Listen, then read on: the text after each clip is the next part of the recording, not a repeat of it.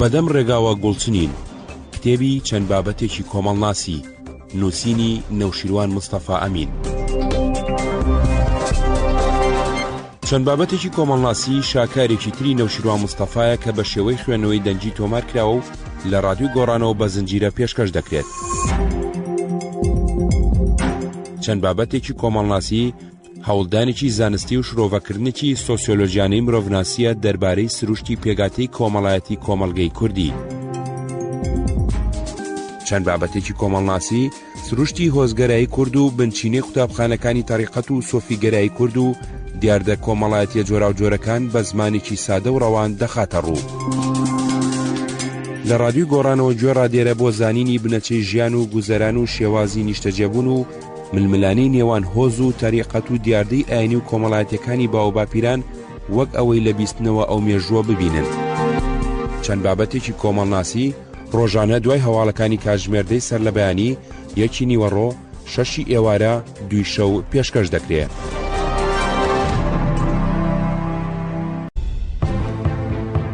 کتێبی بەدەم ڕێگاوە گوڵچنین چەند بابەتێکی کۆمەڵناسی نووسینی نەوشیروان مستەفا ئەمین، خوێندنەوەی کاوان کەریم. نەوشیروان مستەفا ئەمین، بەدەم ڕێگاوە گوڵچنین چەند بابەتێکی کۆمەڵناسی. سەرەتا، ئێستا ساڵی 1435 کۆچی مانجیە. ئێستا ساڵی 2014 زای نییە. دەوڵەتی عوسمانی ساڵی 1891 بۆ سازدانی هێزی کورد دژی رووسیای قەیسەری و دژی گەلی ئەرمەنی فەوجەکانی حەمیدی لە خێڵەکانی کورد دروست کرد و دەیان هەزاری بەناوی تیرە و هۆز و خێڵەکانیانەوە بە سەرۆکایەتی ئاغا و بەگ و خان و شێخەکانی خۆیانەوە کۆ کردەوە و هاویشت نییە مەیدانی جەنگەوە. دەوڵەتی تازە دامەزراوی عێراق لە سیەکان و چلەکانی سەدەی بیستەمدا توانی بە هەمان شێوە بەناوی تیرە و هۆز و خێڵەوە هەزاران کورد شانبەشانی جێشی عێراق ڕێک بخە و بیان کاتەوە بەگەر شۆڕشی کووردا. حیزبی بەعەز پاش نزیکەی 100 ساڵ لە دەوڵەتی عوسمانی و پاش زیاتر لە 50 ساڵ لە دەوڵەتی هاشمی لە سەرەتای هەشتاکانی سەدەی بیستەمدا توانی بە هەمان شێوەی جاران زیاتر لە 350 فەوجی میلیشیایی بە ناوی تیرە و هۆز و خێڵەوە دروست بکە و سەدان هەزار کورد چەکدار بکات لە شەڕی ئێراندا بەکاریان بێنێ و لە هەمان کاتدا بیان کاتەوە بەگەر شۆڕشی کووردا. ئێستاش بە هەمان نازناوی تیرە و هۆز و خێڵەوە بە هەمان نازناوی گوند و شار و ناوچەوە سەدان ڕۆشنبیر، نووسەر، شاعیر، ڕۆژنامەنووس ڕۆژانە لاپەڕی گۆڤار و ڕۆژنامەکان ڕەژەکەنەوە. کەسایەتیە سیاسیەکانیش لە ناو سەرکردایەتی حیزب و لە ناو وەزارەت و سەفارەت و پارلەماندا لە کۆڕە سیاسی، کۆمەڵایەتی، ڕۆشنبیری، ڕۆژنامەوانیەکاندا ململانی نازناوی خێڵەکی و ناوچەی یەکەن. تەنانەت لە هەڵبژاردنی سەرۆکایەتی هەرێمدا چەند کەسایەتیە کە بۆ سەرۆکایەتی هەرێم ڕکابەری یەکتریانە کرد، هەر یەکەیان هەڵگیری نازناوی خێڵ یان ناوچەیەک بوون. لێرەدا چەند پرسیارێ دێتە پێشەوە. بۆچیە تا ئێستاش ئەم گرێیە، گرێی خێڵ، گوند، ناوچە لە دەرونی مرۆڤی کووردە ئەوەندە کاریگەرە، ئەوەندە جێگەی شانازیە خۆی پێوە هەڵبکێشێ؟ بۆچی ئەوەندەی ئینتیما بۆ گوندەکەی، شارەکەی، ناوچەکەی ئەیوروژێنێ، ئەوەندە ئینتیما بۆ نیشتیمانەکەی کوردستان نایخڕۆشێنێ و ئەوەندەی ئینتیما بۆ تیرەکەی، هۆزەکەی، خێڵەکەی ئەیجوڵێنێ، ئەوەندە ئینتیما بۆ نەتەوەکەی کورد نایبزوێنێ؟ بۆچی حیزبەکان مەکتەبی کۆمەڵایەتیان دامەزراندووە بۆ بەلاداخستنی کێشەی کۆمەڵایەتی ئاڵۆز و خوێناوی لە کاتێکدا دەستگای قەزایی پیشەی هەیە؟ ئەم چەند وتارە هەوڵێکی سەرەتاییە بۆ بەشداری لە وەڵامدانەوەی ئەو پرسیارانەدا. وشەوانی ئێستا کە توێژینەوەی کۆمەڵایەتی، سۆسیۆلۆجی و ئەنترۆپۆلۆجی، ئیتنۆلۆجی، ئیتنۆگرافی لە گەشانەوەدایە و بەردەوام بەرەو پسپۆڕی قوڵتر ئەڕوا، بە تایبەتی کە لە هەندێک لە زانکۆکانی کوردستاندا بەشی کۆمەڵناسی کراوەتەوە، پێویستە لە نووسینی کوردیشدا ئەو سەرمایە زمانیی هەیەی سەر لە نوێ بە پێوانەی زانستی دابەش بکرێن و هەر وشەیەک بخرێتە خانەی بەکارهێنانی تایبەت بەخۆیەوە. لە ئاخاوتنی ئاساییدا دەستەواژەی عەشیرەت، خێڵ، ئێڵ، عێل، تایەفە، تیرە، قەوم، قەبیلە، هۆز بە تێکەڵ و پێکەڵی بەکارەهێنرێ. هەروەها لە زمانی نووسیندا هێشتا چەمک و معنای ئەم دەستەواژانە لە توێژینەوەی کۆمەڵایەتیدا بە وردی دیاری نەکراون، بە تایبەتی چونکە باسی لەو بابەتە لە زمانی کوردیدا نەبووە یان دەگمەن بووە. لەم بابەتانەدا هەوڵێ دراوە بۆ لێکدانەوە و دانانی جۆرێ لە ڕیزبەندی و شەکان لە پەیکەری کۆمەڵایەتی ئەو گروپانەدا. عەشیرەت دەستەواژەی عەشیرەت بە هەموو یەکەیەکی کۆمەڵایەتی وتراوە گەورە بوو بێ یا بچووک، ئەگەر خێزانێکی فراوان بوو بێ یا یەکگرتنی چەند هۆزێ، کە هاوخوێنی یا هاوشوێنی یا هاوقازانجی لە ژێر ناوێکی هاوبەشدا کۆی کردنەوە. لە بنەڕەتدا وشەیەکی عەرەبیە هاتۆتە زمانی کوردیەوە. لە زمانی کوردیدا بە شێوایی بەکارهێنراوە، بەڵام لە زمانی عەرەبیدا بۆ چەمکێکی دیاریکراوی یەکەیەکی کۆمەڵایەتی دیاریکراو بەکارهێنراوە. هەمان وشەی عەشیرەت و عەشایر بۆ کۆکراوەکەی لە زمانی فارسی و هەندێک زمانی تردا بەکارهێنراوە و ئێستاش بەکارهێنرێ. ئێل کە لەسەر زمان بۆتە ئێل و خێڵ. لە بنەڕەتدا وشەیەکی تورکی مەغۆلیە. مەغۆل بۆگەل کۆمەڵی خەڵک گوێڕاڵی کەسێ بۆ گەورەکەی بەکاریان هێناوە. لە زمانی فارسی و هەندێک زمانی تردا بەکارهێنراوە و ئێستاش بەکارهێنرێ. چەند دەستەواژەی تری لێکەوتۆتەوە، لەوانە ئێلی گوێڕایەڵی، ئێلخان بە سەرۆکی ئێڵ وتراوە، ئێڵچی بە نێردراو سەفیر وتراوە. ئێل هاتۆتە زمانی کوردیەوە، لە باتی وشەی عەشیرەت بەکارهێنراوە. هەندێک جار لە گۆکردندا بۆتە ئێل. ئێلی مورادی نازناوە بۆ عەشیرەتی جاف. وەلی دێوانە لە شێعرێکیدا لە دەلیل ئەپرسێ: کۆچ خێڵخانەی ئێلی جافت نەدیت، سەرداری ڕەندان سەوڵی سافت نەدیت. پیرەمێردیش ئەڵێ: نەکەرۆز گەڕام وادی بە وادی، جێگە و نزرگەی ئێلی مورادی. لە وشەی ئێلەوە چەندین وشە و دەستەواژەدا تاشراوە، لەوانە ئێڵجاری بریتیە لە سازدانی گشتی هەموو ئەندامانی ئێلەکە بۆ ئەنجامدانی کارێکی گەورە، بە تایبەتی کۆکردنەوەی لەشکری ئێلەکە بۆ پەلاماردانی دوژمنی ئێلەکە بەکارهێنراوە. ئێلات کۆکراوەی ئێلە، کۆمەڵی عەشیرەت. مەولەوی ئەڵێ: داخپەی تۆ چتەور بێڕەحمی کریان، ئێلات پەی ئێلاخ باز ئیزنش دریان. ئێلاخ هەواری کوێستانەی ئێڵ. خێڵ هەمان وشەی ئێلە لەسەر زمان گۆکردنی گۆڕاوە، بە هەمان مەعنا بەکارەهێنرێ. وەلی دێوانە ئەڵێ: هەی دەلیلەی ڕەم هەردەو هەڵەت گێڵ، هەی سەرداری پۆل تەتەرانی خێڵ. هەر ئەو ئەڵێ: مەرنمەزانی لێڵاوید لێڵەن، ئەی ماوە و مەسکەن گوزەرگەی خێڵەن. یۆرتی جەراگەی خێڵی جافەنن، جای عەیش و نەشات عانبەرنافەنن. هەروەها مەولەوی ئەڵێ: جەقەتارەی خێڵ دیدە سیاوان، باقی هەوارگەی گەرمیان ئاوان. کەسێکی تر کە لە هەوارەکەی بێزار بووە بەگلەیەوە وتوێتی: ئەو وەختەم زانی ئاخرم شەڕ بوو، خێڵم ئاوێتەی خێڵی سەگوەڕ بوو. خێڵ خراوەتە وشەسازیەوە، وەکو خێڵخانە خانەی خێڵ. مەولەوی ئەڵێ: ئیمشەو مەینەتان نەدەرون جەمەن، خێڵخانەی کەیفم پڕ جەماتەمەن.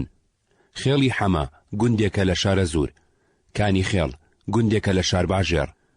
بانی خێڵان گوندێکە لە ناوچەی دەربەندی خان، یەکێ بۆ لەو وێزگایانەی کە ئێڵی جاف لە گەرمیان و کوێستاندا بارگیان لێخستووە. خێڵ بەرەو ژوور نیشانە بووە بۆ جوڵانی خێڵ لە بەهاردا بەرەو کوێستان.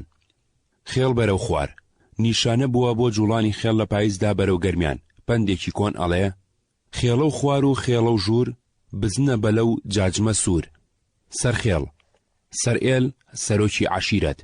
مەولەوی ئەڵێ: جێجم دۆ دەروون جەنێ نێش ئامان، بەڵام هەی سەرخێڵ نەوتول نەمامان. دیسان مەولەوی ئەڵێ: جەورەکەی سەرئێڵ غەم بێ شومارەن، خێڵخانە بەرپێچ تا خێڵ ئەو خوارن. لەناو هەندێک لە عەشیرەتەکانی مکریاندا لە باتی سەرخێڵ وشەی مەزن بەکار هاتووە. خێڵ لەم چەند بابەتەدا لە باتی عەشیرەتی عەرەبی و ترەوی ئینگلیزی بەکارهێنراوە. هۆس کۆمەڵی خەڵکە لە سۆنگەی هاوشوێنی یا هاوقازانجی لە ژێر ناوێکی هاوبەشدا کۆبوونەتەوە. مەرج نییە هەموو ئەندامانی هۆزەکە لەنەوەی یەک باپیرە بن و هاوخوێنی پێکیانەوە ببەستێ. ئەشێ لە چەند خێزانی جیاواز و لە چەند باپیرەی جیاواز بن. وشەی هۆز لە چەندین بابەتی فۆلکلۆریدا بەکار هاتووە. بەگاڵتەوە لە ژنێکیان پرسیوە چەند شووی کردووە و چەند جار هەڵگیراوە. ئەویش بەگاڵتەوە توێتی: نۆ لەم هۆزی، نۆ لەو هۆزی، نۆ لە هۆزی برایمە قۆزی، نۆ لەبەر هەتاو خۆیانە دۆزی. دەستم لە هەویرە هەر ئەوەندەم لە بیرە. پێشینان و تویانە کە من کەوتمە دەرۆزە، ئەم هۆزەنە ئەو هۆزە. بۆ پۆشینی جلی ئاسای و جلی کار و تویانە، ئەم بۆ ناو هۆز ئەو بۆ ناو کۆز. وەلی دێوانەیەکی لە شێعرەکانی بەم جۆرە دەست پێ کردووە: بێزیای هۆزان هابیم و مەجنون بێزیای هۆزان، ئەگەر وە دۆزام بەیان دڵسۆزان، مەگەر نە هەردەی نەزدم بدۆزان. لە شێعرێکی تریدا کە لەگەڵ سەنجی هەواران ئەدوێ ئەڵێ: تۆ جەداخی کێ سوفتە و سۆزانی، پەشمەندەی هەوار کامین هۆزانی. تیرە کۆمەڵی خەڵکە هاوخوێنی بەیەکیانەوە ئەبەستێ، هەمویان نەوەی یەک باپیرن، ڕەنگە چەند بەرەبابێ بن، بەڵام ڕازی هاوەهمی هەموو خۆیان بەنەوەی یەک پیاو ئەزان و خۆیان بە خزمی یەکتریدا ئەنێن. وشەی تیرە جگە لە کورد لە ناو کۆمەلگا خێڵەکی ئێرانیەکاندا بە تایبەتی لە ناو فارس و لووردا بۆ هەمان مەبەست بەکارەهێنرێ. بەرەباب چەند خێزانێکن لە یەک باوکەوتونەتەوە، هەمیان ناوی باوک و باپیری خۆیان بە دروستی ئەزانن و کە سوکاری خۆیان بە چاچی ئەناسن. مەرج نییە هەمویان لە یەک دایک بوو بن، ڕەنگە باب چەندین ژنی هێنابێ و بەری چەندین دایک بن، بەڵام مەرجە بەری یەک باب بن. بنەماڵە خێزانێکی فراوانە، خاوەن ناونیشانە و ناسراوە لە ناو کۆمەڵدا و خۆی بە خانەدان و بەڕێزە زانێ. خێزان چووکترین یەکەی کۆمەڵایەتیە، پێک دێ لە یەک پیا و مێرد شوو یەک ژن لەگەڵ مناڵەکانیان لە کوڕ و کچ. پیاوێک ئەگەر زیاتر لە یەک ژنی هەبوو بێ ئەشێ بە یەک خێزان زیاتر دابنرێ.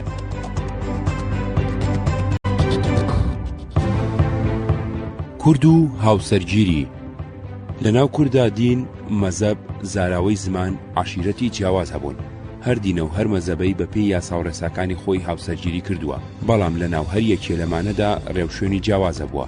ڕەجی هەندێ نەریتی هاوسەرگیری ئەگەڕێتەوە بۆ سەردەمانێکی زوو. هاوسەرگیری ناوخۆیی بنەماڵەیەک، بەرەبابێک، تیرەیەک، هۆزێک، عەشیرەتێک، مەزەبێک، دینێک کە تەنیا لە ناوخۆیاندا ژن و ژنخوازی بکەن، لە دەرەوەی گروپەکەی خۆیان ژن نەهێن و ئامادە نەبن ژن بدەن بە پیاوی گروپێکی تر، پێی ئەوترێ هاوسەرگیری ناوخۆیی.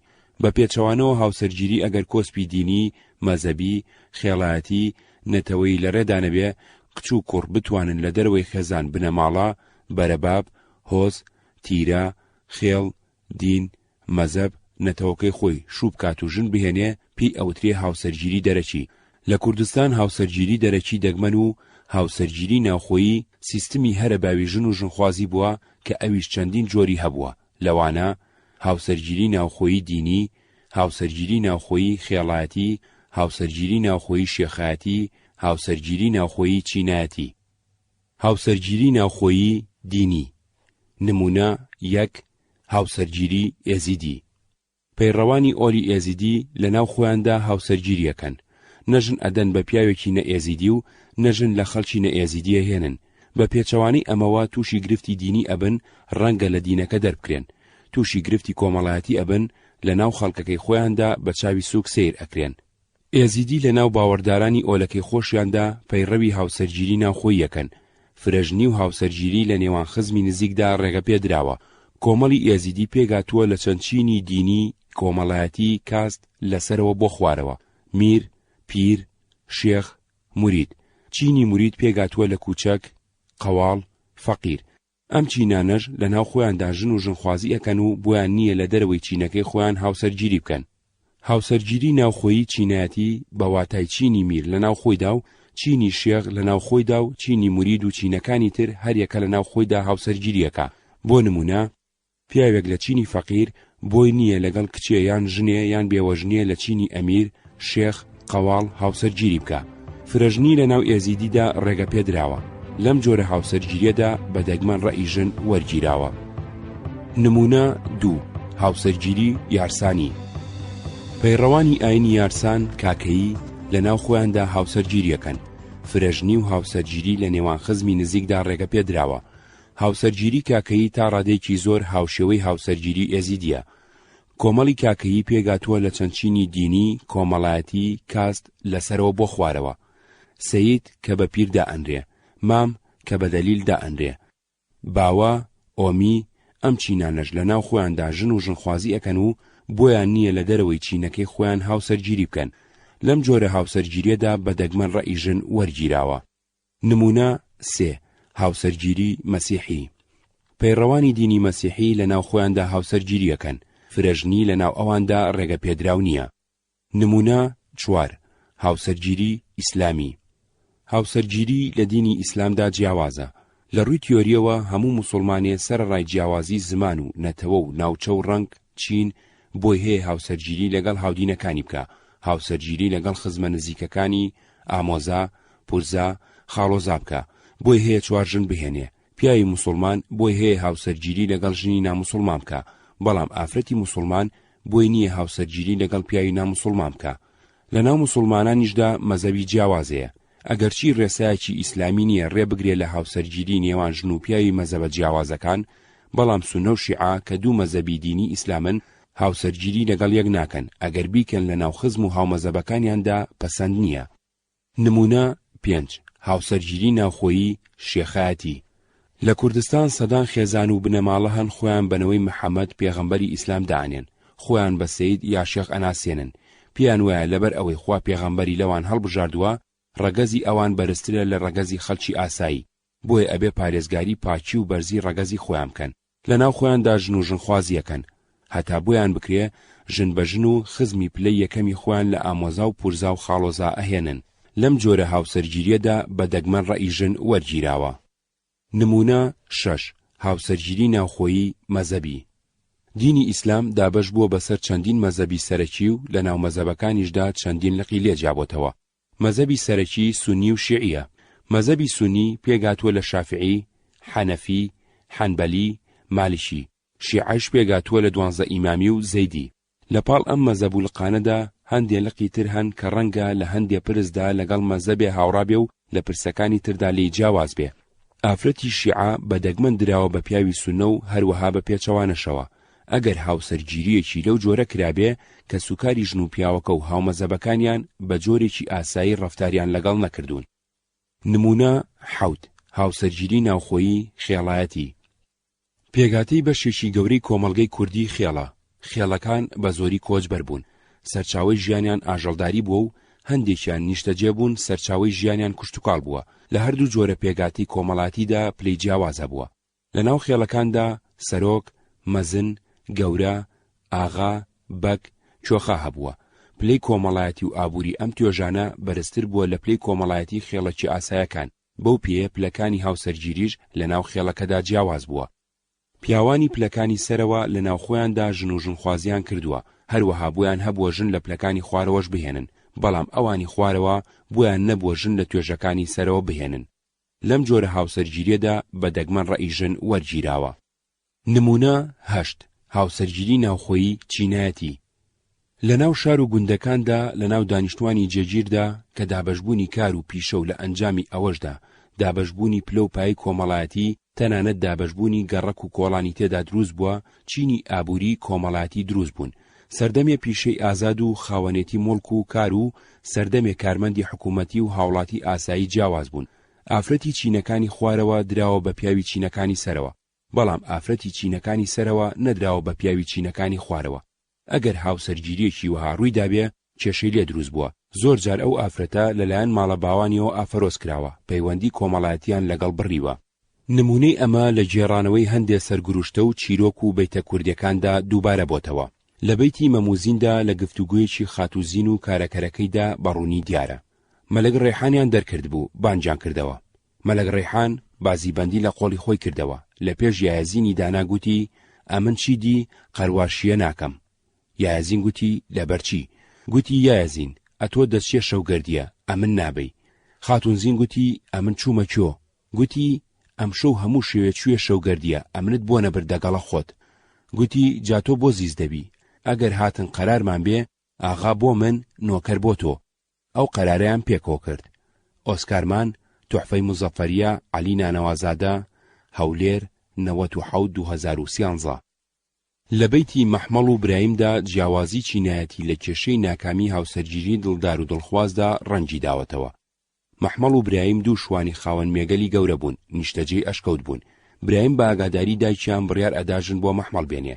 لە ڕێگەی هاتوچۆی بازاڕەوە بۆ فرۆشتنی ئاژەڵ ناسیاوی و ئاشنایەتی لەگەڵ خات و پەریزادی کچی گەورەی ناوچەکە پەیداکە.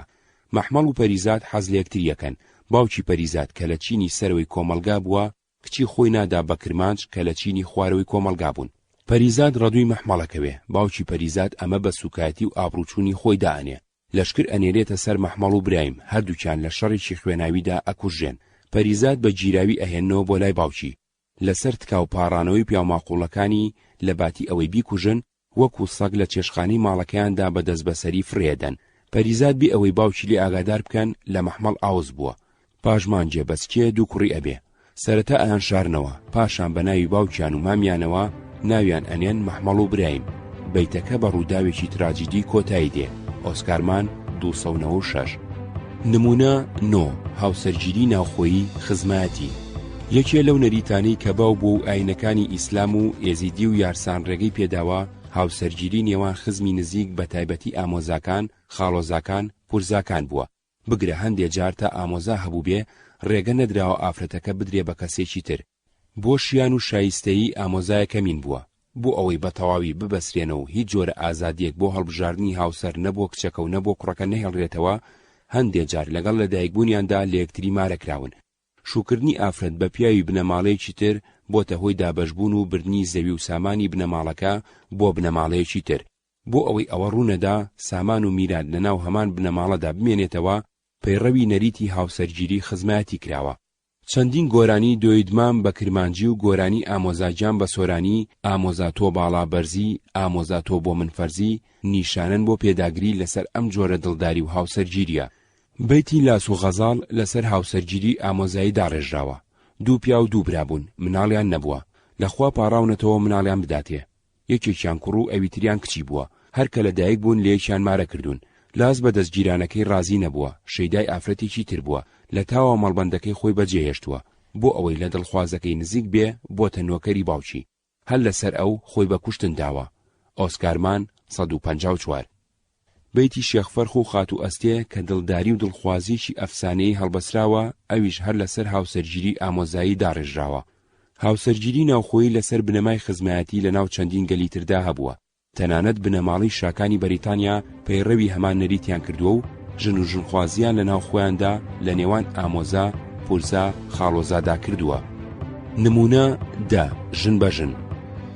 ژن بە ژن یەکێ بووە لە شێوەباوەکانی هاوسەرگیری ناوخۆیی لەناو هەموو دین و مەزەب و لەناو هەموو خێڵ و هۆز و تیرە و بەرەباب و بنەماڵەکانی کوردستاندا هاوسەرگیری لەسەر بنەمای ژن بە ژن نەریتێکی پەیڕەو کراو بووە.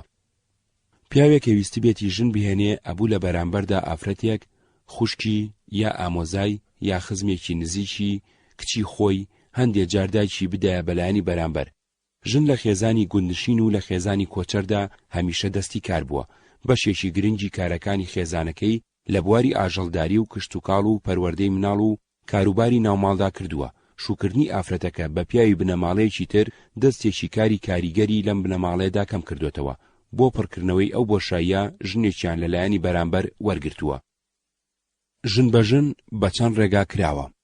ئەگەر ئافرەتی هەردوولا لە تەمەنی شوکردندا بوونایە، ئەوالێک ئاهەنگدا هەر لایەبووکی خۆی بردووە و لە نیوەی ڕێگەدا هەر لایە بووکەکەی خۆی بەویتر سپاردووە و بووکەکەی خۆی وەرگرتووە. ئەگەر ئافرەتی لایەکیان لە تەمەنی شوکردندا بووە و ئافرەتی لاکەی تر هێشتا مناڵ بووە یا لە تەمەنی شوکردندا نەبووە، گەورەکە ئەگوێزرایەوە، بەڵام گچکەکە لە باوەک یا برای کچە گوێزراوەکە مارە ئەکرا بۆ ئەوەی ببەسرێتەوە و نەتوانێت شوو بکە یا بدرێ بەشوو. لەسەر گەورە بە گچکە ڕێکەوتون، مارە کراوە تا گەورە بوون. ئەوسا ئەویژە ئەگوێزرایەوە بۆ مارە بڕەکەی یان ئەبوو لەلایەن پیاوێکی ترەوە هەڵبگیرایە. هەڵگر بووی نەبوو هەڵگیرا و بباتە ماڵی خۆی یا ماڵی باوکی، بەڵکو ئەبوو بیباتە ماڵی کوێخا، ئاغا، شێخ یا یەکێ لە دەسەڵاتدارە ناسراوەکانی ناوچەکە. ئەویش بۆی تێبکەوێ مەسڵەتی بۆ بکە، پاش ڕێکەوتنی هەردوولا لای مەلا مارە بکرێ و بگەڕێتەوە سەر ژیانی ئاسایی. هەندێک جار لە بەرامبەر یەک کچدا دوو کچ و پارە بەویتر دراوە. تەلاق بە تەلاق. هەموو جار ژن بە ژن سەری نەگرتووە. هەندێک جار ژن بە ژن پێش ئەنجامدانی یاخود دوای ئەنجامدانی بە تەلاق بە تەلاق کۆتایی هاتووە.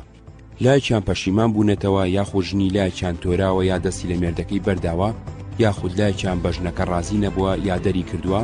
ئەوسا لە بەرامبەردا لاکەی تری ڕەفتاری هاوشێوەی لەگەڵ ئەوان کردووە، ژنەکەی تەلاق داوە یان کە سوکارەکەی خۆی زۆریان لێ کردووە بگەڕێتەوە ماڵە باوانی. حەیران و چەند دیاردەیەکی کۆمەڵایەتی.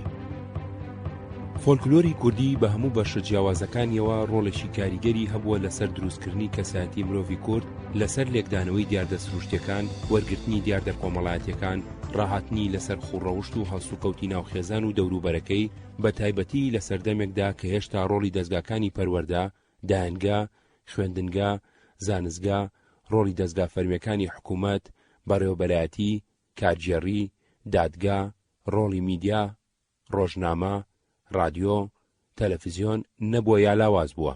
مرۆڤی کورد لەژێر کاریگەری دایک و باوک و ئەندامانی خێزانەکەیدا بووە. اینجا ژینگە کۆمەڵایەتەکەی ئەگەر گوند یا خێڵ یا شار بوو بێ.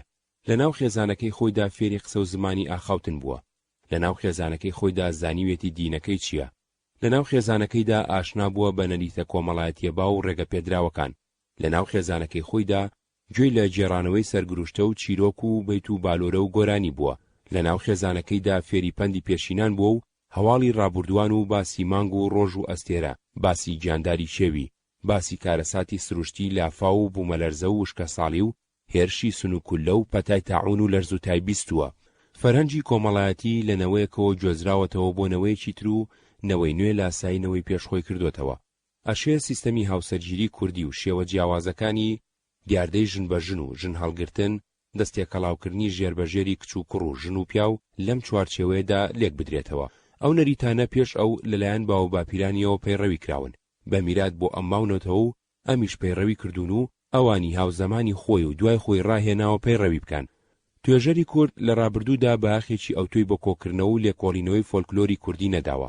ڕۆژهەڵات ناسەکان لەم بوارەدا دەستپێشخەری و کاری گرنگیان کردووە، لەوانە ئەلێکساندەر ژاپا، ئۆسکارمان، باسیلی نیچیتین. هەندێ لە دەقی بابەتە فۆلکلۆریەکان بەهۆی ئەوانەوە تۆمار کراون و پارێزراون. هەرو کەرەستەیەش بۆ ئەوان بۆتە سەرچاوی سەرەکی لێکۆڵینەوەی زمانەوانی و هەندێ لایەنی ژیانی کۆمەڵایەتی و ئابووری کۆمەڵگەی کوردی. نووسەری کورد لە نیوەی دووەمی سەدەی بیستەمەوە هەندێ بەئاخی داوە بە کۆکردنەوەی فۆلکلۆر، ئەویش بە شێوەیەکی زانستی و سیستەماتیک نەبووە، کاری یەکتەنی و پچڕ بووە. حەیران بەشێکە لە فۆلکلۆری کوردی، جۆرێکە لە گۆرانی تایبەت بە هەندێ خێڵی گەورەی کورد و هەندێ ناوچەی کوردستان. حەیران وەکو ئاواز وەکو تێکس نەبۆتە گۆرانیەک لەسەر ئاستی سەرانسەری کوردستان بناسرێ و بگوترێ و ببیسرێ. ڕەنگە بۆ یەکەم جار لە پەنجاکانی سەدەی ڕابردوودا لە بەشی کوردی ئێزگەی ڕادیۆی بەغدادەوە بڵاو کرابێتەوە و یەکەم کەس کە بەدەنگ لە ڕادیۆ و بەنووسین دەقەکانی بڵاو کرد بێتەوە ڕەسوول بێزارگەردی بوو بێ. ڕەسوول بێزارگەردی بژار بەغداد 1957. دوای ئەو لە شەستەکان و حەفتەکانی سەدەی بیستەمدا لەلایەن هەندێ حەیرانبێژەوە لەسەر شری تۆمار کرا و هەندێ دەقی لە کتێبدا نووسراوەتەوە و هەندێ نووسەر و مۆسیقاری هەولێری هەندێ بابەتیان لەسەر نووسیوە. دەقی حەیران بە تایبەتی ئەوانەی لە زمانی حەیرانبێژە میللەکانەوە تۆمار کراون کە ڕستەیەکی گرنگ و دەوڵەمەندن بۆ لێکۆڵینەوەی زۆر لایەنی ژیانی کۆمەڵایەتی، بە تایبەتی لەناو ئەو خێڵ و تیرە و هۆز و لەو ناوچانەدا کە حەیران یەکێ بووە لە هۆیەکانی دەربڕینی بیر و بۆچوون و ئاوات و ئازارەکانیان و تا ئەندازەیەکی زۆر نواندنەوەی نەریتە باوەکانی ناو کۆمەڵگەکانیان. ئێستا چەند کتێبێ نووسراون و بڵاو کراونەتەوە تەرخان کراون بۆ باسی حەیران. هەرێکێ لەو کتێبانە زۆر و کەم چەند دەقی بڵاو کردوتەوە سەرەڕای ئەوەی بەگشتی حەیرانەکان تازەن و هەندێکیان نووسەرەکان خۆیان داناون ناوەڕۆکی حەیرانەکان بە پێی تێگەیشتنی خەڵکی ئەم سەردەمە گونجێنراون و هەندێ لە بابەتە هەستیارەکانی لێ دەرهێنراون. بۆیە لێرەدا کتێبێک کراوە بە سەرچاوی باسەکە کە یەکەم دانەری کتێب دەقی حەیرانەکانی لە زمانی چەندین حەیرانبێژۆ نووسیوەتەوە وەکو ئەوان وتویانە نەک وەکو ئەو ویستوێتی. دووەم خۆی هیچ حەیرانێکی تازەی دانەناوە تێکەڵاوی حەیرانە کلاسیکەکانی کردبێ. ئەویش بریتیە لە کتێبی ئەحمەد بەحری گەنجی سەربەمۆر بەشی یەکەم دەستگای چاپ و پەخشی سەردەم سلێمانی. جوگرافیای حەیران. بە خوێندنەوەی دەقی حەیرانەکاندا ئەشێ سنووری بڵاوبوونەوەی وەکو سەرزەمین و وەکو کۆمەڵ دیاری بکرێ. لە دەشتی هەولێر لە قەراج کەندیناوە شەمامکەوە دەست پێ بکرێ بەرەو شاری هەولێر، بەرەو بەستی شەرقە و بەستۆرە، بەرەو شەقڵاوە و ڕانیا قەڵاتزێ، بەرەو سۆران و چۆمان و برادۆز، بەرەو قەندیل و سپیڕێز، بەرەو سەردەشت و خانە و شنۆ، بەرەو مکوریان یاخود بە پێچەوانەوە لە مکوریانەوە بەرەو دەشتی هەولێر. ئەم سنوورە هەروەک پانتاییەکی فراوانی ئەرز ئەگرێتەوە کە پڕە لە چیا و گرد و کانی و سەرچاوە. لە دەقی حەیرانەکاندا ئەوەندە ناویان هاتووە هەندێ جار بەسەر بیرۆکەی گۆرانەکەدا زاڵ بووە. هەروەها پانتاییەکی فراوانی ژیانی دایان خێڵی گەورە و بچووکی گرتوتەوە: مامەژ، مەنگۆڕ، پیران، بڵباس، ئاکۆ، زەرزا، گەورک، سوێسنێ، گەردی، دزەیی، زراری، خۆژناو، سوورچی، هەرچی کە جاران بە زستانان نیشتەجێ و بە بەهاران و هاوینان و پایزان کۆچەر بوون لەو ناوچەیەدا گەرمیان و کوێستانیان کردووە و ناوی عەشیرەتەکان و هەندێ لە گەورەکانیان و جوانە ناودارەکانیان و تایبەتمەندیەکانیان باس کراوە. بابەتی سەرەکی. کەسایەتیە سەرەکیەکانی حەیران بریتین لە کچێ حەز لە کوڕێ ئەکا، کوڕێ حەز لە کچێ ئەکا، ژنێکی بەمێرد حەز لە پیاوێکی تر ئەکا، پیاوێکی چڵێز چاو ئەبڕێتە ژنی بەمێردی پیاوێکی تر، شۆڤارێ کە دوو زمانی ئەکا و ئەبێتە باعیسی دوو دڵان، قاسیدێ پەیامی خۆشەویستی یا کات و شوێنی جوانی دڵدار و دڵخواز بێک ئەگەێنێ، دەسەڵاتدارێک کە پەنای بۆ ئەبرێ مەسڵەتەکە بکە. بابەتی سەرەکی حەیران دڵداریە، بابەتەکانی تری بە تایبەتی ڕاو ستایشی شێخەیە ئاغایەک شەڕ و لەشکردن کە تێکەڵاوی کراون لاوەچین. دەربڕینی دڵداریەکەیان سادە و ئاشکرایە، خۆشەویستیەکی دنیای بێپەردە و بێپێچ و پەنا و شاردنەوەیە، باسی بەسەربردنی شەوە بە ماچ و موچ و ڕاموسان و دەزلەملان، باسی ڕابواردنە بە دەستبردن بۆ سنگ و مەمەگوشین و تێرکردنی ئارەزوو ویستی جوودبوون.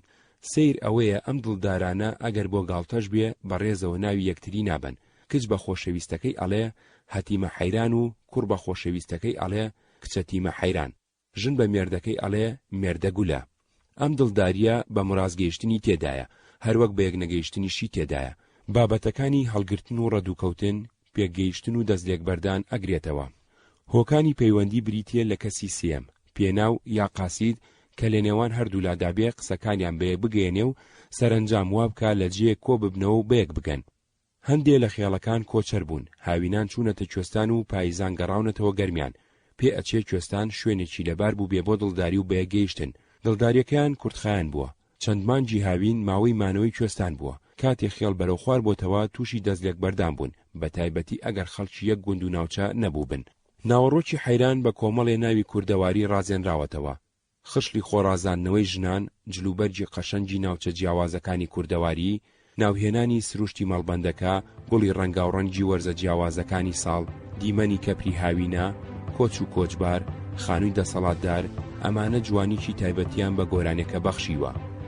لە هەندی حەیراندا ئاماژە بۆ هەندێ بابەت کراوە ناکرێوە کوڕێکەوتیان حاڵەتێکی تایبەت سیر بکرێن، بەڵکو لەبەر ئەوەی هەمان بابەت لەسەر زمانی چەندین حەیرانبێژ و لە چەندین کات و شوێنی جیاوازدا دووبارە بوونەتەوە، ئەشێ وەکو دیاردەی کۆمەڵایەتی لێک بدرێنەوە، وەکو دڵداری و دڵخوازی نێوان پیا و ژن لە دەرەوەی چوارچێوەی ژن و مێردایەتی و هاوسەرگیری، هەڵگرتن و ڕەدووکەوتنی ژنی بەمێرد، تەلاقدانی زۆرە ملێ، داوای دەستێکەڵاوکردنی ژێر بەژێر کە ئەمانە لەگەڵ ڕێکخراوەی بەهابەرزەکانی دینەکانی ئیسلام، مەسیحی، ئێزیدی، لەگەڵ ڕێکخراوەی بەهابەرزەکانی قانونەدانراوەکانی دەوڵەتەکانی ناوچەکە کە بۆ ڕێخستنی پەیوەندی نێوان لایەنەکانی هاوسەرگیری دانراون ناگونجێن.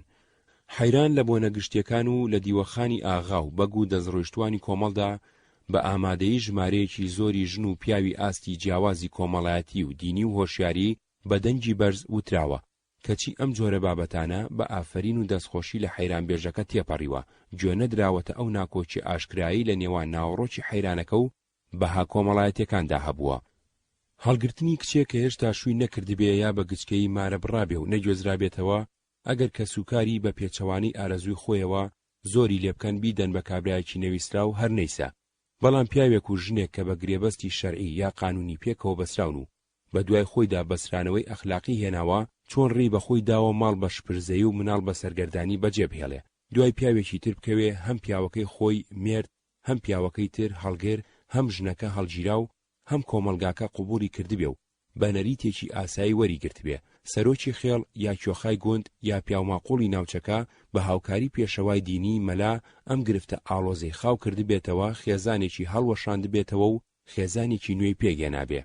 نەریتە کۆمەڵایەتەکان کە پاژماوەی سەردەمی زۆر کۆن و لەناو ئەم کۆمەڵگایانەدا ماونەتەوە و لە نەوەیەکەوە گوێزراونەتەوە بۆ نەوەی دوای خۆی بەکارێکی کۆمەڵایەتی ئاسایی ژمێردراون، لەبەر ئەوە ڕەگداکوتراوتر و بەهێزتر بوون لە بەهادینی و قانونی و کۆمەڵایەتەکان، بۆیە لەو ناوچانەدا کە ئەم کردەوانە ڕوویان داوە بە مەسڵەت کۆتاییان هاتووە، بۆیە لەم ناوچانەدا کە ئەم کردەوانە ڕوویان داوە بە مەسڵەت کۆتاییان هاتووە، نەک بە تێکچوون و پەلاماردان.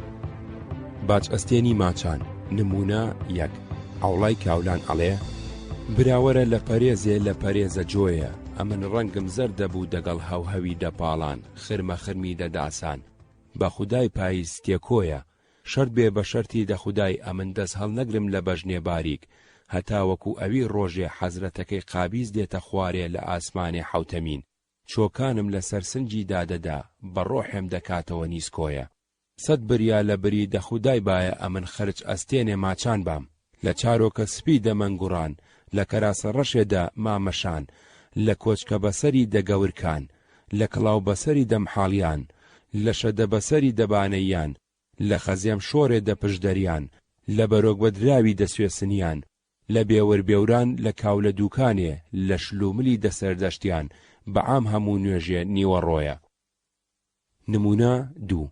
فەقێڕووزە ئەڵێ دەڵێم بریا خرج ئەستێن و باج ئەستێنێ ماچان بام لەسەر شیوی موکریان لە نێوعێلێ زدووک و زوراریان لەسەر کۆچکە دروی دەشۆران لەسەر حەوزی شێخاڵێ لە بێورە بێوران لە بن بیە دوکانان لەسەر شلوملی سەردەشتیان بەڵان خۆشە هەموو ئێوارانت گرتبایەوە ئامان نێزەڕۆیە.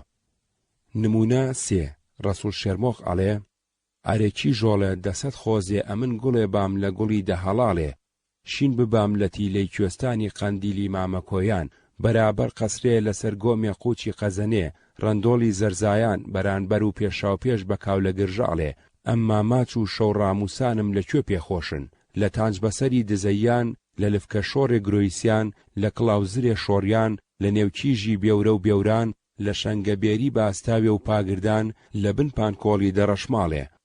نمونە 4. حەمەکوێری بێژوێ ئەڵێ دەوەرە براینە هەورێکی هێنا لە من گەوارە گەوارە ئەو گەواری شینە لە من تەڕ دەکا مەخڵەت و مەخڵەتان کلکەی گوێزێ سەردارە بزمارە سەر و کەلەی شەنگەبێریان باغەڵشۆڕی دزەیان مەشرەف خۆشی هەولێریان مەمەخڕی کۆیان دەربەند و دەربەندان شار و دوکانی قەڵاتزێ چارۆکەسپی مەرجێ کۆچکە بەسەری پشدەریان پشتێن شلوملی ئالانی پاییز و بەهاران لەسەر ڕێیە عێلی کۆچی کۆچبارە. نمونە 5. قادرزاڵە ئەڵێ ئەوڕۆ ماڵە بابی بەژنێ باریک هەڵیان دەدا لە قوچی قەفڵانان بەرەو کەونە لاجانێ خۆزێ لە خۆزێدە ئیمانداران ئەمن خەرج ئەستێنێ ماچان بام لە گومبەزی سوڵتان عەبدوڵای عەرەبی کلکەی حوسێنی غازی لە دەرچی قەڵاتی کاو لە هەولێرێ لە مزگەوتی مەلاجامی حەمامی پوتی شەقڵاوێ ڕەنجین سەرکانی کاو لە سەقاوێ. نمونە 6. کەریم ئالانی ئەڵێ ئەمن عاشقم بە شلوملێ ناسک بەدراوێ پاشپانیە خڕێ داو دەلێنگ جوانێ بووکی کاکلاغا گڵۆڵانێ چەند جوانە ئێواران دێتەوە لەسەر ڕێی سەراوێ چەند بە خانومانی.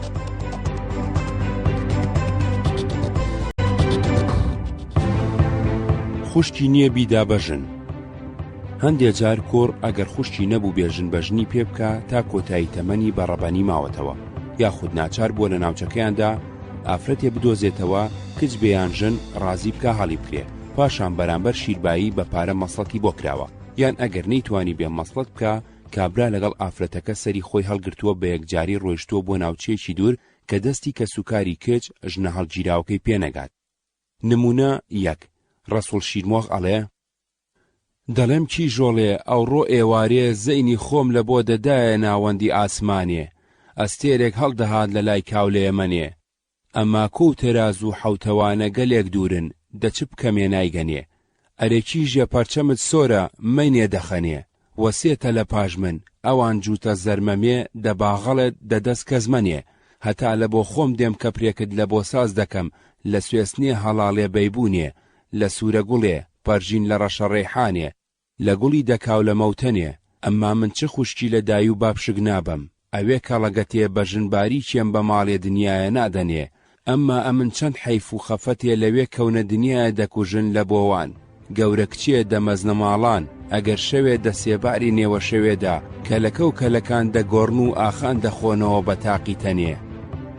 ژن هەڵگرتن ئەو دڵداریەی لە حەیراندا باسکراوە و لەوانە بووە بە هاوسەرگیری کۆتایی هاتبێ شێوەکانی جیاواز بووە لەو جۆرە هاوسەرگیری ناوخۆیانەی کە باو بوون ئەم جۆرەیان ڕەنگە ڕاستتر وابێ بە هاوسەرگیری دەرەکی دابنرێن لەوانە هەڵگرتنی کچی مارە نەکراو هەڵگرتنی کچی مارەکراوی نەگوێزراوە هەڵگرتنی کچی مارەکراوی گوێزراوە هەڵگرتنی ژنی شوکردووی بێ مناڵ هەڵگرتنی ژنی شوکردووی مناڵدار لەناو ئەو عەشیرەتانەدا ژن هەڵگرتن و ڕەدووکەوتنی ژن و مەسڵەت نەریتێکی باوی هاوسەرگیری بووە ڕەنگە ژن و پیاوەکە هاوخوێن یا هاوتیرە و هاوخێڵ تەنانەت هاودینی یەکتری نەبوو بن ئافرەتەکە کە ڕەدووی پیاوەکە کەوتووە و پیاوەکە هەڵی گرتووە ئەشێک چێ بوو بێ بە شوونە درابێ و بۆ خزمێکی نزیکی خۆی یا بۆ کەسێکی دیاریکرا و ناودێر نەکرابێ ئەشێک چێکی مارەبڕاو بوو بێ لە پیاوێک بەڵام لەبەر کەمی تەمەنی یا هەر هۆیەکی تر نەگوێزرابێتەوە بۆ ماڵی مارەبڕەکەی و هەر لە ماڵی باوەک یا برای مابێ ئەشێ ژنێکی بەمێر بوو بێ گوێزرابێتەوە بۆ ماڵی زاوا بەڵام هێشتا مناڵی نەبوو بێ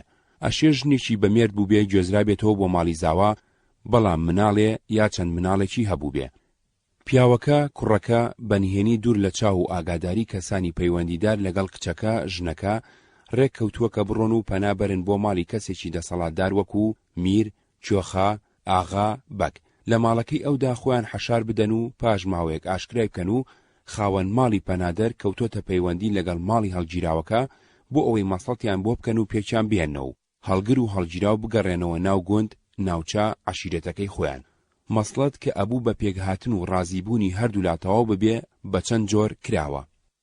پیاوی هەڵگر کچ ژنی داوە بە پیاوی ژن هەڵگیراو لەگەڵ هەندێ پارە یا دارایی کچێک کەمارە کرابێ و نەگوێزرابێتەوە نرخەکەی کەمتر بووە لە ژنێکی بەمێرد کە گوێزرابێتەوە. ژنێکی گوێزرابێتەوە و مێردی هەبوو بێ و مناڵی نەبوو بێ نرخەکەی کەمتر بووە لە ژنێکی گوێزرابێتەوە و مناڵی هەبوو بێ. ژنێکی گوێزرابێتەوە و مێردی هەبوو بێ و مناڵی هەبوو بێ و تا مناڵی زۆرتر بوو بێ گرانتر کەوتووە لەسەر پیاوی هەڵگر. گرانبوونی پەیژەی نرخی هەڵگیرا و بە جۆرەی گوێزرانەوەی ژن و نەگوێزرانەوەی هەبوون و نەبوونی مناڵ کەمی و زۆری ژمارەی مناڵ گەڕاوەتەوە بۆ ئەوەی کابرای ژن هەڵگیرا و لەبەر ئەوەی مناڵەکانی بەسەردا بەجێ هەڵراوە هەتا مناڵی زۆرتر بوو بێ ئەرکی زۆرتر بووە و ژنی دووەمی بە زەحمەتر پێڕازی بووە. کەسێکی کە هەڵگیرا و براوەتە ماڵەکەی لەبەر پیاوچاچی و بە خۆڕایی داڵدەی هەڵگیراوی نەدا و مەسڵەتی بۆ نەکردوون لە کری داڵدەدانی هەڵگیراوەکە و ئەنجامدانی مەسڵەتەکەدا چەردەیەک پارەی لە هەڵگر یا لە کەسوکاری هەڵگر سندووە.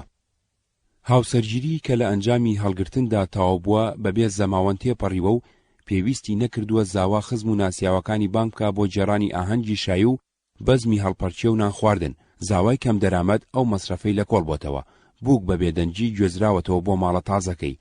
هەڵگرتن نەریتێکی تایبەت نییە بەم خێڵە کوردانە. زۆر لە گەلانی قافقاز بۆ هاوسەرگیری هەمان نەریتی کۆمەڵایەتیان پەیڕەوی کردووە و تا ئێستش پەیڕەویەکەن لەوانە چیچانی، داغستانی، کازاخستانی، بەشێکی ئازەربایجان.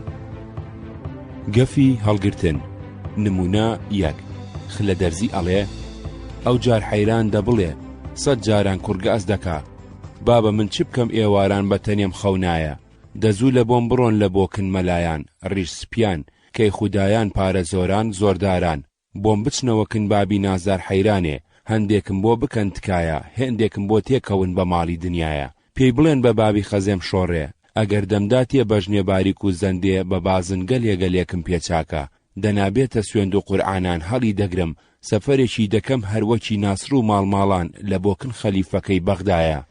نمونە دوو عەلی کەردار ئەڵێ ئەوڕۆ ئەوە کاچینە بە ڕۆژ هەراسانم بە شەوێم خەو نایە ئەوە بۆم بڵێن بەکەی خودایان بە دەوڵەمەندان پیا و ماقوڵان بۆم بچنەوەکن بابی خەزێم شۆڕێ هەندێکیان بۆم بکەنەوە تکایە هەندێکیان بۆم تێکەون بە ماڵی دنیایە خۆ من سوێندم خواردووە ئەگەر خەزێم شۆڕم نەدەنێ پیلی دەگرم چووکە لە سەفەرێکی دەگەڵ دەکەم وەکو ناسر و ماڵماڵان بۆکن خەلیفەکەی ماڵ لە بەغدایە. کوڕی حەیران هەڕەشەی کردووە کە ئەگەر کچەکەی بە ماڵی دنیا و بەرجاوتکای پیاماقوڵانی ناوچەکە نەدەنێ هەمان ڕێگەی ناسر و ماڵماڵەگرێ. بەیتی ناسر و ماڵماڵ هێنانەوەی نمونەی ئەم بەیتە جۆرێکە لە هەڕەشەیەکی ڕاستەقینە. چووکە لە سەفەرێک کە 7 ساڵی خەیاندووە کردووە بۆ لای خەلیفەی بەغدایە ئەو ساگەڕاونەتەوە دڵخوازەکانیان بە زۆر سندووە. ناسر و ماڵماڵ دوو گەنجی خاوەنڕان و لە وەرگا بوون کەسێکی لە خۆیان بەدەسەڵاتتر لی داگیر کردوون کەسێکچی هەبووە. ناسر حەز لە خاتون تەورێز و ماڵماڵ حەزی لە خاتو ئەسمەر کردووە. خوازبێنیان کردووە نەیانداونەتێ داوایان لە کچەکان کردووە هەڵیان بگرن. کچەکان ڕازی نەبوون ڕەدویان بکەون بەڵکو داوایان لێ کردوون بڕۆن پلەپایی کۆمەڵایەتی بەدەست بێنن ئینجا بچنەوە خوازبێنیان. لە بەرامبەردا پەیمانیان لەگەڵ بەستون جگە لەوان شوو بە کەسی کە نەکەن و تا ئەوان ئەگەڕێنەوە چاوەڕێیان بن. ناسر و ماڵماڵ سەری خۆیان هەڵگرتووە ڕان و کوێستانەکەیان بەجێهێشتووە شاران گەڕاون تا ڕێگان گەشتۆتە بەغدا. لە بەغدا کاریان کردووە نەیانتوانیوە هونەری خۆیان بنوێن و سەرنجی گەورەی بەغداد ڕابکێشن تا شاری بەغداد لەلایەن شێخێکی عەرەب و خێڕەچیەوە گەمارۆدراوە بوون بە نۆکەری گەورەی شاری بەغداد. بەغداد و دەسەڵاتی گەورەی بەغداد کەوتۆتە مەترسیەوە شەرقەوماوە. چەند جارێ هێزی گەورەی بەغداد شکاوە تا ناسر و ماڵماڵ وەکو دوو پاڵەوانی هەڵکەوتوو بویان چوونەتە مەیدانی شەڕەوە. پاڵەوانەکانی شێخی عەرەبیان کوشتون و شێخەکەیان بەدیل گرتووە و بردویانە بۆ گەورەی بەغداد. گەورەی بەغداد لەگەڵ شێخ پێگاتووە پەیمانی ئاشتی بەستووە. لە پاداشتی ئەم سەرکەوتنەدا ویستوێتی ناسر و ماڵماڵ خەڵات بکە. ئەوانیش داوایان لێ کردووە خاوەنێتی شوێن و لە وەرگاکەی خۆیان و دەسەڵاتدارێتی ناوچەکان پێ بسپێرێ. گەورەی بەغداد ئەو فەرمانەی بۆ دەرکردوون. ناسر و ماڵماڵ بە سەرکەوتووی و سەربەرزی و بە پلەپایی فەرمیەوە دوای 7 ساڵ دوور وڵاتی گەڕاونەتەوە مەڵبەندی پێشووی خۆیان. لەو ماوەیەدا خاتون تەورێز بە زۆری هەڕەشەی باوکی دراوە بە کابرایەکی تر کە بۆتە شوانی مێگەلەکانی و کوڕێکی لە خاتون تەورێز بووە. بۆتە شەڕ لە نێوان ناسر و ماڵماڵ و دەسەڵاتداری ناوچەکە کە باوکی دڵخوازەکانیان بووە. باوکیان کوشتووە، شوانەی مێردی خاتون تەورێز و کوڕەکەیان کوشتووە. لە دوای ئەم ڕووداوە خوێناویانە ئینجا بە دڵخوازەکانیان شاد بوون. توحفەی مزەفەریە 177-209. هەڵگرتنی بە زۆر. دڵدار بە ئاواتی خواستووە ئەگەر بۆ چەند ڕۆژێکیش بێ هێندەی میری سۆران دەسەڵاتی هەبووە بۆ ئەوەی بچێتە سەر ماڵی دڵخوازەکەی بە زۆر لە مێردەکەی داگیر بکە. میر محەممەد دوای میری سۆران 1838 لە سەردەمی میرایەتەکەیدا بێبەزەی بووە. بۆ جێگیرکردنی ئارامی و ئاسایشی وڵاتەکەی و جێبەجێکردنی شەڕی ئیسلام زەبر و زەنگی زۆری نواندووە. ترس و تۆقاندنێکی بێ ئەندازەی لە ناو سنووری قەڵەمڕەوەکەیدا بڵاو کردوتەوە. سەری بە ناحەز و نەیاردانەواندووە یا لە ناوی بردووە. کەس نەیوێراوە سەرکێشی یا سەرپێچی لە فەرمانەکانی بکە. لەشکرکێشێکی گەورەی کردوتە سەر شەنگار و مەڵبەندی ئێزیدیەکان. زۆری پیاوەکانی کوشتون، ژن و مناڵەکانی گرتون و بەدیلی هێناونیەتەوە بۆ ڕەواندز دابەشی کردوون بەسەر جەنگاوەرەکانی و بەسەر خێزانی دەسەڵاتدارەکانی ناوچەکەیدا. بۆ ئاگاداری زیاتر دەربارەی ئەم بابەتە بڕوانە حوسێن حوزنی مێژووی میرانی سۆران چاپخانەی کوردستان 1962. نمونە 1. قادر دەربازی ئەڵێ: ئەمن دەڵێم حەیران ئەوڕۆ دەربەن لە کاکی خۆ بەتاقە، دیسان دەڵێم براینە ئەمن زەینی خۆ دەدەمەوە کوێستانێ دەعەزیم، شین دەبێتەوە لە گوڵی دەسوور، ناوەڵا بەعام گوڵە مێلاقە. بریا خۆزێ لە خۆزیاری دە دنیایە، من 3 ڕۆژانم حکمی میرەکوێری ڕەواندزێ بەدەست بە، ئەمن چوو بامەوە سەرگو لە کۆڵەی دەگولە مێردان بە حکمی خەنجەرێ پێم فرێدابانەوە هەرسێک تەلاقە. نمونە 2. مام ئەڵڵا ئەڵێ: کوڕینە هەولێرۆک لە من بەتاقە، ئەمن لە بۆ دەچنم سوێسنە هەڵاڵە بەیبوونان لە نواڵان وردە مێلاقە. کوڕینە چەند خۆشە حکمی وەزیرە کوێری ڕەواندزێت پێبێ، پچیەوە سەرگولەکی دەگولە مێردان بە حکم لێی وەرگریەوە هەرسێک تەلاقە. هەڵگرتن بۆ دوور. نمونە 1. ئەوڵا گوڵناز ئەڵێ: ئەوە بەستۆک لە بەرتەلانی نازدارێ ماڵان ڕاوەستاوە، لە کۆشکان لە پەنجەران لە شانشینان دوو دەریان، ناوەڵا نازێ دەکا بە تایکەتانی. ئەمن سوێند خۆرم دەگەڵ بەژنێ باریک، ئەمە دەستی خۆمان پێک دەگرینەوە، دەچینەوە سەرچاکان، سەرپیران، سەرشەخسان، ناوەڵا سەرمەرقەدی شێخی بورهانی. ئەگەر لەوێمان مەقسوود حاصل بوو چاکە، دەنا ئاوا دەبینەوە ئەودی و دەبینەوە بەڕەعەتی ئەلمانی. نمونە 2. مەحمەڵ ئەڵێ: ئەو ڕۆکانە عاشقم بە ناسکی ناسک بەدەنێ، قەت بەکەم بەرە مل بەهێزارێ، قۆڵ بە بازنێ پەنجە پڕ لە ئەنگوستیلە، دەیکوت ماڵم خەراب بوو وەڵا بەژنێ باریک مەڕۆ، ئەمن لە 22 عەشیرەتانی هەڵت دەگرم ئاوای دەکەم لە دیوی ئێرانێ، مەسڵەتێم بۆ بکەن بە زەبری دەپوڵێ بە حکمی دەلیرێ، بە تێسکۆڵێ دەتفەنجێ، بەڵام مەسڵەتیان لە بۆ کردم چاکە، دەناپیلی بەژنێ باریک و نازدار حەیران دەگرم دەڕۆمەوە خوارێ لە بۆ شارەکەی بازیانێ. نمونە 3. مام ئەڵڵا ئەڵێ: کوڕینە ڕۆژ دێتە دەرێ پریشکان داوێ، شۆق و شەبەقێ خۆی دەدا لە کۆشکان لە پەنجەران، لە دوو دەریان لە شانشینان، زێنگۆڵەی دەخۆی داوێ لە بریقەی دەقەتڵاوێ. کوڕ دەڵێ بەژنێ باریک هەڵدەگرم، دەیبەمە ماڵە میرانی ئەحمەد بەجی، بۆم دەکا مەسڵەتێ ماڵی لە شەقڵاوێ. نمونە 4. عەلی کەردار ئەڵێ: ئەوە کوڕ دەیکوت ئەمن ماڵە خۆم کەنجێ بە ورد و وێرانی دەدی، ئەگە دوێنێ ئێوارێ خەزێم شۆڕیان بۆ گولەی ماڕزباب دەڕازاندەوە، شێ عەبدوڵڵای تەقی لە سپی دەنگم ناتگاتێ بۆ تۆم هاوارە. تەلاقدانی زۆرە ملێ. لە هەندێک حەیرانی تردا ئەگاتە ڕادەی ئەوەی کە بە زۆر بچێتە سەر مێردەکە لە ژێر هەڕەشەی تفەنگ یا خەنجەردا ناچاری بکات دەست لە ژنەکەی هەڵبگرێ و تەلاقی بدا بۆ ئەم. نمونە 1.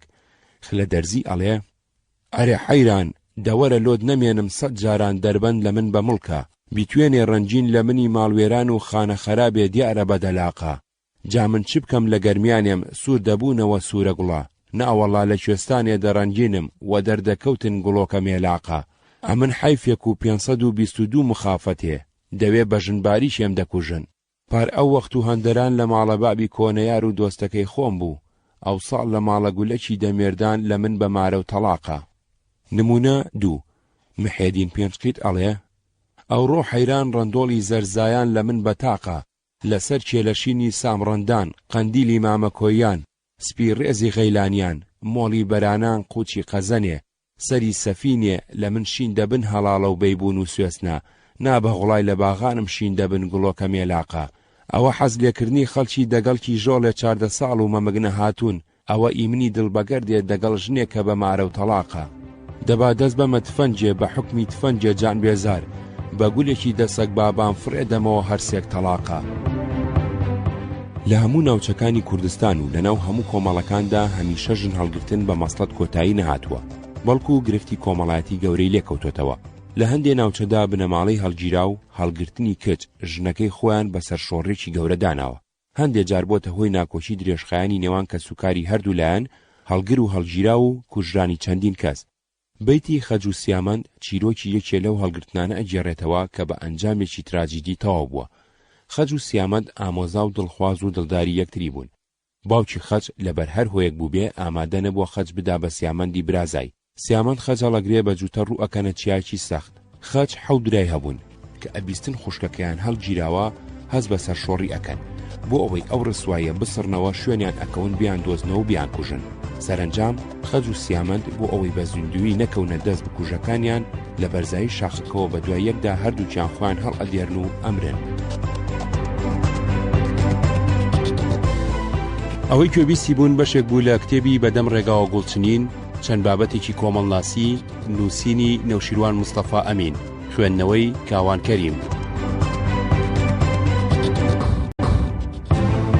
جوانی نهێنی لە زۆر حەیراندا کەسێتی پیاوی کورد و کەسێتی ژنی کورد وەکو نازڵسۆز و ناپاک بەرامبەر پەیوەندەکانی ناو چوارچێوەی هاوسەرگیری پیشاندراوە پیاو چاوی بڕیوەتە ژنی پیاوێکی تر و هانی ئەدا بۆ دەستێک کەڵاوکردنی ژێربەژێر و ژن پیاوێکی تریجیا لە مێردەکەی خۆی هان ئەدا بۆ جێژوانی نهێنی و بۆ سەر جێگەی خەوتنی خۆی لەبەر ئەوەی مێردەکەی بەکارێک لە ماڵ دوور کەوتۆتەوە بێت و کەڵک لەو هەلە وەربگرێ بۆ ئەوەی لەگەڵی ڕابێرێ نمونە یەک مام ئەڵڵا ئەڵێ کوڕینە بای دێشەماڵە لە سەرانم هەورە بایە لە دامێنان بەری داوە ساماڵە کیش دەڵێ جوابێکم لە بۆ بەرنەوە کوڕە حەیرانێ ئەو ڕۆدوو ڕۆژە گولەکی دەگولە مێردان چۆتە کاروانێ بێ دەستە گوڵی خۆی بۆ شوێنێ کەلێن بەتاڵە نمونە دوو نەناسراو ئەڵێ کیش دەڵێ ئەمن چی بکەمێ بۆ قاسیدێکی بە بەقا بمگاتێ ئەو ڕۆ ئێوارێ دوودانە ڕۆژە گولێکی گولە مێردان لە ماڵێ نییە هەیبا بە چ بکەمێ بەخوا ئەکەلێن بەتاڵە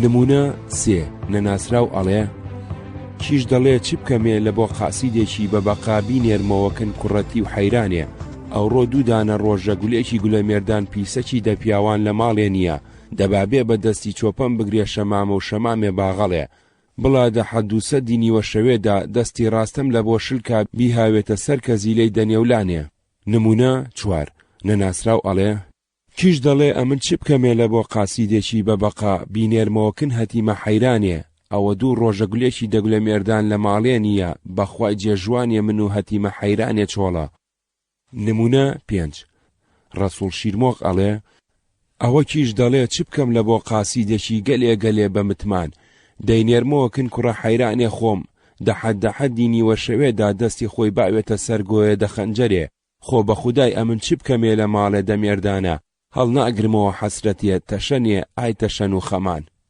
نمونە شەش حەمەکوێری بێژوێ ئەڵێ کیشگاز دەکا دەڵێ غەمان دامەگرێەوە چی قەت بە غەمان پێک نایە توخڵا وەرە لاقانێ بنێ کۆشێ ڕام و سەخاڵی ڕوومەتێ دەست بدە لە شەمامە و شەمامە ڕەنجینێ باغەڵێ تەماشاکە شاباڵی برۆیە دنیا ژین و مردنە دەچینە کاو لە غەریبایەتی نەوەکی تۆ نەبینمەوە توخڵا وەرە گەرنێ تۆم لێ بێ ئازا حەزکردن لە ژنی بەمێرد یەکێ لەو بابەتانەی لەناو زۆر لە حەیرانەکان داوتراوە و لە دەمی زۆرێک لە حەیرانبێژەکاندا دووبارە بۆتەوە حەزکردنی پیاوە لە ژنی بەمێرد و حەزکردنی ژنی بەمێردە لە پیاوێکی تر جگە لە هاوسەرەکەی خۆی لە هەندێکیاندا داوای لێ ئەکا مێردەکەی بەجێ بهێڵێ و ڕەدووی ئەو بکەوێ یان بە پێچەوانەوە ژنەکە داوا لە پیاوەکە ئەکا هەڵی بگرێ نمونە یەک ڕەسوڵی نادری ئەڵێ ئەوە بەستۆر لە من بەستۆرە بەستۆر بەتاقە لەسەری بەستۆرێ بە قورجیرا و سوور دەبوون سومبل و جیابەند و خاوە لە دامێنی گوڵۆکە مێلاقە حەز لێکردنی دۆست و برادەران لە کیژی مەمگنە هاتووە ئیمن لە ژنی بەمێرد و تەلاقە نمونە دوو حەمە ڕەسوڵی سۆفیمینە ئەڵێ خۆ من دەڵێم ئەو دەربەندی بە قوڕێگیراو لە من بەتاقە، سەری لە من بە قۆنگرە، بنی لە من بە دەلاقە. لە کوێستانەکەی گەرمێنێ و گەرمەسێرێ، لە من شین دەبوونەوە هەڵاڵێ و بەیبوونێ و سوورە گوڵێ. ئەوە لە زۆزانەکەی دەعازیم لە من شین دەبوونەوە گوڵە مێلاقە. ئەو ساڵەکانە 7 ساڵی ڕاستە حەز دەکەم لە بەژنێ باریک، ئەممان لە من بەمارە و تەلاقە. نمونە 3. دەربەند ئەو ساڵ لە منی ماڵوێران گەلێک بەتاقە، لە داوێنانی دێنە دەرێ گڵۆکە مێلاقە. بەژنێ باریک پارەکەینێ ئەوان دەمانە، یارکۆڵێ خۆم بوو لە ماڵە بابان، ئەو ساڵ لە ماڵی گولێکی دەگولە مێردان بەمارە و تەلاقە. نمونە 4. حەمە ڕەسوڵی سۆفیمینە ئەڵێ ئەوە چیش گاز دەکا هەتی وە ماڵوێران، هەتا ئەمن چیش بووم دەماڵێ دەباوان، ئەتۆ هیچ حەول و تەقەلال لە دوای من نەدەدا. ئەو ساڵەکانە ئەمن 7 ساڵە داوم کەوتۆتە داوێکی دەگولە مێردان، هەر بە ماڵی دنیایم دڵێ بەرنادا. نمونە 5. نەناسراو ئەڵێ کیژۆڵە دەربەند لە من بەتاقە، ئەوە لەسەر کوێستانان شین دەبوو جیابەند، لە گەرمێنێ گەرمەسێرم دەپشکوتن گوڵە مێلاقە.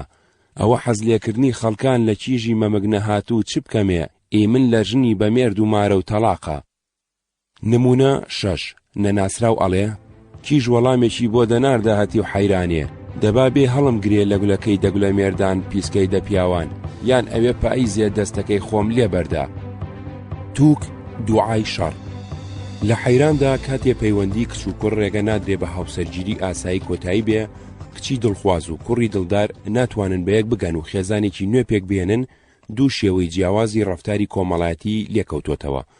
پیاو کە دڵخوازەکەی نەدراوەتێ هەڕەشەی کردووە کە ئەگەر بە ماڵی دنیا یا بە تکای پیاو ماقوڵان دڵخوازەکەی نەدەنێ، هەڵی بگرێ بۆ وڵاتێکی دوور لە مەڵبەندەکەی خۆی. ئەمە یاخیبوونی پیاوەکە لە دەسەڵات و بێباکی لەوەی چی ئەقەومێ دەرەخا. ژن کە ڕێگەی نەدراوە لەگەڵ دڵدارەکەی بەیەک بگەن، تووک دوعای شەڕی کردووە لە سەبەبکارەکەی، ئەگەر دایک و باوک بوو بێ یان دوو زمان و شەیتان و شۆڤار، ئەمە خۆ بەدەستەوەدانی ئافرەتەکە بە دەسەڵات و ڕازیبوونی بە چارەنووسی خۆی دەرەخا. جۆری تووشی ئافرەت ڕنگدانەوەی شێوەی ژیانی ئابووری و کۆمەڵایەتی و فەرهەنگی ئەو سەردەمەی قارەمانەکانی حەیرانەکە بووە. هەندێکیان هی کۆمەلگەی کشتتوکاڵیە کە کار بە گاجوت کراوە و بەرهەمەکەی برنج و گەنم بووە. هەندێکیان هی کۆمەلگەی ئاژەڵداریە کە زاوزەی ڕانەکەی بە بەران و ژیانی مێگەلەکەی لە وەرزی نەمانی لە وەردا بە قۆری جای و شکراوە بووە. هەندێکیان هی کۆمەلگەی نیشتەجەیە کە زستان بۆ جێڕانی سەربانەکەی لە کاتی باران و بۆ ماڵینی بەفر لە کاتی بەفرباریندا پێویستی بەلاوی بەتوانا بووە. هەندێکی تر لەو دوعایانە هەڵگرتنی ژنی کابرای سەبەبکاری بە ئاوات نەگەیشتنەکەی بووە کە بۆتە هۆی تێکچوونی شیرازەی خێزان و سەرگەردانی مناڵەکانی و پەرشێوانی کاروباری ناو ماڵەکەی. هەندێکی تر لەو دوعایانە کە نەفتبوونی جەستەیی بوون کە تووشی هەر کەسێ بوو بێ بووە بە بارێکی گرانی چارە قورس بەسەر کەس و کارەکەیەوە. دەردی قێزەونی گولی بووە کە دووچاری هەر کەسێ بوو بێ لە کۆمەلگا دوورخراوەتەوە، یا توشبوونی دەردی کوشندەی تاعون بووە کە هەمویانی لەناو بردووە. دوعاکان لە ناخی دڵێکی پڕلەقینی کەسایەتیەکی تێکشکاوە دەرهاتون، بێبەزەیانە و لە کاتی گیرابوونیدا کاریگەر و ماڵوێرانکەر و کوشندە بوون، بەڵام کاری لە دڵی ڕقی باوک و برای نەکردووە. نمونە 1. فەقێ ڕووزە ئەڵێ دەڵێم ڕەبی خودایە هەر کەسێکی دەبێتە باعیزی دوو دڵان، کوێر بێ لە چاوان، لاڵ بێ لە زمانی، زەرەن بێ لە دەستان، بە مەرەدی میرانی چیە هەموو لەشی داوەشیە بیجێڕن بێرە و بەوێدا. نمونە 2.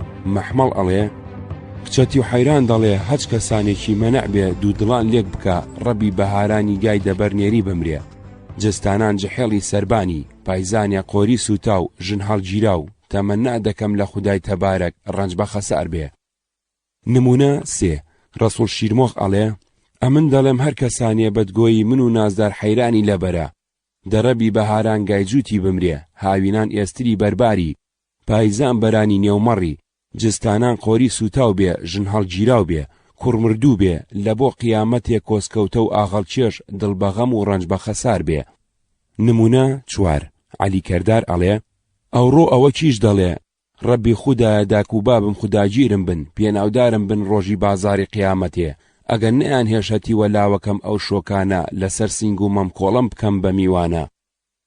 نمونە 5. مام ئەڵڵا ئەڵێ کوڕ دەڵێ خوێنی بەژنی باریکم 200 لە خوداوەندی میری مەزن دەکەم تەڵەبێ، گولەکی دەگولە مێردانت بمرێ، هەتا ئەوە کوونیە لە بۆ خۆم دەگەڵ بەژنێ باریک دەگرمەوە دەستەی دەستباری. کوڕی نەکیش دەڵێ با بە کۆسکەوتوو بی قەت کەست نەمێنێ، ئەگەر برنجی پچێنی داڕوجانی بێنێ، ئەگە گەنمێ دەچێنی زیزانەی بێنێ، مەمدەوە بە پیرێکی لەوانی بە اختیاری 70 ساڵە، ئەگەر دەسێباری شەوێدا پشتا خۆم پێ هەڵدەکڕێنێ. نمونە 6 خلە دەرزی ئەڵێ چاوەکەم ئەمن دوعایەکی دەکەم ئەنگۆوێک ڕابڵێنەوە ئامین. دەگڕبیە و کەسانی لە مابەینی دوو دڵاندا دەکەن شەیتانی و شۆڤاری دوو زمانی، ئەوەڵی بەهارانی بمرێتەوە گاجوتی بەرنێری، پایزانێ بمرێ بەرانی نێومەڕی، جستانانی بمرێ جحێڵی سەربانی، سواری تاعونی دەماڵێکەوێ لەسەر بەردی سەخرەتوڵایە ئیمان دەرنەباتەوە لە بەر شەیتانی لەعین. لایەنی ئەدەبی حەیران. هەرچەندەوا باوەدەقی حەیرانەکان لە دەمی کەسانێکی نەخوێندەوار یانی مچە خوێندەوار بیسراوە، بەڵام لە ڕووی داڕشتنەوە ئەشێ بە دەقێکی ئەدەبی هونەری دابنرێ. زۆری حەیرانەکان لە سێبەند پێگاتووە: سەربەند، ناوبەند، پاشبەند، کەمێکی 4 و 5. هەموو بەندەکان سەرەڕای کورت و درێژیان بە قافیەکی هاو ئاواز پێکەوە بەسراون، یەکێتی بابەتیان تێدایە و مەبەستی بەندەکان بە یەکەوە بەسراون و یەکتری تەواو ئەکەن. ئەگەر بە پێوانەی عروزی عەرەبی شی بکرێنەوە ناکرێ حەیران بە شیعر دابنرێ، بەڵام ئەگەر گوێ نەدرێتە تەفعیلی عروزی عەرەبی و بە تەرازوی ڕەگەزەکانی تری شیعر بە تایبەتی بیرۆکەی حەیرانەکە و وێناکردنی بابەتەکانی و سۆزی دەرونی دانەرەکەی و ئاوازی و شەو ئاهەنگی ڕستەکانی کێشانە بکرێ، لە ڕیزی شیعرە سەرکەوتوەکانی زمانی کوردیدا دائەنرێن. داڕشتن و هۆنینەوەی فۆلکلۆری کوردی بە تایبەتی حەیران و لاوک و ستران و بەیتی کوردی کە یەکێ بۆ لە تایبەتمەندەکانی فەرهەنگی کوردی، ڕەنگە لە داڕشتن و هۆنینەوەی لاوژەدێرینەکانی سەردەمی سۆمەری و ئاکەدی و بابلی و ئاشووری نزیکتر بێ تا عەروزی عەرەبی.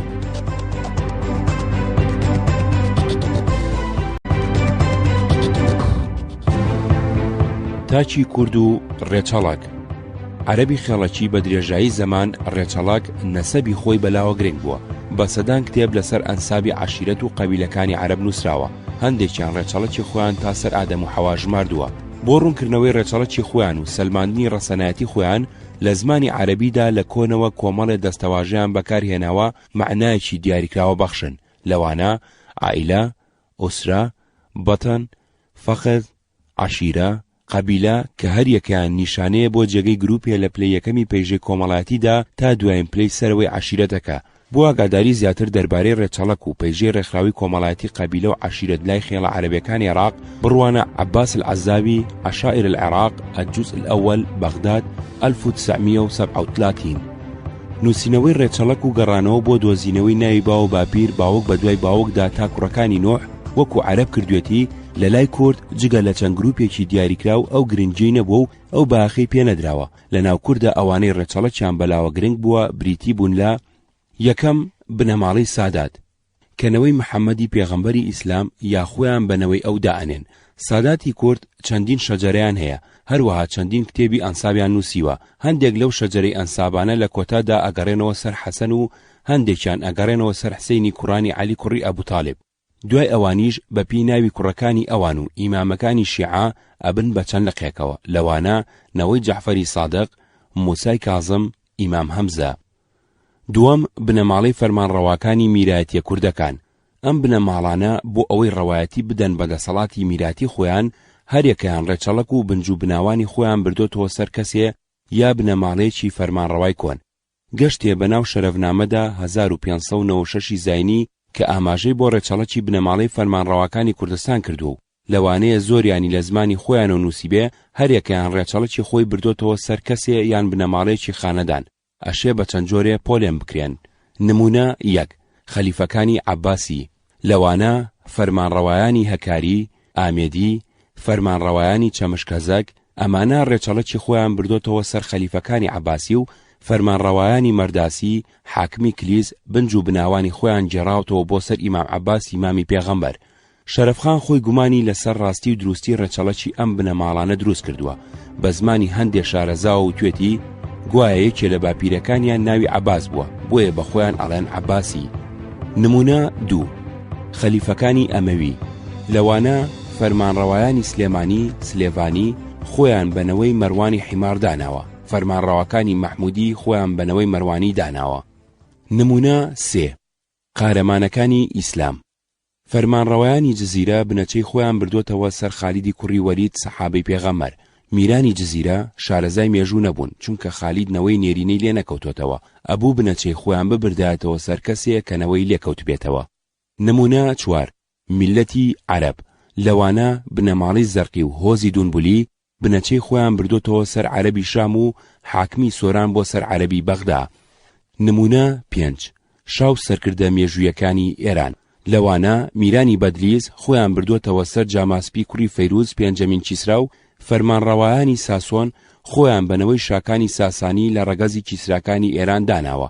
گەورەکانی کەلهۆڕ خۆیان بە وەچەی جیوی گودەرز و میرانی سویدی بە وەچەی بنەماڵی بەرمەکی داناوە. شەرەفخان بنچینەی فەرمانڕەوایانی ئەردەڵان دەجێڕێتەوە سەر ڕەسەنی خونکارانی دیاربەکر کە ئەوانیش لە نەتەوەی ئەحمەدی کوڕی مەروانن، بەڵام مەئمون بەجی کوڕی بێگەبەک کە خۆی یەکێ بۆ لە میرەکانی ئەردەڵان لەو یادداشتەدا کە بۆ سوڵتانی عوسمانی نووسیوە ڕێچەڵەکی خۆیانی بردوتەوە سەر ئەبوو عوبەیدەی جەڕاح و ئیمام عەباس و کەچی هەندێ لە مێژوونووسەکانی ئەردەڵان بردویانەتەوە سەر ئەردەشیری بابەکان، بەڵام سانەکانی هەورامان خۆیان بەنەوەی ئەسفەندیار لە قەڵەم داوە. 3 بنەماڵی شێخانی تەریقەت، هەندێ لەم بنەماڵانە ئەگەرچی نازناوی شێخیان نووساندووە بە ناوی بنەماڵەکانیانەوە، بەڵام سەید واتانەوەی کوڕانی عەلی نەبوون، بەڵکو بەهۆی مانەوەی زۆریان لەسەر بەرماڵ بۆ نوێژ و خواپەرستی ناوی شێخیان وەرگرتووە. بەم جۆرە شێخانە وتراوە شێخی بەرماڵ بۆ ئیرشاد و ڕاکێشانی مورید و مەنسوب بۆ پێگەیاندنی خەلیفە و دەروێش و سۆفی. شێخانی تەریقەتی قادری تەکیە و شێخانی تەریقەتی نەقشبەندی خانەقەیان هەبووە. نمونە 1 بنەماڵەی بارزانی کە بەهۆی تەریقەتی نەقشبەندیەوە نازناوی شێخاتیان بەدەستێناوە. سەری بنەماڵەکەیان لە شێخ عەبدوڕەحمانەوە کە نیشتەجێی بارزان بۆ دەست پێکا. شێخ عەبدوڕەحمان دوای ئەوەی تەریقەتی لە شێخانی نەهری وەرگرتووە بۆتە شێخی تەریقەتی نەخشی و خاوەنی مەدرسە و خانەقا. دوای مردنی ئەو شێخ عەبدوسەلام جێگەی گرتووەتەوە. شێخ عەبدوسەلام خێزانی ناوک و دوای ئەو کوڕ و نەوەکانی خێزانی فراوان و بەرەبابیان پێگێناوە. شێخانی بارزان لە ناو خێڵەکانی نزیکی خۆیاندا بە تایبەتی تیرەکانی نزاری، بەڕۆژی، شیروانی، دۆڵەمەڕی، گەردی، هەرچی بنەجێ نفوزی دینی کۆمەڵایەتیان پەیدا کردووە. نفوزەکەیان لە تەریقەتەوە بۆتە باوەڕێکی مەزەبی و لایەنگرەکانی لە بەرامبەر هەڕەشەی خێڵەکانی دەوروبەریاندا بوونەتە خێڵێکی یەکگرت و لە ململانێ لەگەڵ خێڵەکانی دراوسیان و لەگەڵ دەسەڵاتی دەوڵەتیدا بەچەک بەرگریان لە خۆیان کردووە و بوونەتە خێڵێکی یەکگرتووی چەکدار. دەسەڵات و نفوزی بنەماڵەی بارزانی نە لەسەر بنەمای هاوخوێنیە و نە لەسەر بنەمای زەویداری، بەڵکو لەسەر بنەمای باوەڕی دینیە. نازناوی بنەماڵەکە لە گوندی بارزانەوە داکەوتووە. بۆ ئاگاداری زیاتر دەربارەی بنەماڵی بارزانی بڕوانە پێڕەش بارزان و حرەکەت الوعی القومی الکوردی 1980. نمونە 2 بنەماڵەی نەقشبەندی کە بەهۆی تەریقەتی نەقشبەندیەوە نازناوی شێخایەتیان بەدەستهێناوە. سەری بنەماڵەکەیان لە فەقێ عوسمانی کوڕی خالیداغاوە کە نیشتەجێی گوندی تەوێڵە بۆ دەست پێکا. فەقێ عوسمان دوای ئەوەی تەریقەتی لە مەولانە خالید وەرگرتووە بۆتە شێخی تەریقەتی نەقشی و خاوەنی مەدرسە و خانەقا، بۆتە شێخ عوسمانی سیراجەدین. ناوچی خێزانەکەیان لەم شێخەوە دەست پێکا. کوڕەکانی شێخ عومەری زیادین و شێخ محەممەدی بەهادین هەرێکیان خێزانی ناوک و خێزانی فراوان و بەرەبابیان پێگەناوە.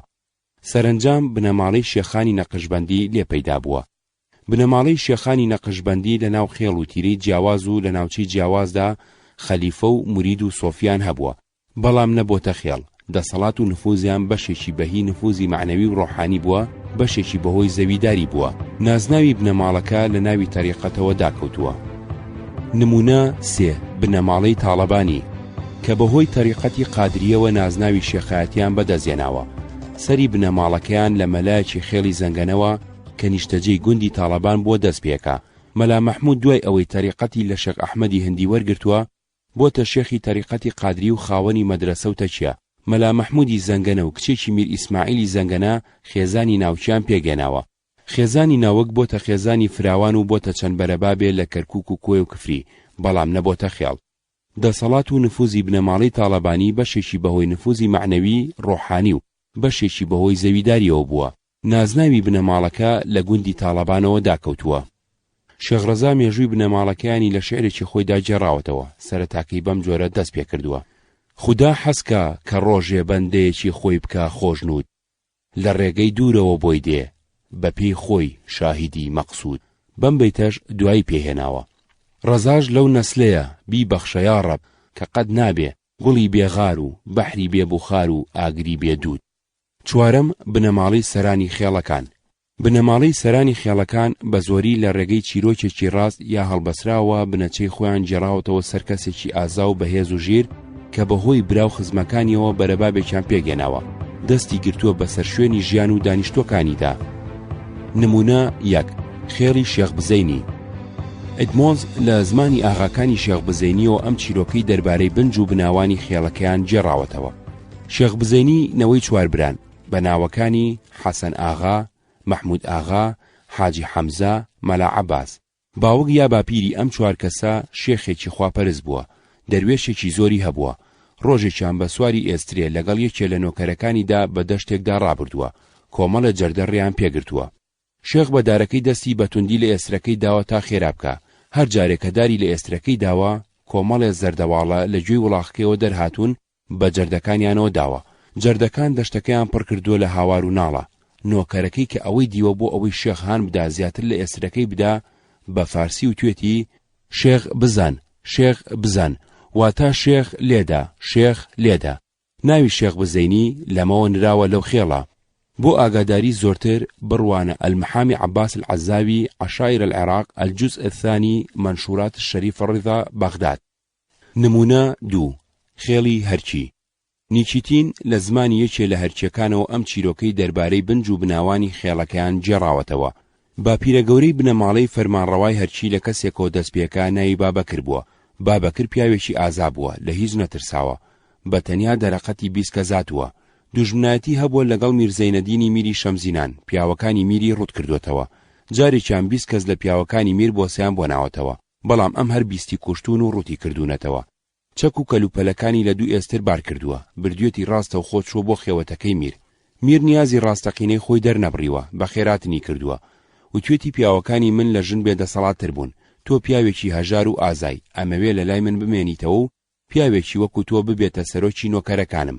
بابەکر بە دڵنیاییەوە ماوەتەوە و نووسووە بەو هیوای بۆ ڕۆژی دوایی بچێ خێزانەکەی بێنێ. شەو لە خەودا داویانە بەسەریا گرتویانە، چوارپەلیان بەستۆتەوە.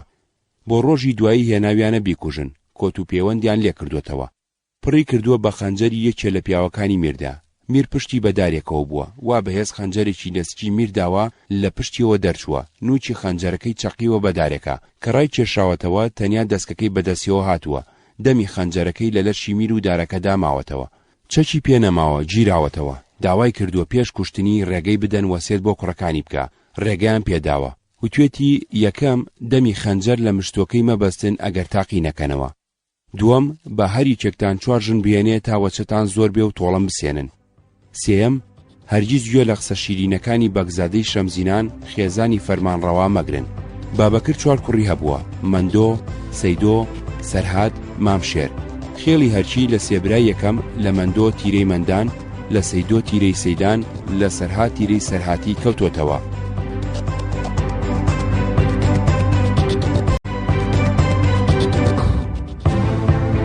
نمونە سێ، خێڵی دەلۆ. مستەفا نەریمان لە زمانی پیاوەپیرەکانیانەوە ئەم چیرۆکەی دەربارەی بنج و بناوانی خێڵەکان جێڕاوەتەوە. هۆزی دەلۆ تا دەوروبەری ساڵی 1850 زاینی لە هەرێمی سەنگاودا بووە. هیچ بەڵگەیەکی ئەوتۆمان دەربارەی نیشتیمانی پێش سەنگاوی هۆزی دەلۆمان دەست نەکەوتووە. تەنها ئەوە نەبێت دەماودەم لە پیاوە بە تەمەنەکانی ئەم هۆزە بیسراوە کە دەلۆ لە بەرەبابی 10 شۆڕەسواری هۆزی بڵباز بوون و لەسەر سنووری ئێران و عوسمانیەکان لە نێوان سنە و قەلاچوالاندا بزێویان ئەکرد و مەترسیان خست بۆ سەر سنووری هەردوو دەوڵەتەکە. جارێکیان کۆمەڵە ڕێگرێک ڕێ بە کاروانێکی بازرگانی ئەگرن. کاتێ ئەم دەبرایە بەو هەواڵە ئەزانن لە چەتەکان ئەچنە پێشەوە داوایان لێکەن دەست لە بازرگانەکان هەڵگرن. ئەوان بەمە قایل نابن. دەبراکەش پەلاماریان ئەدەن و کاروانەکەیان لە چنگ دەرئەهێن و ڕەوانەی مڵکی بابان یەکەنەوە. میری بابان کە بە نەبەردی و جەنگاوەری ئەم دەبرایە ئەزانێت زۆر ڕێزیان ئەگرێت و هەرێمی جامڕێزی ناو سەنگاویان پێبەخشێت کە ئەکەوێتە نێوان شاخەکانی ئاژداغ و بەرگەچەوە لە ڕۆژئاوای زنجیرە شاخی قەرەداغی ناوچەی سەنگاو.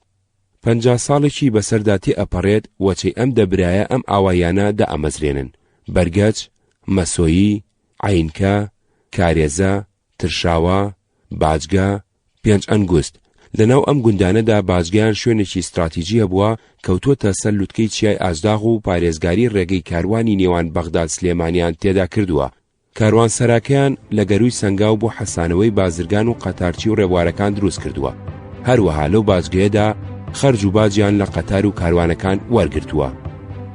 کەسانی ئەم چوارتوێژە کۆمەڵایەتیە: سادات میرایەتیەکان، شێخانی تەریقەت و سەرانی خێڵەکان و هەندێک توێژی تری شانازی بە ڕێچەڵەکی خۆیانەوە ئەکەن بۆ ئەوەی ڕەوایەتی بدەن بەو دەسەڵاتەی کە باو باپیریان لەناو کۆمەڵدا لە یەکێ لە بوارەکانی سیاسی، کۆمەڵایەتی، ئابووریدا هەیان بووە و ئەمان بە میرات بۆیان ماوەتەوە و ئەیانەوێ بە زیندوێتی بیهێڵنەوە بەلایەنەوە گرنگە چونکە سەید ڕەوایەتی دەسەڵاتەکەی لە پێغەمبەری ئیسلامەوە وەرگرتووە.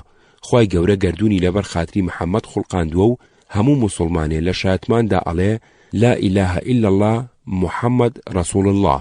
ئەم پیرۆزیەی محەممەد وای لەنەوەکانی کردووە کە وەکو ئالی محەممەد لە پلەی کۆمەڵاتی بەرزتردا خۆیان لە خەڵکی ئاسایی بە شەریفتر و بەو هۆیەوە بە خاوەن مافی دەسەڵاتداری دابنێن. میر ڕەوایەتی دەسەڵاتی لە باپیرەی وەرگرتووە کە لە سەردەمی دێریندا شایەیەکێ لە قارەمانە جەنجی هەڵکەوتوەکان بووە.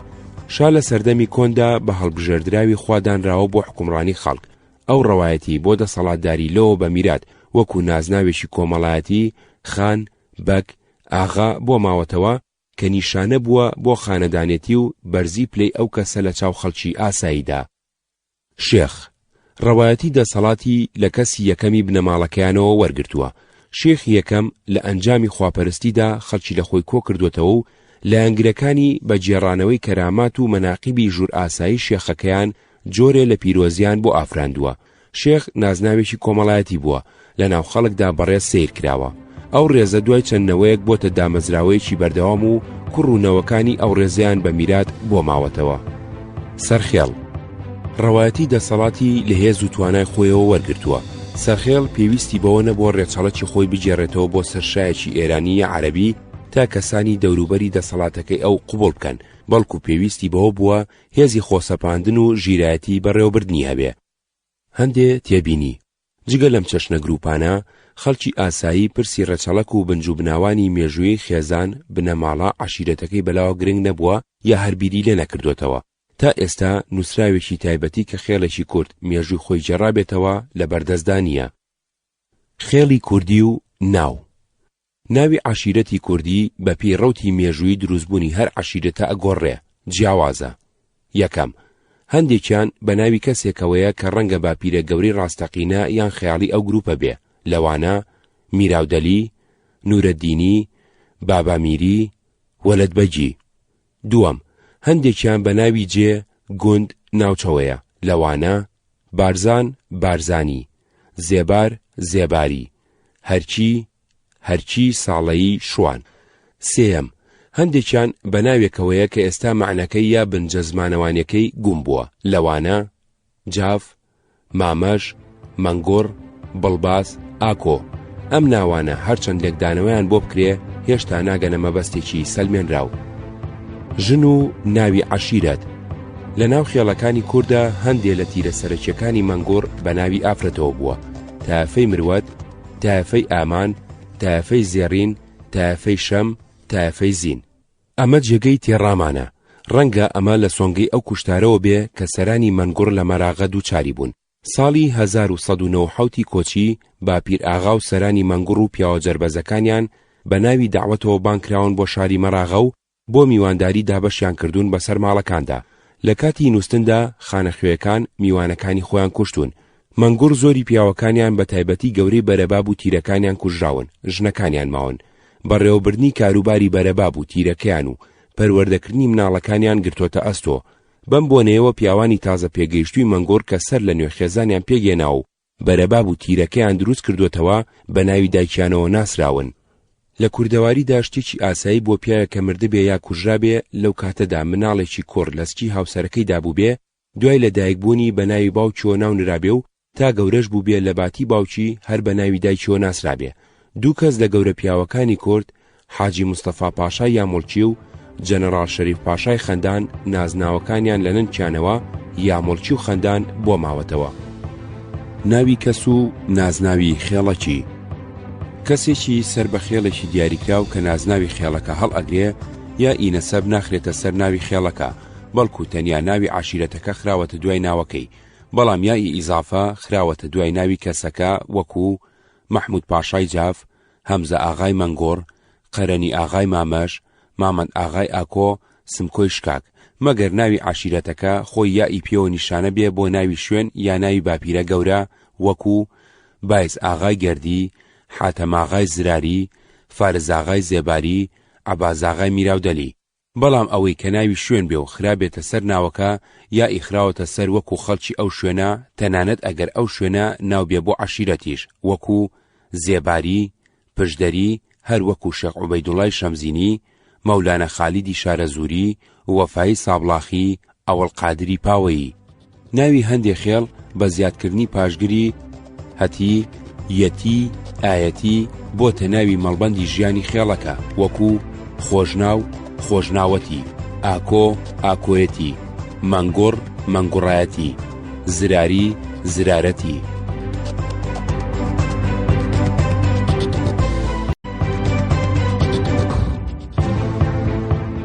ڕایەڵەی پەیوەندی خزمەتی خێزانی کوردی. ئەوەندەی مێژووی کورد لە بیری بێ، خێزانی کوردی وەکو خێزانی زۆر گەلیتری دنیا کە لەسەر بنچینەی هاوسەرگیری پیا و ژن دروست بووە، هەم خێزانێکی ناوەک بووە، هەم خێزانێکی فراوان. خێزانی ناوەک بووە چونکە پێگاتووە لە پیاوێک و یەک ژن یا زیاتر لە یەک ژن و مناڵەکانیان. پیاوی کورد ئەگەر بۆی لوا بێ زیاتر لە ژنێکی هێناوە. هەموو دینە باوەکانی ناو کۆمەڵگەی کوردی، ئیسلام، ئێزیدی، یارسان ڕێگەی فرەژنیان بە پیاو داوە، بەڵام ڕێگەی فرەمێردیان بە ژن نەداوە. گرێبەستی نووسراوی ئازارەکی هاوسەرگیری پیا و ژنەکە لەلایەن پێشەوا دینیەکانەوە، مەلا لە ئیسلام، پیر لە ئێزیدی، باوە لە یارسان ئەنجام دراوە. فرەژنی لەلایەکەوە نیشانەی دەسەڵات و توانای دارایی و کۆمەڵایەتی پیاوەکە بووە، لەلایەکی ترەوە هۆیەکی گرنگ بووە بۆ زیادکردنی سەرچاوەی مرۆیی خێزانەکە، چ بۆ کار و بەرەمهێنان، چ بۆ شەڕ و دەسەڵات. هەندێک جاریش بۆ گرێدانی هاوپەیمانەتی بووە لە نێوان سەرۆکی خێڵێک لەگەڵ خێڵێکی تر. نازناوی پلەی کۆمەڵایەتی لای پیاوی کورد گرنگیەکی گەورەی هەبووە. بەرزی و نزمی پایی کۆمەڵایەتی ئەو کەسی پیشان داوە لە ناو کۆمەڵگەدا. ئەمەش لە پەندی پێشیناندا ڕەنگی داوەتەوە. وتویانە بەخۆم بڵێن ئاغا، بە ژنەکەشم بڵێن ئاغاژن. هەروەها وتویانە من ئاغا و تۆ ئاغا، چێ بەڕەمان بۆ ڕاخا. ئاغا ئەگەر هەژار و نەداریش بوو بێ، نەزەوی هەبوو بێ، نەڕانەمەڕ، نەسامانی زۆر، لەباری سایکۆلۆجیەوە هێشتا هەر خۆی لە پلەی کۆمەڵایەتیدا بە بەرزتر داناوە لە خەڵکی ئاسایی. هەندێک لە نازناوەکان کە نیشانە بوون بۆ بەرزی پلەی کۆمەڵایەتی کەس یا خێزانەکە، وەکو ناوەکانی پاشا، میر، ئاغا، بەگ، کۆخا، شێخ، سەید، لە باوباپیرەوە بە میرات بۆ خاوەنەکانی ماوەتەوە. ئەمانە خۆیان بە خانەدان و وەجاغزادە داناوە.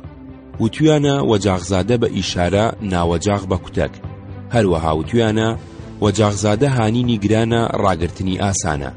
دەستەواژەکانی وەجاغزادە و ناوەجاغ کۆمەڵگەیان کردووە بە دوو بەشەوە، کە یەکێکیان توێژەکانی چینی سەرۆی کۆمەڵگا دەسەڵاتدار و دەوڵەمەند بوون و ئەوانی تریش توێژەکانی چینی خوارەوەی کۆمەڵگا ژێردەستە و هەژار بوون.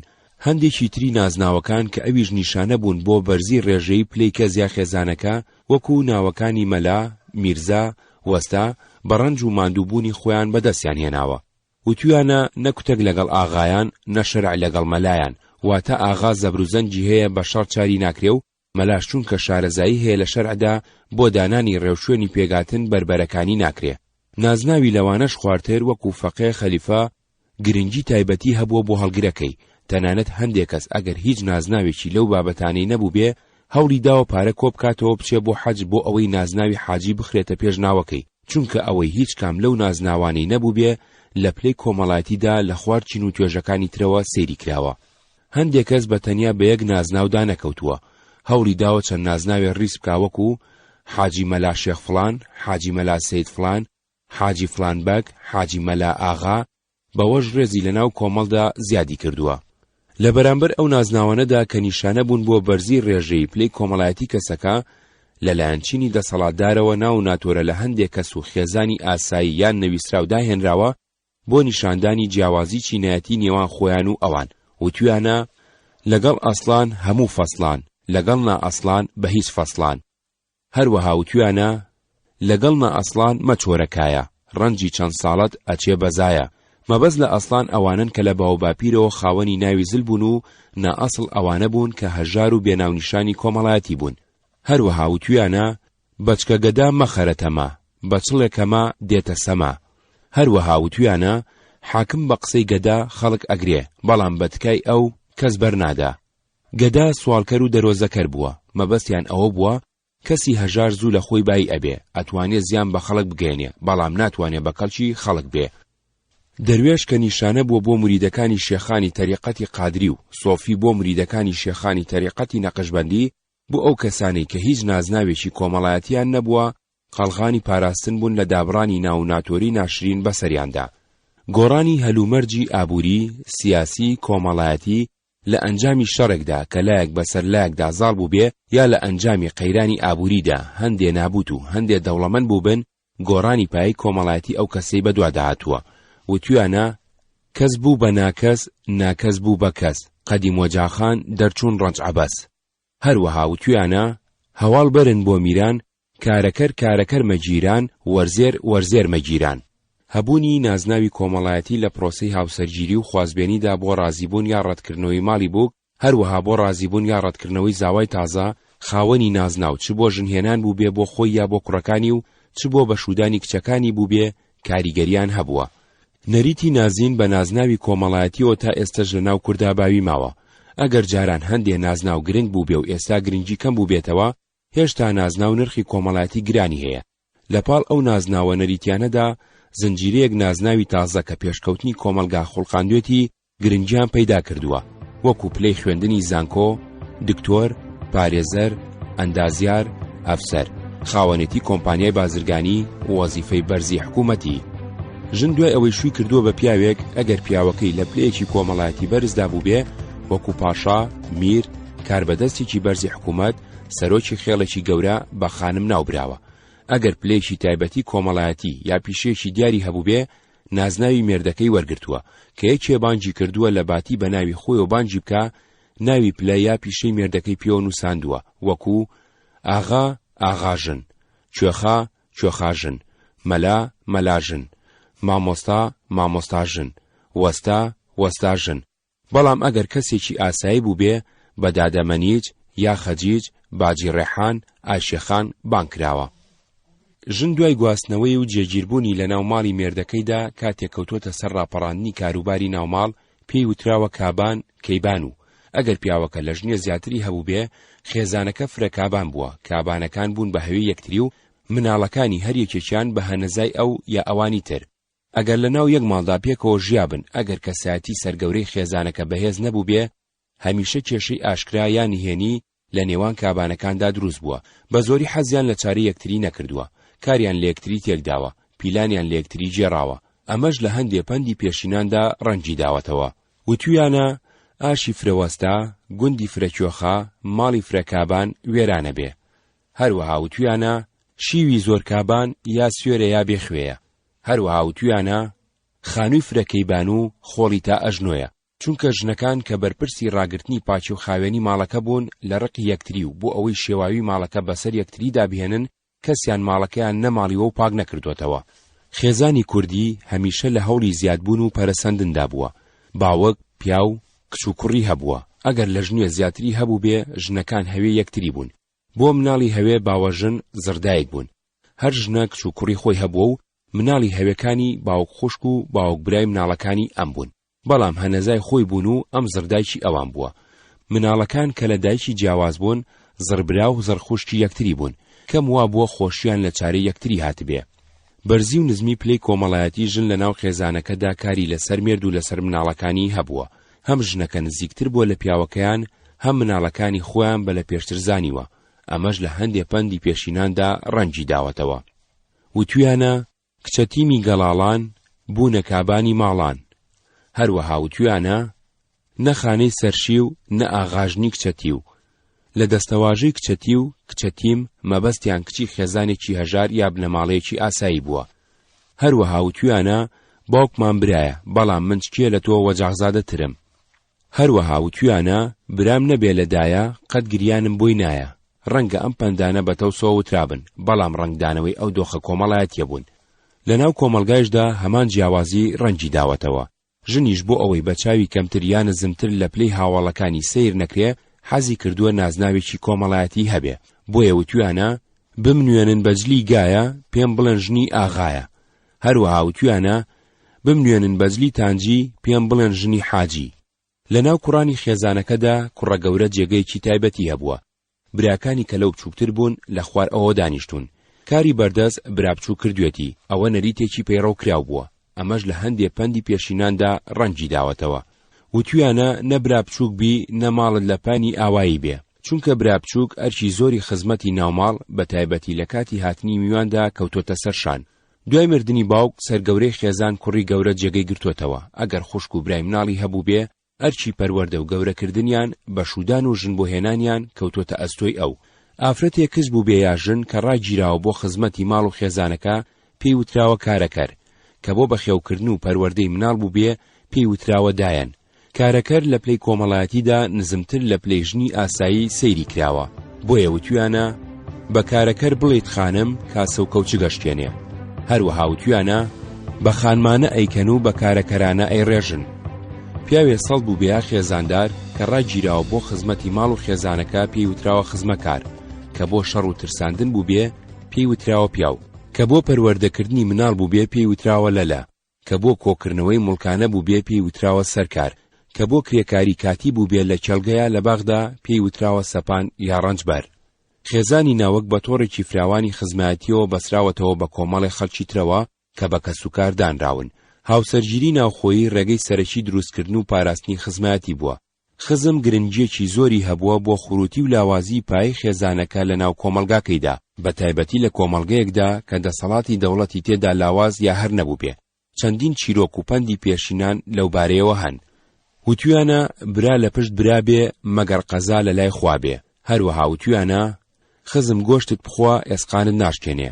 ئەم پەندە جگە لەوەی خزم و بێگانەی لە یەکتری جیا کردوتەوە یەکێ بۆ لە هۆکانی پێویستی ڕاگررتنی ڕاڵەی خزمەتی. براکانی ناو خێزانی فراوان زۆر جار نەیان توانیوە پێکەوە هەتا سەر پارێزگاری قازانجی هاوبەش بکەن.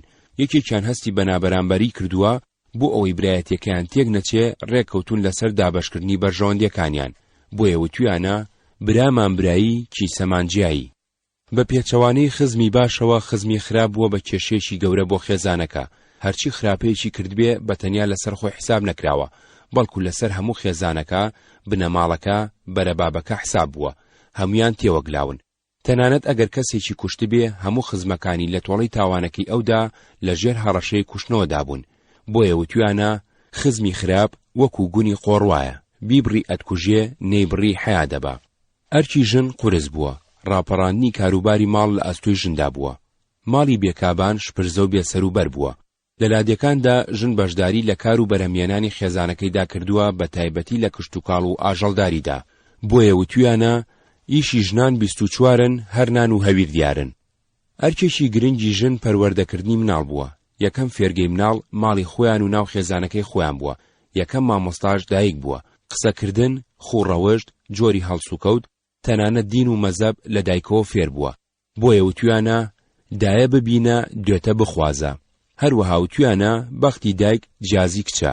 ئەگەر دایک شووی بە پیاوێکی باش کردبێ و لای مێردەکەی و لە ناو خێزانەکەی خۆیدا ڕێزی هەبوو بێ، ژنێکی سەلار و تێگەیشتوو بوو بێ، پێگەی کۆمەڵایەتی کچەکەیشی بەهێز بووە، کەسی هاوشانی خۆی هاتووە داوای کردووە. دایکی مناڵی شیرەخۆر توانیوێتی چەندین خێزان پێکەوە گرێبدا. جگە لە باوک برا و دایک برا شیربرا هەبووە. کوڕی دوو خێزانی جیاواز کە شیری یەک ژنیان خوارد بێ بوون بە شیربرا هاوشیرە. کچ و کوڕی دوو خێزانی جیاواز ئەگەر شیری یەک ژنیان خوارد بێ ئەوانیش بوون بە خوشک و برای شیری هاوشیرە. ئیتر بۆ هاوسەرگیری بە یەکتر نەشیاون، بەڵام میراتی یەکتریان پێ نەبڕاوە.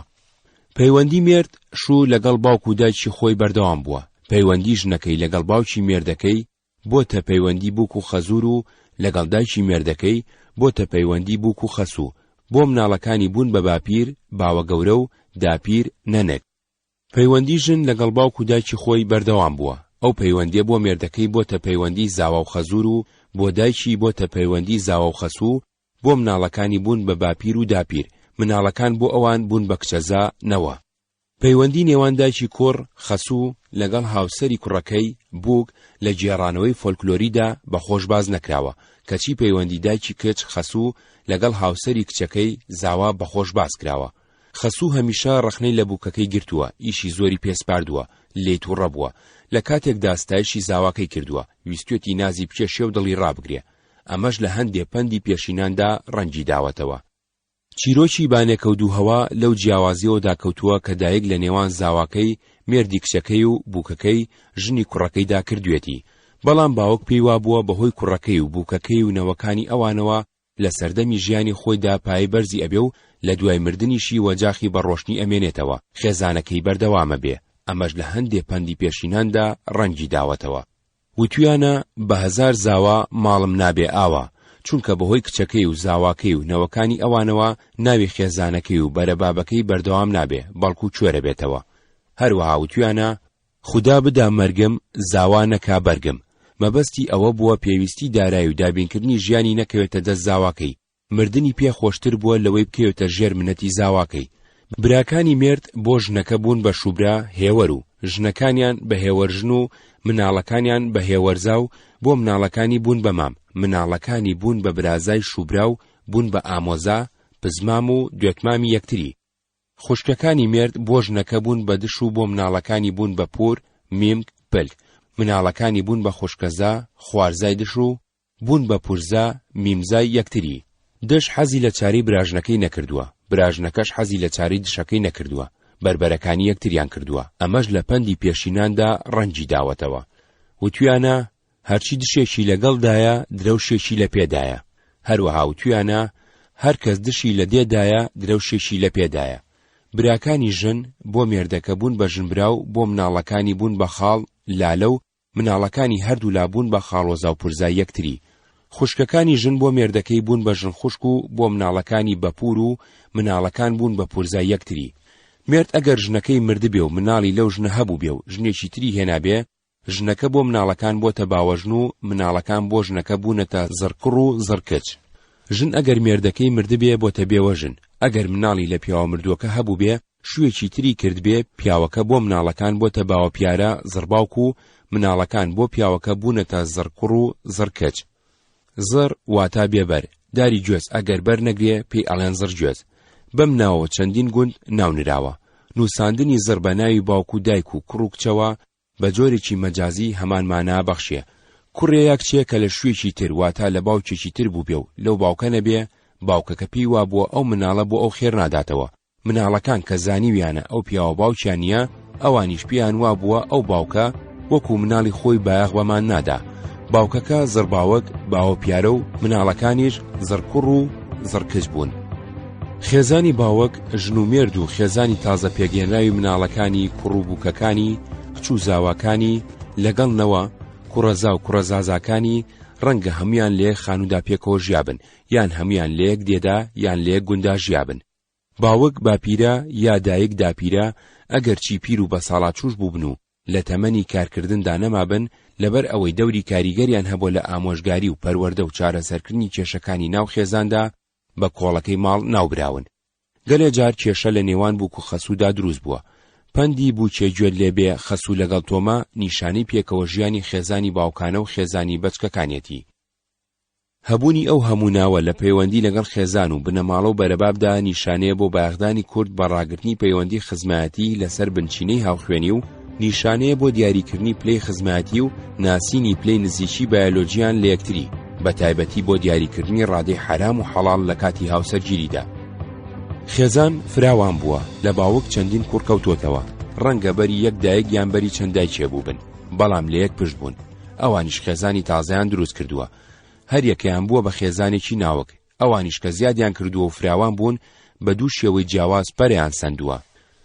شێوەیەکیان پەرەسەندنی خێزانی فراوان بووە بەرەو دروستبوونی بنەماڵەیەکی دیاریکراو بە ناوی باپیرە گەورە، گوند، تەریقەت، پیشە یا بە ناوی بنەماڵە فەرمانڕەواکانی میرایەتیەکانی سەدەی 19 ناسراون.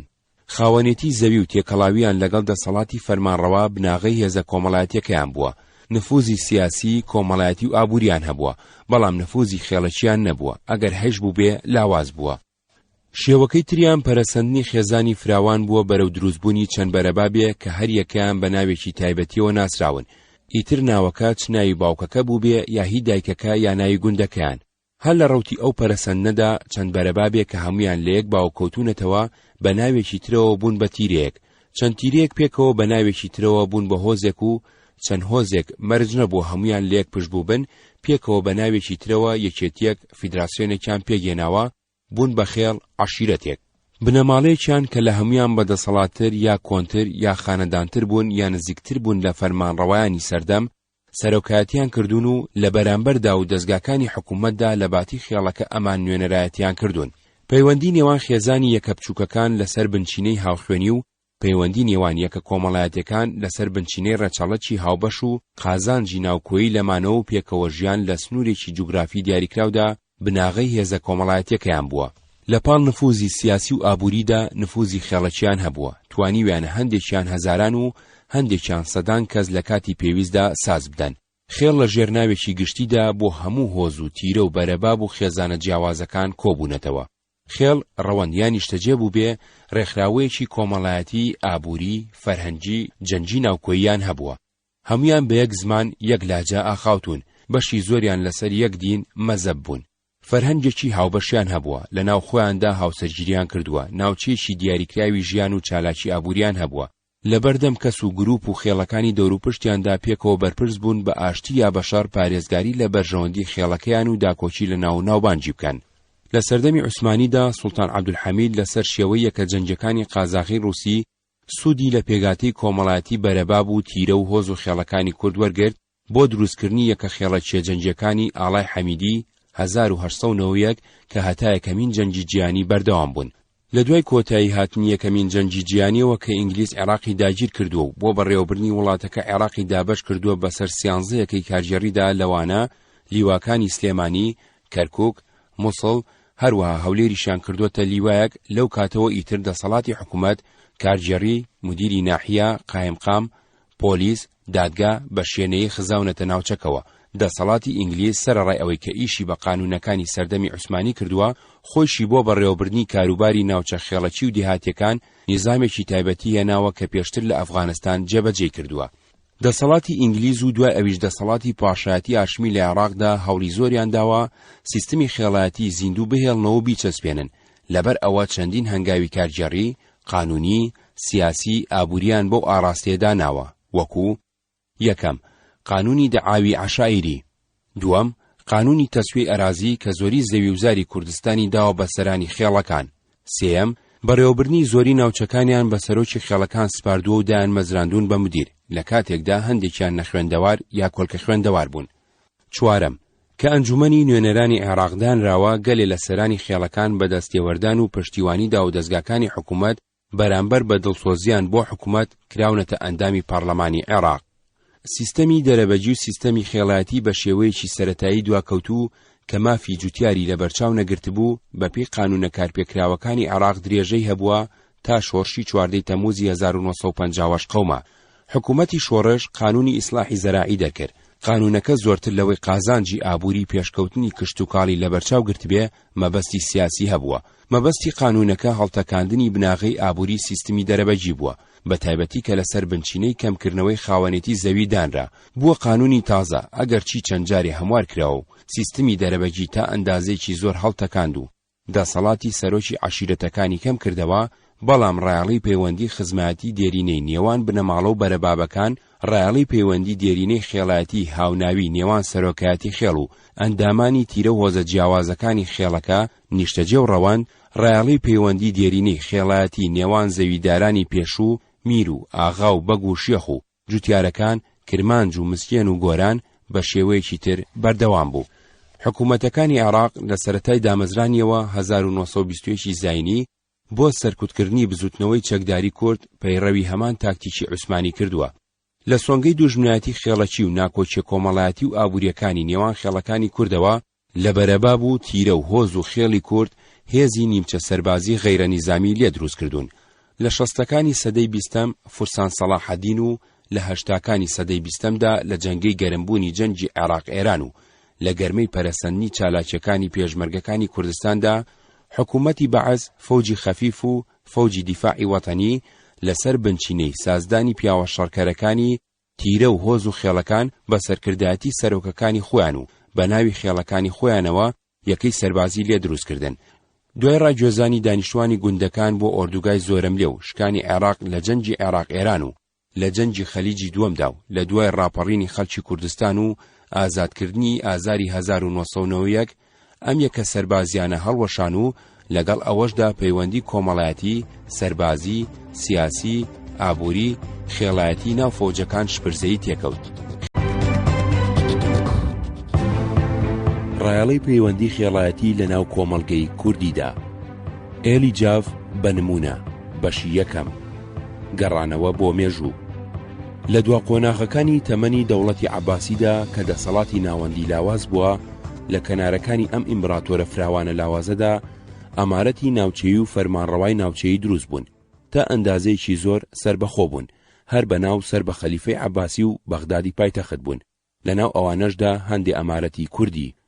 هێرشی مەغۆل و ڕوخانی دەوڵەتی عەباسی داگیرکردنی ناوچەکە لەناو ئەوەدا سەرانسەری کوردستان لەلایەن خێڵە تورکمانە گەورەکانی ئاقۆینلۆ و قەرەقۆینلۆ مێژووی ناوچەکە و کوردی تا ئەندازەیەکی زۆر ئاڵۆز و تاری کردووە. باسی کورد لە ناو ڕووداوەکاندا باسێکی سەرەکی نییە، بە زۆری لە پەراوێزی ڕووداوەکاندا ئەخوێنرێتەوە. ڕەنگە تەنیا مێژوو کە بۆ باسی کورد تەرخان کرابێ شەرەفنامە بێ کە ئەشێ بۆ لێکۆڵینەوەی دۆخی سیاسی، ئابووری، کۆمەڵایەتی کورد و ئامارەت و خێڵەکانی وەکو سەرچاوەیەکی تایبەت بە مێژووی کورد کەلکی لێ وەربگیرێ.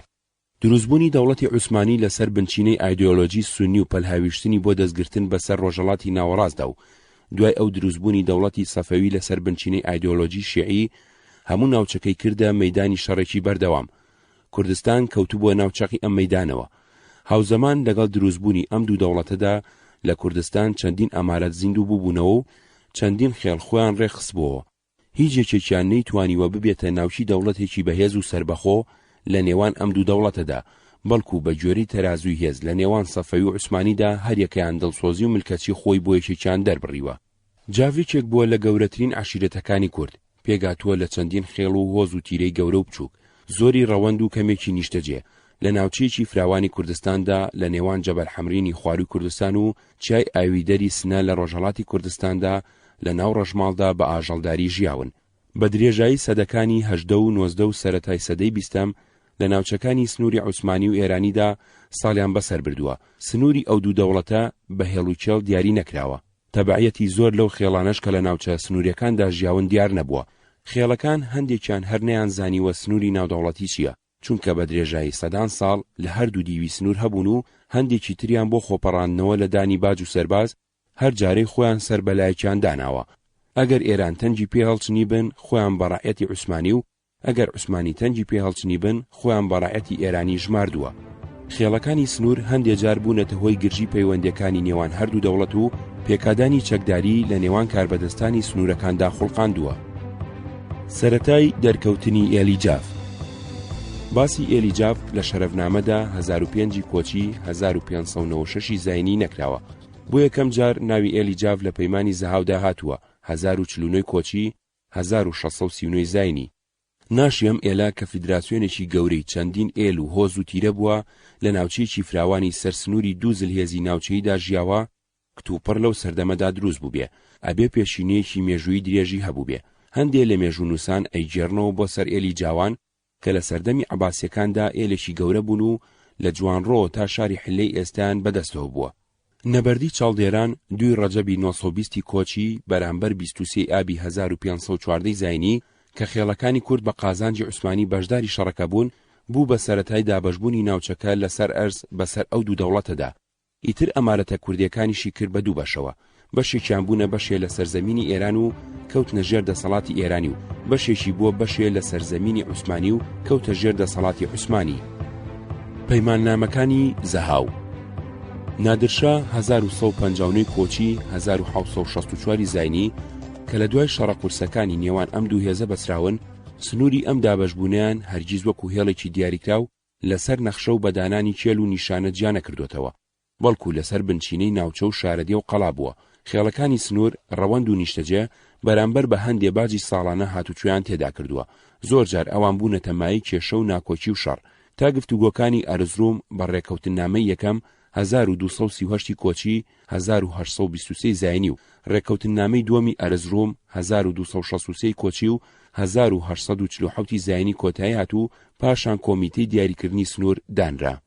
پەیمانی زەهاو ئەگەرچی هێڵی سنووری نێوان هەردوو دەوڵەتی نەکێشاوە، بەڵام ناوچەکانی قەڵەمڕەوی هەردووچانی بەناودیاری کردووە.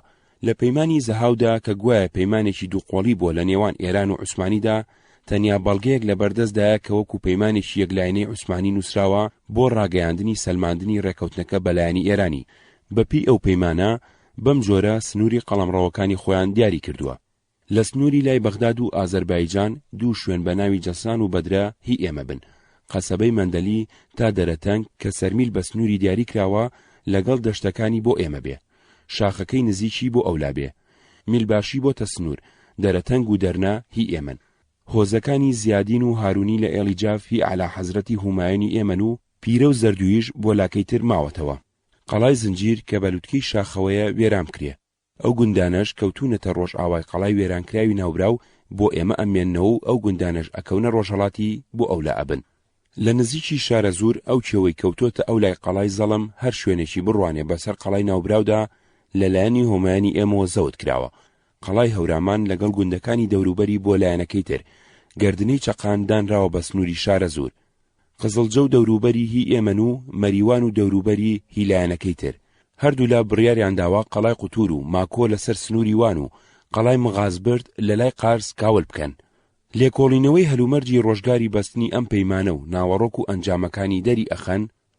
یەکەم، لە کاتی نووسینی پەیمانی زەهاودا بنەماڵەی سەفەوی حکمی ئێرانی کردووە و دوای ئەوان بنەماڵەی ئەفشار، زەند، ئینجا قاجار بە دوای یەکدا حکمیان کردووە. لە سەردەمی هەمویاندا هەم جەنجی خوێناوی لە نێوان ئێران و عوسمانیدا قەوماوە، هەم پەیمانی ڕێکەوتن مۆر کراوە. بەڵام لە هەموو سەردەمەکان و لە هەموو گفتوگۆکان و لە هەموو ڕێکەوتنامەکاندا ناوەڕۆکی پەیمانی زەهاو کراوە بە بنچینە. زەهاو کە شوێنی کۆبوونەوە و ڕێکەوتنی نوێنەرانی هەردوو دەوڵەت بووە، شارێکی کوردنشین بووە لە نێوان کرماشان و خانەقیندا. لەو سەردەمەدا و لە ئێستاشدا مەڵبەندی ژیانی چەندین ئێلی کورد بووە، لەوانە بەشێ لە هۆزەکانی ئێلیجاف. دووەم، تەرازوی هێزی هەردوو دەوڵەت ڕۆڵی سەرەکی هەبووە لە داڕشتنی ڕێکەوتنامەکاندا و لە دیاریکردنی سنووری ئێران و عوسمانیدا. لەوەدا گوێ نەدراوەتە پرسی نەتەوەیی، خێڵایەتی، دینی، مەزەبی، دانیشتوانی ناوچەکە. لەبەر ئەوە دیاریکردنی سنوور بۆتە هۆی دابەشکردنی قەڵەمڕەوی میرایەتیەکانی کورد و مەڵبەندی ژیانی ئێلە گەورەکانی. قەڵەمڕەوی ئەم میرایەتیانە یان کەوتونەتە ناو یەکێ لەم دوو دەوڵەتە یان بەشێکی بەر ئەو دابەشکردنە کەوتووە. دوای ئەم پەیمانە ئیتر ڕۆژهەڵاتی کوردستان بە یەکجاری بۆتە بەشێکی ئێران. لەوانە میرایەتیەکانی ئەردەڵان و موکریان کەوتونەتە ژێردەستی دەوڵەتی ئێران و باشوور و ناوەندی کوردستان بۆتە بەشێکی عوسمانی. لەوانە میرایەتیەکانی بابان و سۆران کەوتونەتە ژێردەستی دەوڵەتی عوسمانی. ئێلە گەورەکانی کوردیش بە درێژایی ئەو سنوورە دابەش کراون بەسەر هەردوو دیوی سنوورەکەدا، لەوانە ئێلیجاف. سێەم، بەپێی ئەو دابەشکردنە زەمینی لە پەیمانی زەهاودا لەسەری پێگاتون، بەدرا، جەسان، مەندەلی، دەرەتەنگ و دەرنا نزیک خانەقینی ئێستا، قەڵای زەڵم نزیک خورماڵی ئێستا و گردنەی چەقان نزیک سەی سادقی ئێستا و قزڵجا نزیک پێنجوێنی ئێستا کەوتۆتە بەری عوسمانی. قەڵای هەورامان نزیک پاوەی ئێستا و مەریوان و قوتور نزیک گورمەی ئێستا و ماکۆ کەوتۆتە بەری ئێران. دەرنە و دەرەتەنگ کەوتونەتە سنووری میرایەتی باجەڵان. قەڵای هەورامان و مەریوان کەوتونەتە سنووری میرایەتی ئەردەڵان. قەڵای زەڵم و چەقان و قزڵجا کە پێشتر سەر بە میرایەتی ئەردەڵان بوون کەوتونەتە سنووری میرایەتی بابان. چوارەم، بەپێی ئەو دابەشکردنە ئێلایەتی لە پەیمانی زەهاودا لەسەری پێگاتون، تەبعیەتی هۆزەکانی زیادینی و هارونی لە ئێلیجاف بۆ عوسمانی دیاری کراوە. لە بەرامبەردا تەبعیەتی هۆزەکانی پیرە و زەردووی بۆ ئێران ساخ کراوەتەوە. دیارە ئەم هۆزانە لەو سەردەمەدا گەورە و گرنگ بوون، بۆیە لە پەیمانێکی وەها گرنگدا ناویان هاتووە. بەڵام ئێستا هۆزێک بە ناوی زیادینی و هۆزێک بە ناوی پیرەوە ناناسرێن. ڕەنگە ئەم دوو هۆزە لەبەر هەر هۆیەک بێ پوکابنەوە و تێکەڵاوی تیرە و هۆزی تر بووبن. هارونی و زەردووی هەردووکیان تا ئێستەش لە ڕیزی هۆزەکانی جافدا ئەژمێرێن. دابەشبوونی ئێلیجاف. پەیمانی زەهاو لە سەردەمی حکمی شاه سەفی سەفەوی 1038 1052 کۆچی 1629 1642 زاینی و سوڵتان مورادی عوسمانی 1021 1049 کۆچی و 1612 1640 زاینیدا بەسراوە. ئێلیجاف کە فیدراسیۆنێکی گەورەی کۆمەڵی خێڵ و تیرە و هۆزی کۆچەر بووە، دوای ئەم پەیمانە ئیتر دابەش بووە بەسەر هەردوو دەوڵەتدا. بەشێکی لە کرماشانەوە تا سنا کەوتۆتە ژێر دەسەڵاتی ئێرانەوە و بەشێکی لە خانەقینەوە تا پێنجوێن کەوتۆتە ژێر دەسەڵاتی عوسمانیەوە. بەشی ئێرانی بە ناوی جافی جوانڕۆ و بەشی عوسمانی بە ناوی جافی مرادیەوە ناسراون. جافی مرادی ئەو هۆزانەی جاف بووە کە لە ئەنجامی پەیمانی زەهاودا کە لە سەردەمی سوڵتان مورادی عوسمانیدا مۆرکراوە تەبەعیەتی عوسمانیان پێبەخشراوە. بۆ جیاکردنەوەیان لە جافی جوانڕۆ نازناوی مرادیان دراوەتێ. مەڵبەندی ژیانی جافی مرادی کەوتو بووە ناو قەڵەمڕەوی میرایەتی بابانەوە. میرایەتی بابان یەکێ بۆ لەو میرایەتیانەی سەر بە ویلایەتی بەغداد و لە ڕێگەی وەزیری بەغداوە ئەویش سەر بە بابی عالی بووە. ئێلی جاف یەکێ بووە لە سەرچاوەکانی هێزی مرۆیی شەڕکەرانی میرایەتی بابان. مێژووی دێرینی ئەم ئێلە تا ڕادەیەکی زۆر تاریکە، چونکە لە کاتی خۆیدا نە لەلایەن کەسێکی خۆیانەوە و نە لەلایەن مێژوونووسانی ترەوە نەنووسراوەتەوە. باسی ئەم ئێلە لە ڕێگەی مێژوەکانی ئەردەڵانەوە لە سەردەمی یەکێ لە سەرۆکەکانیەوە دێتە ناو ڕووداوەکانی ناوچەکەوە کە ناوی زایربەگ زاهر بووە. ڕێچەڵەکی بەگزادەکانی جاف. بەگزادەکانی جاف وەک بنەماڵەیەکی دیار لە ڕووداوەکانی ناوچەکەدا لە سەردەمی پیاوێکەوە دەست پێ ئەکا کە ناوی زایربەگە. زایربەگ بە باپیرە گەورەی هەموو بەگزادەی جاف و بە دامەزرێنەری یەکێتی تیرە و هۆزە جیاوازەکاندا ئەنرێ کە ئێلی جافی مرادیان پێگێناوە. زایربەگ وەکو هەندێک سەرچاوە ئەجێڕنەوە لە ڕووداوێکدا کوژراوە. هۆی کوژران و شێوەی کوژرانەکەی لە سەرچاوە جیاوازەکاندا بە سێ چیرۆکی جیاواز ئەجێردرێنەوە. چیرۆکی یەکەم، سەرچاوەکانی ئەردەڵان ئەڵێن وشکە ساڵی بووە، قات و قڕی لە سنە و دەوروبەری بڵاو بۆتەوە 1155 کۆچی. نادرشا لە سنە بنکەی میرایەتی ئەردەڵان دانەوێڵەی بۆ لەشکرەکەی خۆی عەمار کردووە. خان ئەحمەد والی ئەردەڵان دانەوێڵەی عەمارەکانی دەرهێناوە دابەشی کردووە بەسەر خەڵکدا. نادرشا ناردوێتی بۆ دانەوێڵە هەڵگیراوەکەی. خان ئەحمەد لە ترسی سزای نادرشا ئەردەڵانی بەجێهێشتووە. هەڵاتووە ڕووی کردوتە خاکی عوسمانی. لە ڕێگەی هەڵاتندا تووشی زایربەگ بووە. زایربەگ نەکەوتۆتە تەکی یان جۆراڵی نەکردووە یان وەکو پێویست بە پیریەوە نەچووە و ڕێزی لێ نەگرتووە، بووە بە شەڕیان زایربەگی کوشتووە. چیرۆکی دووەم، بەپێی گێڕانەوەی ئیدمۆنز زایربەگ لەگەڵ نزیکەی 100 ڕەشماڵ لە جوانڕۆ کۆچی کردووە یا هەڵاتوە بۆ بانی خێڵان نزیک دەربەندیخانی ئێستا لە کەناری ڕۆژئاوای ڕووباری سیروان. لەم شوێنە شێوی قەرەداغ بەلای ڕووبارەکەدا لێش ئەبێتەوە کە لە قەڵەمڕەوی باباندا بووە. بەپێی لێکدانەوەی ئیدمۆنز ورترین مێژوو 1186 کۆچی 1772 زاینی کە ئەحمەد پاشا میری بابان بۆ لە قەلاچوالان پاشا بەڕووی خۆشەوە زایربەگی وەرگرتووە. بەڵام دوای ماوەیەک بەڕاستی یان بەناڕاستی زایربەگی بە بەرپرسی تاڵان و جەردەی گروپێکی چلکەسی زانی کە لەو ناوچەیەدا دەستیان دابووە. لەسەر ئەوە ئەویان بە بارمتە گرتە ئەو گروپە خۆیان بەدەستەوە بدەن. قادربەجی کوڕی زایربەگ ئەم گروپەی کە ئاسایشی گشتیان شێواندبوو گرت و کوشت، بەڵام ئیتر بۆ ڕزگارکردنی باوکی درەنگ بوو، چونکە پاشای هەڵەشا ئەوی کوشت بوو. کوشتارگای چلجەردەکە لە نزیک بانی خێڵان بە گۆڕی کورگەل ناسراوە. گۆڕی زایربەگ لە دزیاییشە لە هەمان ناوچەدایە. پاشای بابان گوندی دزیایشی لە تۆڵەی ئەو ستەمەی لە زایربەگی کردبوو داوە بە قادربەجی کوڕی. چیرۆکی سێم، کەریمبەگ هاتنی زایربەگ بە جۆرێکی ترە جێڕێتەوە. تکرار لە پاژمودەیەکی زۆر کە تەسادوفی زەمانی زایربەگ و تایربەگ ئەکا ئەولادی یار ئەحمەدبەجی کوڕی سەیفوڵابەجی کوڕی سەید ئەحمەدبەجی ڕئیسی ئێلی جافن. زاهیربەگ و تایربەگ لە جوانڕۆ کە جاف زۆر ئەبن و زیادی نفوسیان ئەبێ، زاهیربەگ بە خۆی و 400 ماڵ لە تەک خانبەگدا کە باوکی گەوری بەگزادەی وەڵەت بەجیە دێنەبانی خێڵان. تاهیربەگ لەبەر هەر هۆیەک بوو بێ هەر ئەو زەمانە ڕۆیشتۆ بۆ شام و لەوێ جێگیر بووە، نەگەڕاوەتەوە. کەریمبەجی جاف باسی کوژرانی زایربەگ ناکە، بەڵکو نووسیوێتی ساڵی 1165 بە ڕەحمەتی خوا چووە و گۆڕەکەی لە فەقێ جنەیە.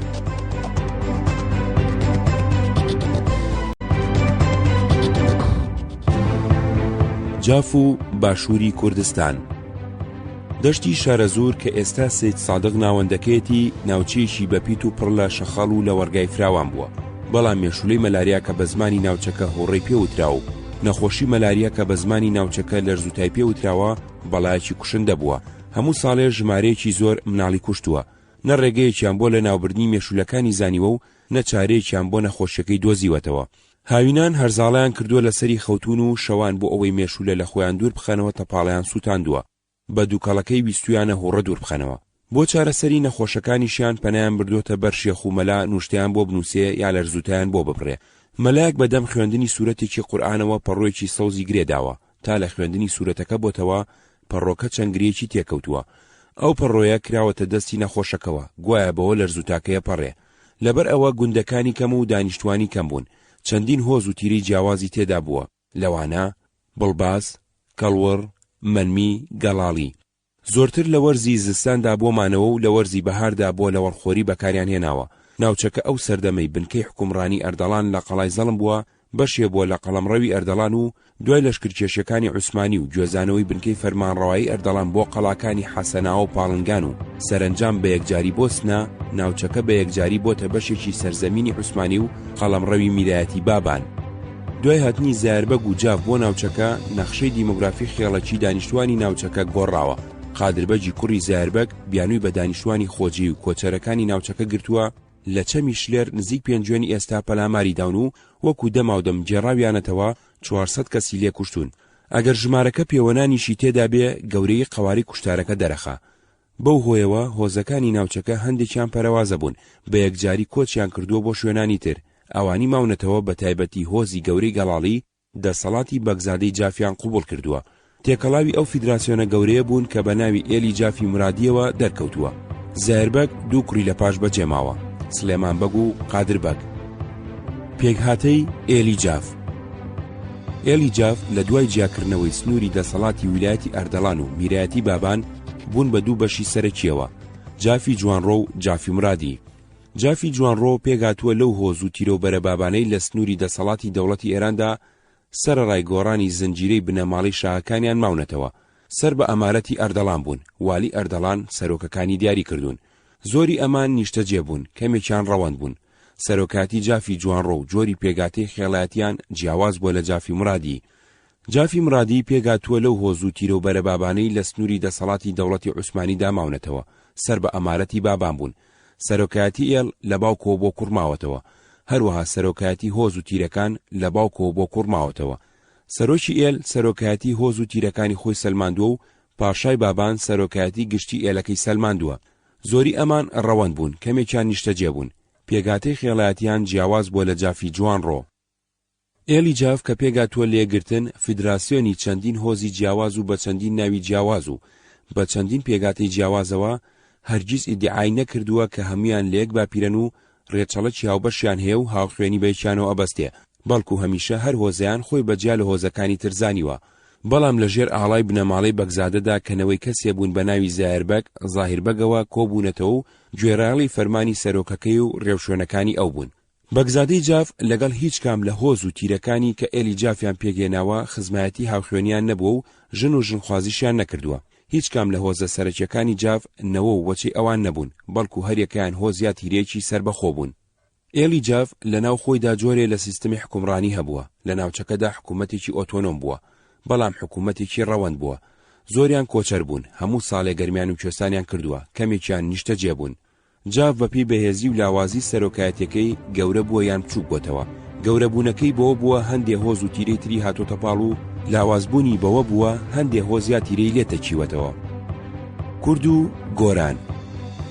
ئێلی جاف کۆمەڵگەی دیاتی لەباری سەرنجی خۆیەوە بە سەردوو چینی کۆمەڵایەتیدا دابەش کردووە.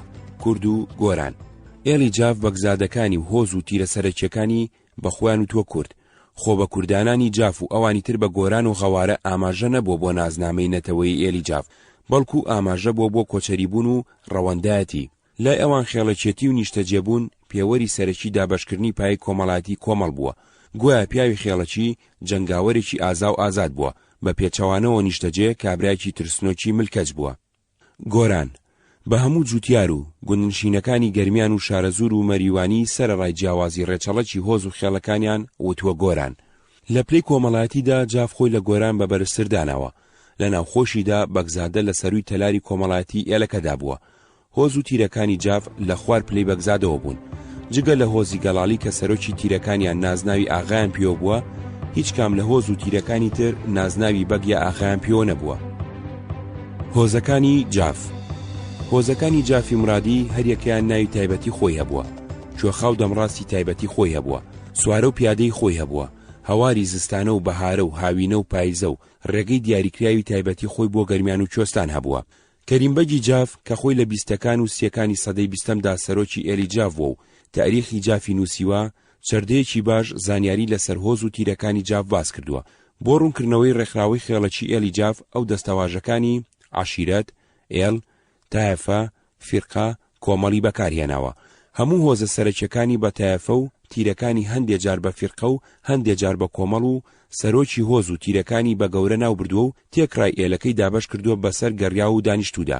دەربارەی ناوی هۆزەکانی ئێلی جافی جوانڕۆ و جافی مرادی نووسیوێتی بەیانی عەدەدی تایەفەکانی جاف لە ئێران و لە کوردستانی باباندا کە داخلی عێراقا ئەم عەشیرەتە بە عموم پیان ئەڵێن جاف و ئەم تایفانە ئیسمیان ئەمەیە. تایفەکانی جافی بابان ئیسمی فیرقا میکایەلی، شاتری، ڕۆغزادی، تەرخانی، باشکی، هارونی، سەدانی، کەماڵەیی، بەداخی، عەمەلە، عیسایی، گەڵاڵی، نەوڕۆڵی، یەزدانبەخشی، وەڵیی، نەژوێنیی، مەسۆدی، شێخ ئیسماعیلی، سۆفیوەند، تاوگۆزی، میراوڵی، پژماڵە، سمایل عوزێری، بێسەری، چوچانی، تیلەکۆ. ئەم چەند تایفە لە جافەکانی ئێران جوێ بوونەوە و هاتوونە شارەزور و خاچی بابان کە داخلی عێراقە و تایفەکانی جاف کە لە ئێران ماوەتەوە ئەمەیە کە ئەینووسم: قوبادی، باوەجانی، ئیمامی، یەناخی، قادر میروەیسی، تایشەیی، کۆیک، نێرژێ، دەروێشی، وەڵەدبەجی، دەلەژێری، کۆکۆیی، زەردوویی، عەلی ئاغایی، پەپڵی، تاوگۆزی، دووڕوویی، کوێرەکی. چەند تێبینیەک. یەکەم، ناوی ئەم هۆزانە یەک جۆر نین، ئەگەرچی هەندێکیان خۆیان لێکدانەوەی جۆراوجۆری بۆکەن، بەڵام قسەکان هیچ بنەمایەکی زانستی زمانەوانی مێژووی بە جێو باوەڕپێکراویان نییە. هیچ بەڵگەیەکی مێژووی نووسراو لەبەردەستدا نییە کە ئەو ناوانە لە چێوە داکەوتون. ئاخۆ ناوەکان هی باپیرە گەورەیانە یا هی یەکەم گەورەی دەسەڵاتداریان بوو بێ کە ڕەنگە باپیرەیان نەبوو بێ بەڵام کۆی کردوونەتەوە هی شوێن یا هی پیشەکەیان بووە. بەڕەواڵەت ئەشێ ناوەکان بۆ چەند خانە پۆلێم کرێن. هۆز بە ناوی کەسایەتیەوە وەکو هارون هارونی، میکایل مکایەلی، ڕۆغزاد ڕۆغزایی کەماڵەیی، بداغ بداغی ئیسمایل عوزێری شێخ ئیسماعیلی. هۆز بە ناوی شوێنەوە وەکو گۆمەیی گەڵاڵی شینچی. هۆز بە ناوی پیشەوە کافرۆشی شوانکارە عەمەلە شاتری تەرخانی.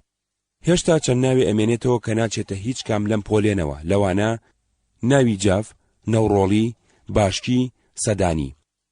شاتری شاتر شاتر بەوانەیان وتووە کە لە نێوان ناوەندی دەسەڵات و شوێنەکانی تردا پۆستیان هێناوە بردووە، بەڵام هۆزی شاتری ئەگەر لە بنەڕەتدا ئەمە پیشیان بوو بێ ئەوەندەی بەشێبوون لە جافی مرادی ئەو کاریان نەکردو و لەلایەن هیچ دەوڵەت و میراتیەکەوە ئەو کاریان پێ نەسپێراوە، بەڵکو خاوەن ئاژەڵ بوون، ئاژەڵداریان کردووە.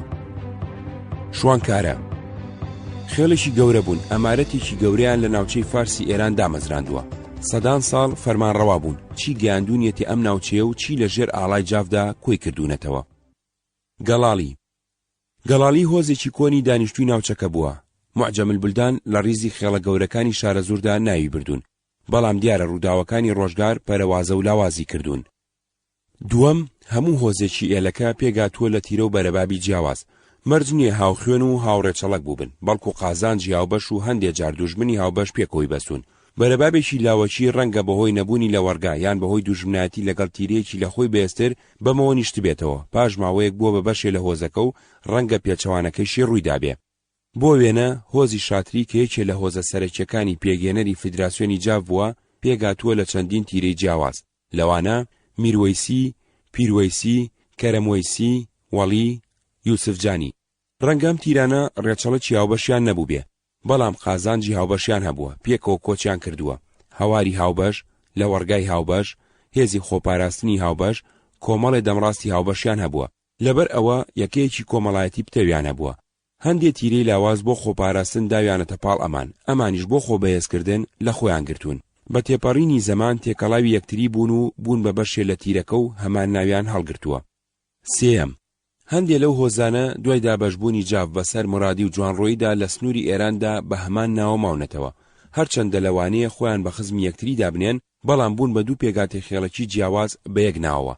جگە لە ناوی هۆزەکە لە هەردوو دی و هەندێک گوند و شوێنی هاوناوی یەکتریان ئاوا کردوێتەوە. بۆ نمونە هۆزی شێخ اسماعیلی بەشێکیان بە هەمان ناوە لە ئێرانن، بەشێکی تریان لە شارە زووری عێراقن، بوون بە دوو هۆزی جیاواز. بەڵام ئەو شێخ اسماعیلی کە ئەوانی بەناو ناو نراوە کێ بووە؟ نەخۆیان ئاگاداریکی باوەپێکراویان بەدەستەوەیە، نەمێژووی نووسراویشیی لەسەر وتووە. هەروەها هۆزەکانی تیلەکۆ زەردوویی کە لە هەردوو دیو هەبوون.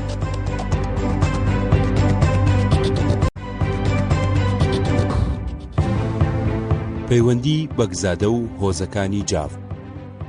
پەیوەندی نێوان بنەماڵەی بەگزادەی جاف و هۆز و خێڵەکانی و پەیوەندی نێوان سەرانی جاف و ئەندامانی ئاسایی جاف لەسەر بنچینەی هاوخوێنی نەبووە، هەروەها لەسەر بنچینەی زەویداریش نەبووە.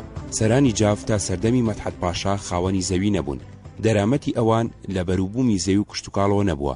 ئەندامانی هۆز و تیرەکانی جاف جوتیار نەبوون تا کار لە زەوی زەویدارەکاندا بکەن و باجی زەوی دەرەبەجی بدەن بە سەرۆکەکانیان. سەرچاوی داهاتی هەموو ئێلی جاف بە بەگزادە و خێڵەکی ئاساییەوە ئاژەڵداری بووە.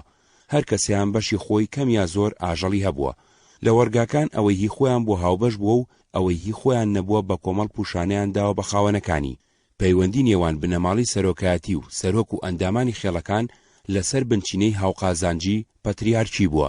تەنزیماتی عوسمانی کە بۆ چاکسازی لە بەڕێوەبردنی کاروباری دەوڵەتدا دانرا بوو، درەنگ گەیشتە ناوچە دوورەکانی پایتەخت. یەکێ لەو ناوچانە کوردستان بوو. میرایەتیە کوردیەکان ئیتر لە کوردستان کۆتاییان هاتبوو. دەسەڵاتی فەرمانڕەوایی لە دەستکار بەدەستانی تورکدا بوو. تورک نەیتوانی بوو ئەو بۆشاییە کارجێڕی دارایی سیاسی میرایەتیەکان بەجیان هێشت بوو پڕ بکاتەوە. سەرداری ئەکرەم عومەر پاشا دوای ئەوەی بوو بە والی عێراق سەردانی سلێمانی کرد و سەرانی هەندێک لە خێڵە گەورەکانی بینی. هەندێک لە سەرانی خێڵی هەمەوەندی لە سێدارەدا و سەرانی جاف بە تایبەتی محەممەد بەگ دواتر حەمە پاشای کوڕی کەیخەسرە و بەجی بینی. نەیتوانی لەگەڵیان پێک بێ لەسەر نیشتەجێکردن و لەسەر سەربازگیری و لەسەر باجگیری. عومەر پاشا زۆر نەمایەوە و لێخرا و والیەکی تری لە جێدانرا. ئێلی جاف لە ڕووی ژمارەوە گەورەترین ئێلی ناوچەکە بووە. لە ڕووی مەڵبەندی ژیانەوە ڕووبەرێکی فراوانی لەژێر دەستدا بوو. بۆیە والیەکانی عوسمانی لە هەوڵی بەردەوامدا بوون بۆ ڕاکێشانی ئەم ئێلە بەلای خۆیاندا. پشتماڵە یەکێ لە کۆڵەکە سەرەکیەکانی دەسەڵاتی بنەماڵەی بەگزادە پشتماڵە بووە. ماڵی سەرۆکەکانی ئێل کەنەوەی زایربەک بوون لە دەواردا ژیاون، بەڵام دەوارەکەیان هەمیشە لە هەموو دەوارەکانی تری ئێلەکە ڕازاوەتر و گەورەتر بووە. بۆ ئەوەی لە ناو هەموو ڕەشماڵەکاندا دیار بێ و بناسرێتەوە بە ماڵە گەورە ناوبراوە. ماڵە گەورە لە دیوی ناوە بە چیخ و قاڵی نایابدا بەش کراوە. چەند بەشێکی بۆ ژیانی تایبەتی خێزانی سەر ئێل، ژنەکانی و کوڕ و کچەکانی. بەشەکانی تری ماڵەکە شوێنی دانیشتن و کۆبوونەوەی ڕیشچەرم و دەمڕاست و سەرۆک ڕئیسی هۆز و تیرەکان بووە. شوێنی گفتوگۆ و بڕیاردان بووە لە هەموو ئەو پرسانەی پەیوەندیان بە ژیانی ڕۆژانەی ئێلەکە و کێشەکانی و ڕێگەی خێڵە و خوار و خێڵە و ژوور و پەیوەندیەکانی لەگەڵ خێڵەکانی دراوسێ و کاربەدەستانی حکوومەتی ناوچەیی و ناوەندی و کۆکردنەوەی بەرکەوتی سەرۆکایەتی ئێل لە داهاتی ئەندامانی هۆز و تیرەکانی جاف. ئەوەی ماڵە گەورەی پاراستووە و دەسەڵاتەکەی بەسەر تەواوی ئێلەکەدا سەپاندووە پشتماڵە بووە. ئەم نەریتە لە سەردەمی زایربەگەوە پەیڕەوی کراوە. سەرۆکی ئێل لە هەر هۆز و تیرێکی جاف دەتابیس خێزانی هەڵبژاردووە کە بە شێوەیەکی هەمیشەیی هاوسەفەری ماڵە گەورە بن. ژمارەیان گەیشتۆتە 500 بۆ 600 ماڵ. ئەوانەی هەڵی بژاردوون پیاوەکانیان کەسانی چالاک و جەربەزە بوون. لە ناو کۆمەڵەکانی خۆیاندا بە ئازایەتی و چاونەترسی ناسراو بوون. دابینکردنی ژیانی خێزانەکانی پژماڵە و دابینکردنی چەک و تفاقی جەنجی و ئەسپی سواری لە ئەستۆی سەر ئێلدا بووە، وەکو هێزێکی تایبەتی و ئامادە لە بەردەستی سەرۆکی ئێلدا بوون.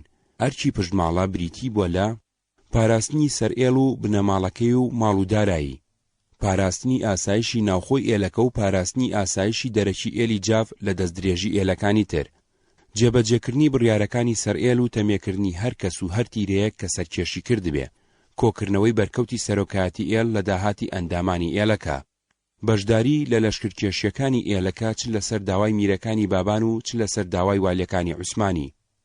قادربەجی کوڕی زایربەگ وەچەی لێ نەکەوتۆتەوە. سلێمانبەجی کوڕی زایربەگ دوو کوڕی لێ کەوتۆتەوە، کەیخەسرەوبەگ و قادربەگ. سلێمانبەجی باوک قادربەجی کوڕی بەناوی مامیەوە ناوناوە. ڕیچ لە هەواری سەرۆکی ئێلی جافدا. کەیخەسرەوبەجی کوڕی سلێمانبەجی کوڕی زایربەگ هاوزەمانی مەحموود پاشای بابان بووە. لە ڕۆژانی سەردانی ڕیچدا بۆ کوردستان 1820 زاینی بۆ بەخێرهێنانی ڕیچ لە سلێمانی بووە و هەر لەوێ ڕیچ و هاوسەرەکەی بانگێش کردووە لە هەوارگەکانی جافدا میوانداریان بکە. ڕیچ لە ڕۆژی 20 ئابی 1820دا سەردانی کردووە. بەم جۆرە باسی پێشوازەکەی گێڕاوەتەوە. ئەوەندەی نەبەر تووشی چوار لە سەرکردەکانی بەگ بووین. هەمویان قۆز و سوارچاک بوون. پەڕی شینە شاهۆیان بە سەر و پێچەکانیانەوە کردبوو، فەرشیشیان بەژێر ئەسپەکانیانەوە دادووری بوو، کۆڵنگەی زەردیان پێدا شۆڕ بووبوونەوە. لە 9:30 گەیشتینە هەوارەکەی کەیخەسرەوبەک کە 2 میلێک لە خوارزەریاچەکەوە بوو. پێشەوەش بگەینە هەوارەکەی، بەک خۆی بە سواری ئەسپە جوانەکەیەوە بە پیرمانەوە هاتبوو. بەڕاستی جوانترین ئەسپێک بوو کە چەند ساڵێکی زۆر دەبوو ئەسپی وام نەدیبوو. هەر سێ کوڕەکەی و محەممەد بەجی برازای و قادر بەجی سەرۆکی پێشووی جافیشی لەگەڵ بوون. کەیخەسرەوبەک دڵی لەو کاتە خۆشتر بوو کە لە سلێمانی دیبووم. جلوبەرگێکی پۆشتەشی لەبەردا بوو، پاڵتۆیەکی ئەستەمۆڵی بەسەردا کردبوو، قۆپچەکانی زێر بوون، ئەوەندەی تر شەنگ و شۆخی کردبوو. کوڕە گەورەکەشی کە لاوێکی یەکجار جوان و شۆخ بوو، جلێکی وەک ئەوەی باوکی بەسەر کراسێکی نایەبدا لەبەر کردبوو، ئاوریشمی ئەوروپایی ڕێڕێ بوو، بەزی و چێنرا بوو. دەستێکی سوارەی جافیش بە سەر و سیمای جوانیانەوە لە تەک بەکدا بوون. ئیتر تا گەیشتنە هەوارەکە لاوەکان جریدبازیان دەکرد و بارەی خۆیان دەنواند. ڕیچ 108. وەلی دێوانە هاوزەمانی کەیخەسرەوبەک بووە. وەلی لەو شعرەدا کە بۆ ئەوی نووسیوە و داوای کۆمەکی لێکردووە بەدەنجەوە بچێشەمی بۆ بخوازێ، لە خوێندنەوەی شعرەکەدا دەسەڵات و دەبدەبەی دەستگای سەرۆکایەتی کەیخەسرەوبەک دەرەکەوێ. خوسرە و خەیاڵێ، ئای پێی خان خاسێ، خوسرە و خەیاڵێ، ساحێب سپاوسان دارا ئیقباڵێ، موهەیە نەگەنج خەزێنە و لاڵێ. دیوانی وەلی دێوانە. کەیخسرەوبەک 1244 کۆچی 5 کوڕی لە پاش بەجێ ماوە. سلێمان بەگ، قادر بەگ، عەبدوڵڵا بەگ، محەممەد بەگ، عەبدوڕەحمان بەگ. سلێمان بەگ جێگەی باوکی گرتوتەوە. عەبدوڵڵا بەگ 1245 کۆچی لە شەڕێکدا لە گردەگڕوێ نزیک شاری سلێمانی لە ریزی هێزی باباندا دژی هێزی ئەردەڵان بە گەنجی کوژراوە. قادر بەگ چووە بە دەنگ هەندێک لە تیرەکانی جافەوە کە کەوتبوونە بەر هێرشی هێزی ئێرانی. لەو ئاڵۆزێدا ئەویش بەرگ و لەیوێڵ کەوتووە کوژراوە. 1248 کۆچی. مەولەوی مەرسیەی بۆ نووسیوە، دیوانی مەولەوی. سلێمان بەگ کە سەرۆکایەتی ئێڵەکەی لە ئەسۆدا بووە دوای کوژرانی قادربەجی برای بە ماوەیەکی کورت ئەویش مردووە. 1248 کۆچی. لەو کاتەدا محەممەد بەگ دواتر حەمە پاشای برایان تەمەنی 16 ساڵ بووە. هەندێک لە خزمەکانی لە بەرەبابێکی تری بەگزادەی جاف کە خاڵوانی ئەحمەد پاشای بابان بوون چاویان بڕیوەتە جێگەکەی. بە یارمەتی پاشای بابان ویستویانە سەرۆکایەتی جاف لە دەست بنەماڵەی کەیخەسرەوبەک دەربهێنن خۆیان سەرۆکایەتی ئێلەکە بگرنە دەست. کەریم بەگ 155. محەممەد بەگ و دەست و پەیوەندەکانی کۆچیان کردووە بۆ ناوچەی سنە، بەڵام والی ئەردەڵان بەدەنجیانەوە نەچووە. بە ناچاری گەڕاونەتەوە بۆ نزیک بەغداد. والی بەغداد ناوچەی قزرابات شاری سەعدی ئێستەی بۆ تەرخان کردوون. دوای 3 ساڵ لەگەڵ پاشای بابان ئاش بوونەتەوە و گەڕاونەتەوە ناوچەکەی خۆیان. پێ ئەچێ لەو کاتەوە ئیتر پەیوەندی ڕاستەوخۆ لە نێوان سەرانی ئێلی جاف و والیەکانی بەغدادا دروست بوو بێ. مردنی کەیخەسرەوبەگ و دانانی سلێمان بەگ لە جێگەی باوکی، دیسان مردنی ئەو دانیشتنی محەممەد بەجی برای لە جێگەی ئەو هاوزەمان بووە لەگەڵ کێشە ناوخۆیە خوێناوەکانی پاشاکانی بابان، مەحموود پاشا، ئەحمەد پاشا، عەبدوڵڵا پاشا و ڕاکێشانی دەستی ئێران و عوسمانی چەند جارێ بۆ ناو قەڵەمڕەوی بابان و هاوزەمان بووە لەگەڵ 2 ساڵەکانی تەمەنی میرایەتی بابان. سەرانی ئێلی جاف لەم کەین و بینەی نێوان میرەکانی باباندا خۆیان دوور ڕاگرتووە. بەشی دووەم. شێوەی ژیانی جاف. جاف وەکو ئێلە ڕەوەندەکانی تری کورد دوای لە وەڕاندنی ئاژەڵەکانیان کەوتون. کابرای کۆچەر هەلومەرجی ژیانی خۆی بەپێی هەلومەرجی پێویستی ژیان و بەخێوکردنی ئاژەڵەکەی ڕێخستووە. لە بەهاردا کە لە گەرمیانەوە بەڕێکەوتووە بە دوای لەوەڕەوە بووە بۆ ئاژەڵەکەی. لە هەواری ئێستا کە جیا بەرەو تەواوبوون چووە، گوێزاوێتیەوە بۆ هەواری داهاتوو. بەم جۆرە لە جوڵاندا بووە، لە گەڕانەوەشدا هەمان شتی کردووە. لە هەوارێکەوە گواستوێتیەوە بۆ هەوارێکی تر، نەک لەبەر ئەوەی کەشی ئەوێ بۆ گوزەرانی خۆی و خێزانەکەی خۆشتر و لەبارتر بووە، بەڵکو لەبەر ئەوەی بۆ مێگەلەکەی باشتر بووە. پیاوی کۆچەر لە باتی ئەوەی ئاژەڵەکەی بۆ خزمەتی خۆی بەکاربێنێ، خۆی لە خزمەتی ئاژەڵەکەیدا بووە.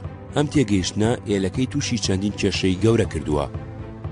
ماڵی کۆچەر خێر لە شوێنێکدا جێگیر نەبووە، وەکو لادیی گوندنشین لە خانوودا نەژیاوە، نەبەسراوەتەوە بە گوندەوە، نەبەسراوەتەوە بە ڕەز و باخ و کشت و کاڵەوە، دیلی سنووری دێنەبووە، لە ڕەشماڵدا ژیاوە بە ئاسانی جێگۆڕکەی کردووە. هەر کاتویستێتی ڕەشماڵەکەی پێچاوەتەوە، ڕان و ڕەوەکەی داوەتە پێش خۆی و ڕۆشتووە. شارەزای ڕێگەوبان، چیا و چەم، ناوچەی جیاواز، تیرە و تایەفەی جیاواز بووە. کۆچەر بە پێچەوانەی گوندنشینەوە هەلی زۆرتری هەبوو بۆ جیابوونەوە و یاخی بوون. ڕەشماڵ لە باتی چادری ئێستا بەکارهێنراوە، پێگاتووە لە چەند تەختەیەکی چنرا و لە مووی ڕێسراوی بزنی ڕەش. بانی هەر تەختەیەکی نزیکەی 9 مەتر و درێژی چەند مەترێ بووە. چەند تەختەیەک بە بەن و سوژن بە یەکەوە دووراوە و دێرەگێ لە ناوەڕاستیدا لەسەر چەند ئەستونێ بە بەرزی 2 مەتر هەڵدراوە.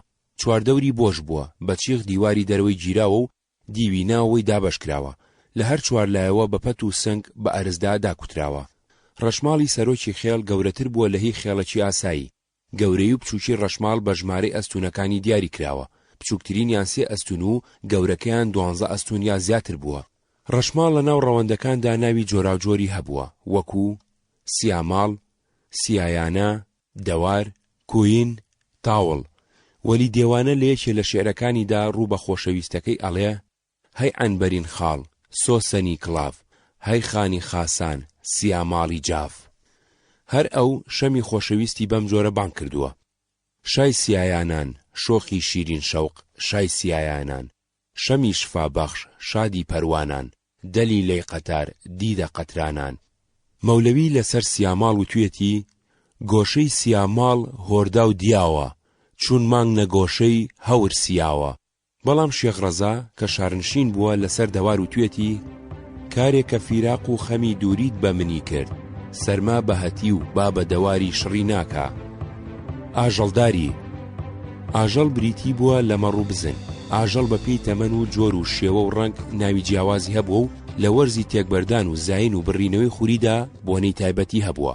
وڵاغ بریتی بووە لە گاو، مانگا و کەر و ئێستر، ئەویش بە پێی تەمەن و جۆر و شێوە و ڕەنگ ناوی جیاوازی هەبووە. ئەسپ و ماین ئەویش بە پێی تەمەن و جۆر و شێوە و ڕەنگ ناوی جیاوازی هەبووە. زمانی ئاژەڵداری لە ناو جافدا زمانێکی دەوڵەمەند بووە. جاف جگە لە ئاژەڵ چەندین گیانداری تری ڕاگرتووە. گا بۆ گواستنەوەی بار لە هەوارێکەوە بۆ هەوارێکی تر، ئەسب بۆ سواری و ڕمبازیان و هاتوچۆ، پەلەوەر بۆ هێلکە و خواردن، ساگ بۆ پاراستنی ڕان لە گورگ و بۆ پاسی ماڵ لە دەست، تانجی بۆ ڕاوی مەل بە تایبەتی پۆڕ و کەروێشک و ئاسک، توولە بۆ ڕاوی بەراز. سەگ ئەگەرچی بە گڵاو دانراوە بە ڕۆژ شوان لەگەڵ ڕانەکەی بردوێتی بۆ لە وەرگا و شەو لەگەڵ ڕانەکە هاتۆتەوە بۆ نزیکی ڕەشماڵی خاوەنەکەی. دوژمنی گەورەی ئاژەڵ گورگ بووە. گورگ ئەگەر کەوتبێتە ناوڕانەوە بە خواردنیا بە کوشتنی تەنیا مەڕێدا نەکەوتووە، بەڵکو چەندی فریا کەوتبێ ملیمەڕەکانی شکاندووە و کوشتونی. سەگ بۆیە ڕاگیراوە ڕانەکەی لە گورگ پاراستووە و ئەگەر توانی بێتی گورگەکەی ڕاوناوە یا پەلاماری داوە بێخنچێنێ. زۆر جاریشی چیان ئەوی تری کوشتووە یا هەردووچیان بە سەختی بریندار بوون. دەگەڵ ئەوەی سەگ ئەم کارە گرنگەی پێ ئەنجام دراوە، هەر بە گڵاو دانراوە. هەرچەند دەمی بەردەفرێ یا شتێک کەوتبێ بە گڵاویان لە قەڵەم داوە، بۆ ئەوەی گڵاوی دەربکەن بە قوڕی سوور بیسمیلیان کردووە. سەجی نێر پێی وتراوە گۆڵ و ئەگەر بە تەمەن بوو بێ گەماڵ و سەجی مێ دێڵ و بەچکەکانی تووتەڵە. هەموو ڕۆژکەنانیان بۆ خواردنی خۆیان برژاندووە، بۆ خۆراکی سەگ جەتکەیان برژاندووە. ئەم گیاندارانە بە جۆرێ تێکەڵاوی ژیانی خەڵک بوون لە سەدان پەندی پێشینان و لە دەیان چیرۆکی فۆلکلۆریدا بوونەتە بابەتی سەرەکی و بوونەتە بەشێ لە فەرهەنگی زمان. بۆ نمونە، بۆ جیاکردنەوەی دەنجی گیاندارێ لە گیاندارێکی تر بۆ هەر دەنگە ناوێکی تایبەتی لێنراوە. وتویانە: مەڕ ئەباڕێنێ، بزن ئەقاڕێنێ، گا ئەبۆڕێنێ، ئەسب ئەحیلێنێ، کەر ئەزەڕێ، سەگ ئەوەڕێ، گورگ ئەلوورێنێ، ڕێوی ئەواقێنێ، پشیلە ئەمیاوێنێ، کەڵەشێر ئەقوقێنێ، مر ئەگارێنێ، چۆلەکە ئەجریوێنێ، هەڵۆ ئەچریکێنێ.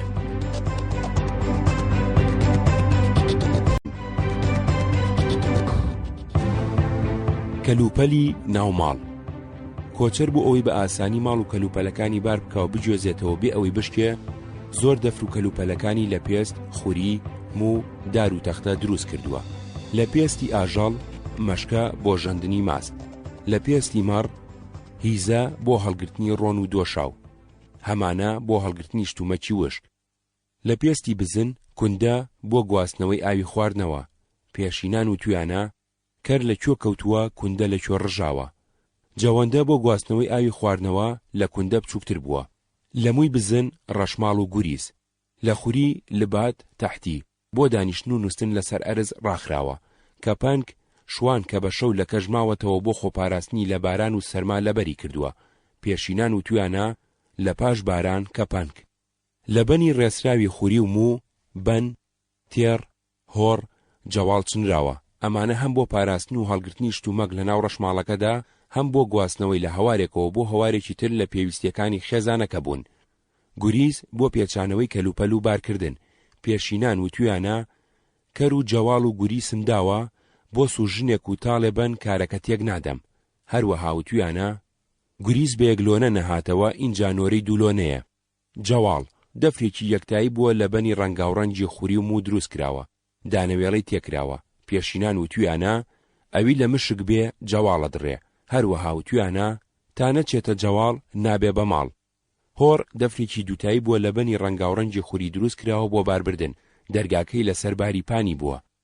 تێر دەفرێکی دووتایی بووە لە بەنی ڕەنگاوڕەنگی خوری دروست کراوە بۆ باربردن، جیاوازی لەگەڵ هۆڕ دەرگاکەی ئەم لەسەر باری درێژی بووە. جاف بۆ گواستنەوەی ڕەشماڵ و کەلوپەلەکانی بە زۆری گای بەکارهێناوە. لە کاتی ڕۆیشتندا بۆ پاراستنی مناڵی بچووک کاری کۆرپە و بەرخی ساوا خراونەتە ناو تای تێڕەوە. خۆرج جۆرێک بووە لە تێر. خۆراک خواردنی جاف بە زۆری نان و بەرهەمی شیری ئاژەڵ بووە. نان ڕۆژانە کراوە، نانکردن ئیشی ژنی ماڵ بووە. ئار بە بێژنگ بێژراوەتەوە، کەپەکی لێ جیاکراوەتەوە، کەپەک بۆ خواردن دانراوە بۆ ئەسپ و گاومانگا. ئاردەکەی لە تەشدا لەگەڵ ئاو شێرراوە بۆ ئەوەی هەڵبێ. ئەگەر ئاردەکەی بێپێز بوو بێ هەویرترشی تێکراوە. دوای شێلانی ماوەیەک هێڵراوەتەوە ئەو ساپڕ بە مەش گونچی لێ بڕاوە. بە دەست و تیرۆک لەسەر پنا دەرخۆنە بە تەنچی پانکراوەتەوە. بۆ برژاندن دراوە بەسەر ساجی داغدا. نان لەسەر ساج برژێنراوە. لە شیری ئاژەڵ چەند جۆر خۆراک بەرهەم هێنراوە. پس مێ لە دوای زانی ڕۆژی 3 جار دۆشراوە. بەیانی و نیوەڕۆ ئێوارە شیرەکەی لە مەنجاڵ قازاندا کۆکراوەتەوە، کراوە بە ماست. ماست شیر بە شەو تا پلەیەکی دیاریکراو کوڵێنراوە، هەوێنی تێکراوە، سەری داپۆشراوە. بۆ بەیانی مەیوە بووە بە ماست. ماست دوای ئەوەی ئاوی تێکراوە ڕۆژانە بە مەشکە ژەندویانە، کەرە و دوی لێ جیاکراوەتەوە. دۆ چەوری تێدا نەماوە، بەنانەوە خوراوەتەوە بۆ ئەوەی تامی خۆش بێ فەریکە قەزوانی تێکراوە. دۆ کوڵیو دۆ یا ماست تێکەڵاو کراوە لەگەڵ برنج یا ساوەری کوڵاو پێکەوە لەسەر ئاگەر کوڵێنراون. بۆ خۆشکردنی تامەکەی هەندێک جار گۆشت یا جای چێوی تێکراوە.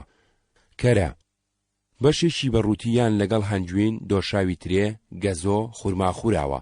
بەشەکەی تری لەسەر ئاگر قاڵ کراوە بۆتە ڕۆنەزەنگ و لە هیزەدا هەڵگیراوە. ڕۆن هەندێکی بۆ لێنانی چێشت و هەندێکی بۆ فرۆشتن دانراوە. شیرێش دۆی خەسکراوە. کەشک دۆ لەسەر ئاگر کوڵێنراوە تا خەز بۆتەوە، ئەو ساکراوە بە سەلەک لەبەر هەتاو هەڵخراوە تا وشک بۆتەوە. دوێنە دۆ بڕوێژ تێکەڵاو کراوە، لەسەر ئاگر کوڵێنراوە تا خەز بۆتەوە، کراوە بە سەلەک لەبەر هەتاو هەڵخراوە تا وشک بۆتەوە.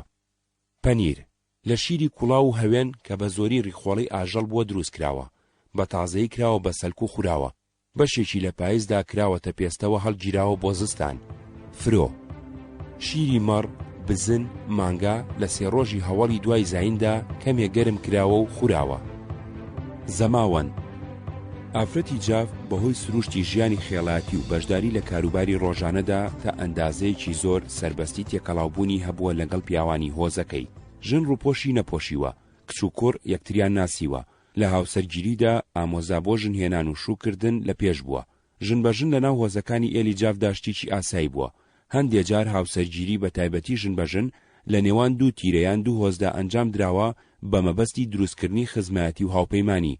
ژن هەڵگرتن و ڕەدووکەوتنی پیا و ڕووداوێکی دەگمەن بووە. ئەگەر ڕوویدا بێ مای سەرشۆڕی و ڕیسوایی هەردوو خێزان بووە. ئەگەر دەستیان پیان گەیشت بێ بە کوشتن شۆردویانەتەوە. بنەماڵی بەگزادە کچیان نەداوە بە غەیری بەگزادە، بەڵام ژنیان لە غەیری بەگزادە هێناوە. خێزان ژنی بۆ کوڕەکەی هەڵبژاردووە. سەرەتا ژنان چوون بۆ خوازبێنی. ئەگەر کە سوکاری کچ ڕازی بووبن، ئینجا پیاوان چوون بۆ خوازبێنی. ئەگەر ڕازی بووبن، شەکراویان خواردوتەوە و شیرینیان دابەش کردووە بەسەر دۆست و ناسیاوەکانیاندا. دوای مارەکردنی زەماوەندی گوێزانەوەیان جێڕاوە. هەردوو ماڵی هەردوو زاوە، خزم و دۆست و ناسیاوەکانیان بان کردووە بۆ بەشداری لە ئاهەنگی گوێزانەوەدا. دەهۆڵ و زوڕنا لێدراوە، هەڵپەرچێ کراوە. کچ و کۆڕ، ژن و پیاو بەجیا و بە ڕەشبەڵەک بەشداری هەڵپەرچێ بوون. هۆرە گۆرانی تایبەتی ئێلی جاف بووە. دەمە و ئێوارە سوارەکانی هەردوو لا خۆیان ئامادە کردووە. بووک سوار کراوە و تارای بەسەردا دراوە. تیپی سوارە بووکیان بە سواری لەگەڵ خۆیان بردووە.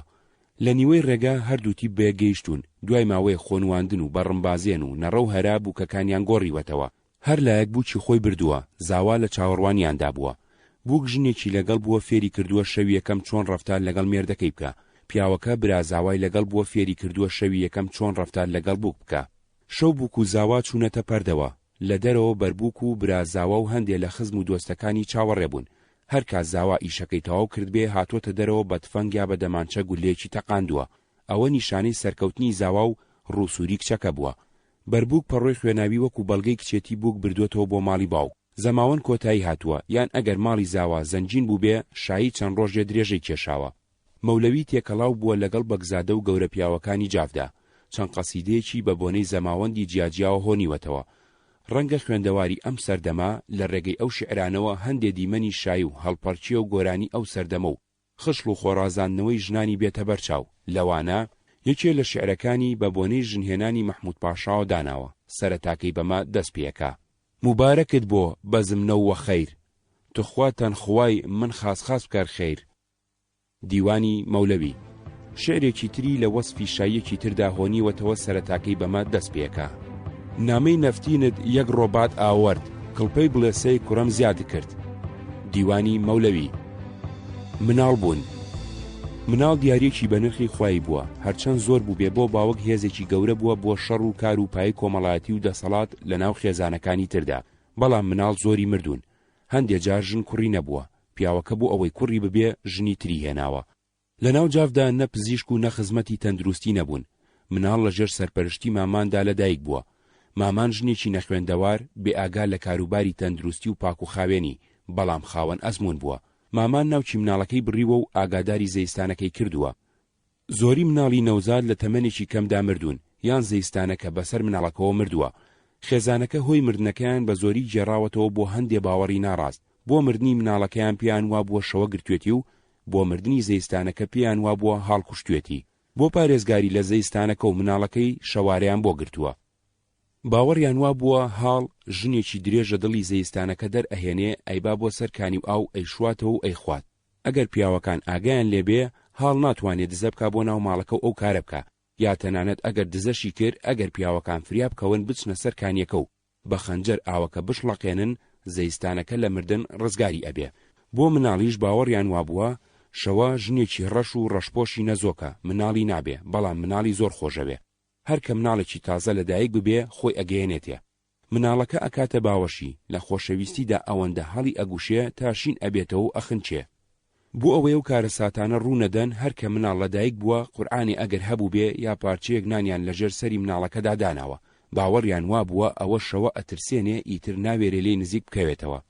هەر بۆ پارێزگاری لە مناڵەکە و زەیستانەکە تا هەفتەیەک شەوانە ماڵەکەیان بە قەڵەباڵغی ژن و پیا و خزم و دۆستی خێزانەکە لە ماڵەکە داماونەتەوە بۆ ئەوەی نەهاڵ و نەشەوە نەوێرن توخنی ماڵەکە بکەون. لەگەڵ ئەمانەشدا زەیستان هەر مردووە و مناڵ مردووە، چونکە هۆی تەندروستی هەبووە بۆ مردنیان نەک هاڵ و شەوە. ناونانی مناڵ.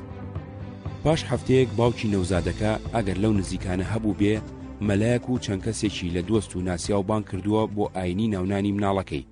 دوای ناخواردنی نانی ئێوارە مەلاکە بە ئامادەبوونی میوانەکانی بانجی ئیسلامی بەگوێی مناڵەکەدا داوە.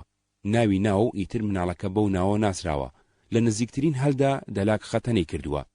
ئەوەی جێگەی تێبینیە لە ناو جافدا ناوی حەما کە کورتکراوەی ناوی محەممەدی پێغەمبەری ئیسلامە و وەیس کە ناوی پیاوچاکێکی ئەفسانەیە بۆ فەڕ و پیرۆزی لەگەڵ زۆر ناودالێک دراوە بۆتە ناوێکی دوانە. حەمە خراوەتە پێش ناوەکە وەکو حەمە کەریم، حەمە ڕەحیم، حەمە عەزیز، حەمە سەعید، حەمە ڕەشید. وەیس خراوەتە دوای ناوەکە وەکو حەمە وەیس، باوەیس، شاوەیس، عەلیوەیس، مورادوەیس، میروەیس، پیروەیس، ئاغاوەیس. تەنانەت هەندێ لەم ناوانە بۆتە ناوی بەرەباب و تیرەکانیان. سەرڕای ناوی ڕاستەقینەی خۆیان و نازناوی هۆز یا تیرەکەیان چەند جۆرێ ناو و ناتۆرە خراوەتە پاڵ هەندێ لەم ناوانە. جۆرێکیان لەبەر نازداری و خۆشەویستی کەسەکە بووە، جۆرێکی تریان لەبەر لاساری و بەدڕەفتاری بە قسەی خۆیان لەبەر بێفەڕی ناتۆرەیان داوەتە پاڵی، جۆرێکی تریان لەبەر کەم ئەندامی، شەلی، گۆجی، کوێری، لاڵی، کەچەڵی، خێلی ناتۆرەی پێوە نووسێنراوە. هەندێکی تر کە باوکی مردووە بە ناوی دایکیەوە ناوبانگی دەرکردووە. هەندێکی تریش کە چوونەتە سەر تەریقەتی قادری یا نەقشی بەپی پلەی پەیوەندیان لەگەڵ شێخەکەیاندا پێشناوی خەلیفە، سۆفی، دەروێش، دێوانە خراوەتە پێش ناوەکانیانەوە. ئەمەش پاراستونی لە ناتۆرەی خراپ. ترس و ترساندن.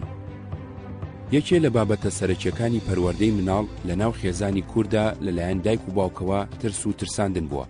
مناڵ فێرکراوە لەخوا لە قەبر و قیامەت بترسێ. لە پاڵ ئەوەدا ڕاهێنراوە لە جنۆکە و شەیتان، لە دێ و درنج، لە خێو و تاپۆ بترسێ. ڕاهێنراوە لە شەوی تاریک، لە شوێنی چۆڵ، لە قسن و گۆڕستان بترسێ. ڕاهێنراوە لە گورگ و چەقاڵ، لە مار و دووپشک، لە سەگ و پشیلە، لە مارمێلکە و مشک بترسێ. ڕاهێنراوە لە لافا و ڕەهێڵا، لە هەورە تریشقە بترسێ. ڕاهێنراوە لە کارمەند و فەرمانبەری حکوومەت، لە پۆلیس و سەرباز، لە شێخ و سەیید، لە بەگ و ئاغا، لە کۆخا و گزیر بترسێ. بەگشتی کورد سڵی لە گۆڕستان کردووە، بە تایبەتی لە شەودا سامی هەبووە نەیان وێراوە هاتوچۆی پێدا بکەن. هەل لەبەر ئەوە درەختی گۆڕستانی نەبڕیوە و داری ئەوەی بۆ سوتاندن بەکار نەهێناوە. گۆڕی پیاوچاک لای جافی کۆچەر جۆرێ لە پیرۆزی هەبووە. هەموو جار کە گەرمیان و کوێستانیان کردووە یان مەترسی شەڕ و تاڵانی کەوتبێتە سەر هۆزەکە، کەلوپەلی زیادە کە بە ئاسانی بۆیان نەگوێزرابێتەوە یان لە ڕۆیشتندا پێویستیان پێی نەبوو بێ، لە گۆڕستانێ لە تەنیش گۆڕی پیاوچاکەوە دایانناوە. بە زۆری ئەو کەلوپەلە پارێزراو بووە، کەم وا بۆ دەستی تێوە درابێ.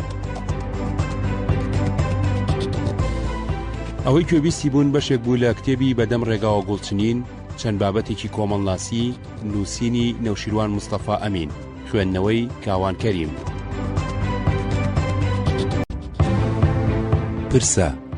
یەکێ لە نەریتەکانی جاف پرسەی مردوو بووە. ئێلی جاف بە درێژایی ڕێگەی خێڵە و ژوور و خێڵە و خوار لە هەندێک جێگە گۆڕستانی تایبەتی خۆی هەبووە کە یەکێکیان مردووە لە نزیکترینیان ناشتوانە. یەکێ لە گۆڕستانەکانیان لە گەرمیان لە گوندی سەید خەلیل و یەکێکی تریان لە شارە زوور لە سەید سادق بووە. ئاینی پرسەی بەگزادەی جاف و سەردار و سەرۆکی هۆزەکان جیاواز بووە لە هی جافی سادە. جافی سادە بە شێوەیەکی ئاسایی بەپێی ئاینی ئیسلامی بە خاک سپێرراوە و پرسەیەکی ئاسایی بۆ دانراوە. بەڵام قوڕیان بۆ سەرۆک و سەردارەکانیان پێواوە. لە بەردەم شوێنی دانانی پرسەکەدا پێخوێیە قوڕ گیراوەتەوە. هەر کەس چوو بێ بۆ بەشداری لە پرسەکەدا نەختێ قوڕیان داوە لە شانی. چەند ڕۆژی ئەم قوڕە بەجلەکانیەوە ماوەتەوە وەکو نیشانەی غەمگینی پرسەداری. کۆتەڵیان بۆ سەرۆک و سەردارەکانیان جێڕاوە. ئەسپی مردوەکەیان هێناوە جلوبەرگ و چەکوچۆڵ و کەرەستەی شەڕ و ڕاوی کابرای مردویان کردوتە بەری قەوارەیەکی دارین و بە سواری ئەسپەکەیەوە بەناو خێڵەکەدا بەدەم لاوانەوە و گریان و لە خۆدانەوە جێڕاویانە. بە درێژایی ڕۆژانی پرسە ئەم نەریتە بەردەوام بووە. مەولەوی لە یەکێ لە مەرسیەکانیدا کە بە بۆنەی کوژانی کوڕی یەکێ لە پیاوە ناسراوەکانی جافۆ دایناوە ئاماژە بۆ کۆتەڵەکەی ئەکا ئەڵێ: پەنهانەن سیمای سیمینوارەکەت، شێوەی کۆتەڵەن یادگارەکەت. پێ ئەچێ ئەم نەریتە لە ناو هەندێک شوێنی تری کوردەواریدا باو بوو بێ. سالم لە لاواندنەوەی ئاغاکی شیوەکەڵدا هەم باسی قوڕپێوانەکە هەم باسی کۆتەڵەکەیەکە. ئەڵێ: بوو بە زێبی کۆتەڵت ساتیرەکەی پادشای ڕۆم، بۆ نەبەم لەم حەسرەتە ئەنگوشتی حیرەت بۆ دەهان. دیوانی سالم. قوڕپێوان و کۆتەڵ دوو نەریتن لەگەڵ لێکدانەوەی ئیسلام بۆ ژیان و مردن ناگونجێن. ئەشێ ئەم دوو نەریتە هی پێش ئیسلام بێ لە ناو هەندێ لە خێڵاتی کووردا بە زیندوی ما بێتەوە و پارێزگاریان لێکرد بێ. کۆچەری و ڕاوڕوود. کابرایەکی ڕەمەکی جاف وەکو هەر کۆچەرێکی تری کورد دینداری لە دزی و جەردەیی جیا کردوتەوە. توانیوێتی هەم دیندار بێ بە معنای بەجێهێنانی فەریزەکانی نوێژ و ڕۆژ و حەج لە هەمان کاتدا دزی و جەردەیی و ڕاوڕوتیش بکە. کۆچەر دزی ماڵانی بە زیرەکی و جەردەیی ڕێگاوبانی بە ئازایەتی و ڕوودکردنەوەی کاروانی بە دەستکەوت زانیوە. لەناو هەندێک تیرەدا هەر کەس نەیتوانی بێ دزی و جەردەیی بکە کچیان نەداوەتێ، چونکە بە کابرایەکی دەست و پێسپی و بێدەسەڵاتیان داناوە کە لە لێقەوماندا ناتوانێ خێزانەکەی بژێنێ. کۆچەر بە هەر لایەکدا تێپەڕی بێ ئەگەر هەلێکی بۆ هەڵکەوت بێ ڕێبوارێ ڕوود بکاتەوە یا دزی لە ماڵی گوندێک بکە، کەرێ ئەسپێ مەڕێ لە تیرەیەکی تر یا لە گوندێکی سەرڕێ لەگەڵ خۆیان ببە هەلی لە دەست نەداوە. هەندێک جار پیرەکان بە شانازیەوە نەک بە شەرمەوە چیرۆکی دزی زیرەکانی خۆیان یا جەردەی ئازایانی خۆیان لە دانیشتەکانیاندا بۆ کوڕوونەوەکانیان جێڕاوەتەوە، هانیان داون ئەوانیش چاویان لێ بکەن. دەماودەم زۆر لەو چیرۆکانە ئەگەڕنەوە. یەکێ لەو کەسایەتیانەی لە ڕێگەی جێڕانەوەکانی پیرەمێرد و عەلادین سەجادیەوە ناوی چۆتە ناو ئەدەبی کوردیەوە، قسەکانی و کارەکانی بە نمونە بۆ خۆشی نووسراوەتەوە. کابرایەکی ڕۆغزایی بووە بە ناوی لالە سەرحەدەوە. ئەگەڕنەوە لالە سەرحەدی ڕۆغزایی تۆبەی کردبوو وازی لە دزی و ڕێگری هێنابوو. ڕۆژێک لەسەر گردی بێکەسە هەڵیاندا بوو، کوڕەکانیشی دەوریان لێدا بوو. ڕانێکی شارباژەڕی بەوێدا تێپەڕی. ئەویش بەرماڵی ڕاخست بوو لەسەر بەرماڵ نوێژ و تەسبیحاتیە کرد. سەیری کرد کوڕەکانی هیچیان لە شوێنی خۆیان نابزون، بەدەم تەسبیحاتەوە وتی: لا ئیلاهی هی لەرنا سپی بێنن هی ڕەژنا بۆ بەرماڵی باوکتانە. تەماشای کرد کوڕگەل هەر ناجوڵێن. اینجا چاری نەماوتی: ئەرێ بێ فەڕینە کوڕگەلگاینە من دەستی شێخگەلم گڵاو کردگە ئێوە چی؟ ئەوە ڕانی شارباژێری لە کەلەکە چوو بۆ دیوە، خۆ ئەم دیوەخانە وەتر ڕناگیرێ. عەلادین سجادی ڕشتەی مرواری. هەروەها ئەجێڕنەوە ساڵێک لا لەسەر حەدی ڕوغزایی ماڵیان لە پێوازە بێ، تەماشا ئەکا لە دوورەوە کاروانێک ڕەت ئەبێ و کورگەلیش هەرکەس لە ماڵی خۆی دانیشتووە و هیچی ناچێ بۆ ڕاوڕوت. بانگەکە ئای هەتی وەل خۆ من تەوەم کردگە ئێوە بۆ دانیشتگن. تەماشاکەن ئەو کاروانە بەخوا ڕەنگوێ کوتاڵ و وشکە و شتی خاسیان پێوێ. کورگەل لەگەڵ ئەمەیان بیست بەجارێ تاویاندایە سەر کاروان، لا لەسەر حەدیش تەسبیحەکەی بەدەستەوە بوو هەر زیکری ئەکرد و چاویشی لە کاروانەکە بوو. کورگەل گەیشتنە کاروان هەندێک قسەیان کرد، ئیتر بەبێ ئەوەی هیچ بێنن ڕازگەڕانەوە. لا لەسەر حەد هات بە پیریانەوە پرسی ئەوە چی بوو؟ بۆچی هەروا گەڕانەوە؟ وتیان بەخوا لا لە چوین ڕوتیان بکەینەوە کەچی سوێندیان خوارد، وتیان خەڵکی قەرەچێوارین و پیاوی شێخین. ئێمەش لە ترسی ئەوە نەوەک شێخ حەسەن تووشی مۆجیزەیەکمان بکە ئیتر وازمان لێهێنان.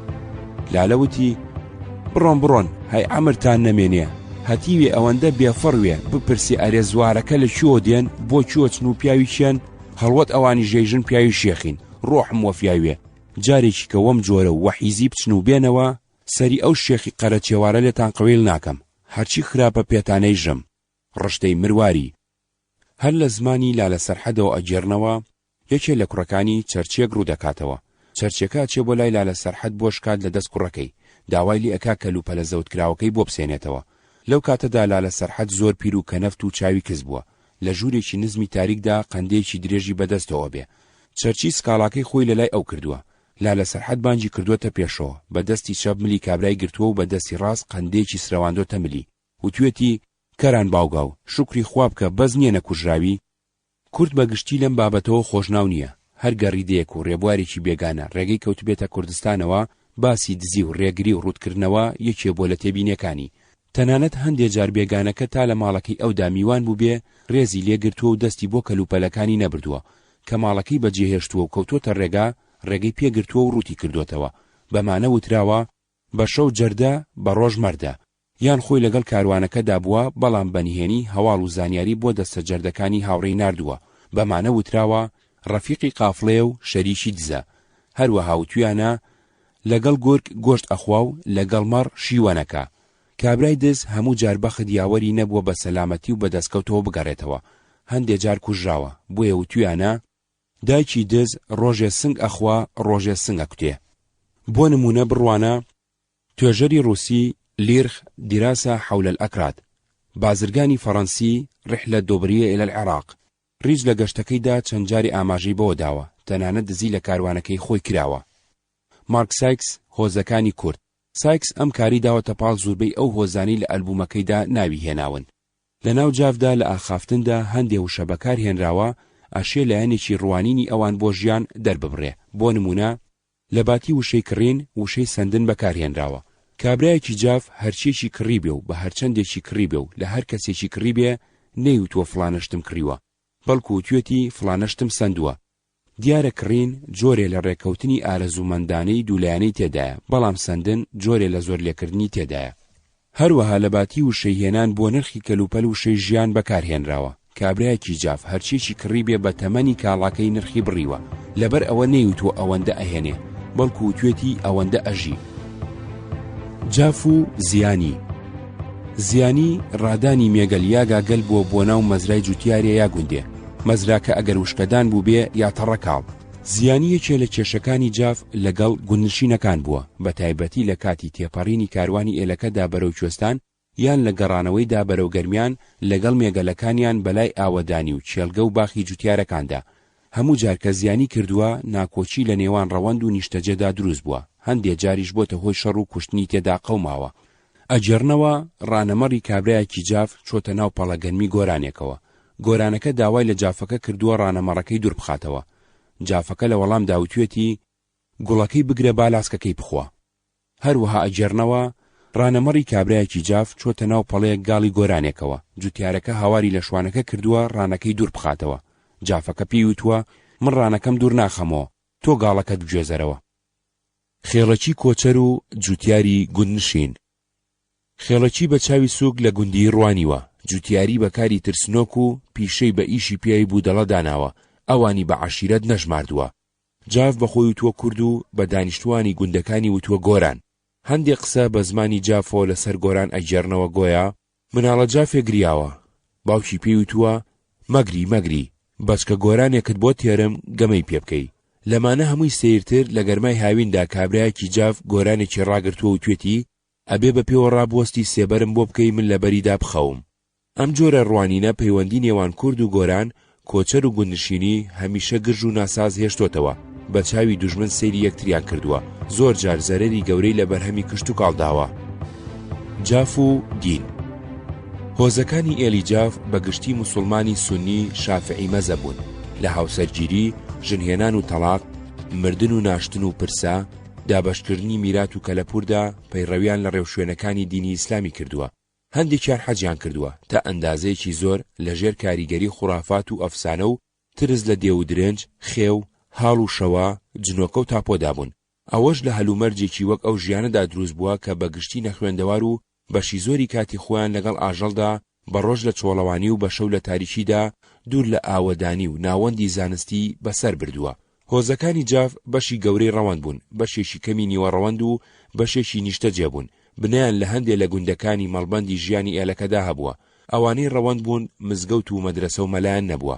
بە ڕەمەزان بۆ بەڕێوەبردنی مەراسیمی ڕەمەزان مەلایە فەقیان ڕاگرتووە پێشنوێژی بۆ کردوون، وەعزی داداون، ڕابەری تەراویحی شەوانی بۆ کردوون، بەپی تێگەیشتنی خۆی لە بیری ئیسلام ئامۆژگاری کردوون.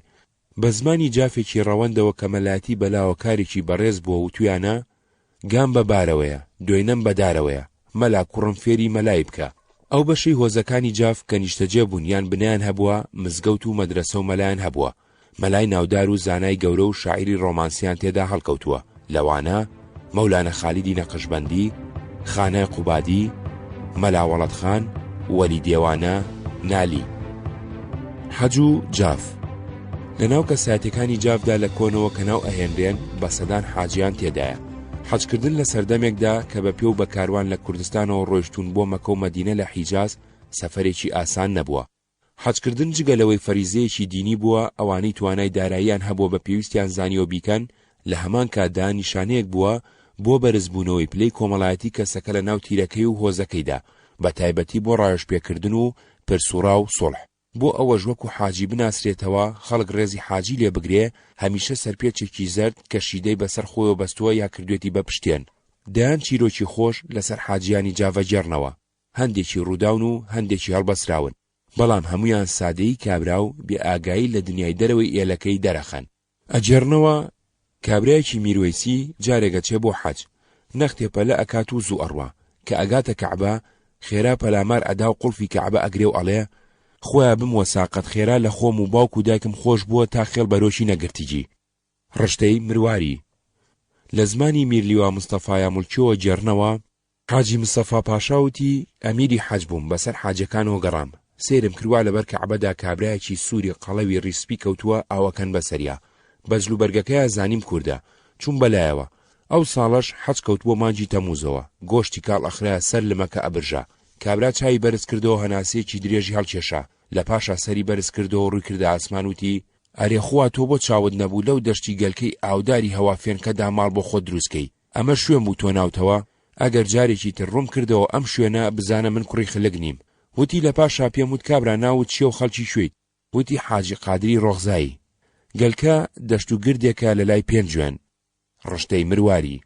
هەر لە زمانی ئەوە ئەژێڕنەوە کابرایەکی کورد ساڵێک ئەچێ بۆ حەج، لە کاتی تەوافا جامانەکەی لێدزن. حاجی مستەفا پاشا وتی وا ڕێکەوت بوو، من لە پشت ئەو کابرایەوە بووم، گوێم لێ بوو هەرەی ود بینایی چاوان، ئەم جارە هاتم بۆ خزمەتت، فەرمووت جامانەکەم بزن، ئەگەر جاریشی کە منت لێرە چاو پێکەوت بفەرموو هەرچی دەموندگانم هەست بیشکێنن بەسەریەکە. ڕشتەی مرواری. جاف و میرایەتی ئەردەڵان. هەڵوێستی یوالیەکانی ئەردەڵان و کاربەدەستانی مەریوان و جوانڕۆ لە جافی مرادی دۆستانە نەبووە، بەشێ لە هەوار و لە وەرگە هاوینەکانی جافی مرادی کەوتو بۆ ناو خاچی ئێرانەوە. ئەو سەردەما پەیوەندی ناودەوڵەتی هێشتا لە ئاستێکی دیبلۆماسی و قانونی ئەوتۆدا نەبووە، هاتوچۆی ئێلات لە نێوان ئێران و عوسمانیدا بە جۆرێ ڕێک بخات لە باتی ئەوەی کێشەی سیاسی و ناکۆچی قانونی لێ دروست ببێ، قازانجی ئابووری لێ بکرێ. ڕەنگە سەرانی ئێلی جاف و سەرانی هۆزەکانی نەیانزانی بێ ڕێککەوتنامەی ناودەوڵەتی چییە و دەرەنجامە پەیوەندیدارەکانی بەوانەوە چییە. ئەو زەمانە خێڵەکان بەگشتی دەسەڵاتی حکوومەتیان وەکو دوژمن سیر کردووە چونکە سوودێکی ئەوتویان لێ وەرنەگرتووە بە پێچەوانەوە حکوومەت هەمیشە بۆ سندنی باج و گرتنی سەرباز چۆتە سەریان.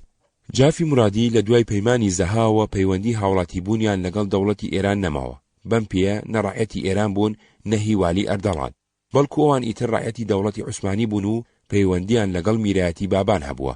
سەرانی جاف هاتوچۆی میرەکانی بابانیان کردووە لە قەلاچوالان و دواتر لە سلێمانی، باجیان بەواندا و لە لەشکرکێشیەکانی ئەواندا بەشداریان کردووە.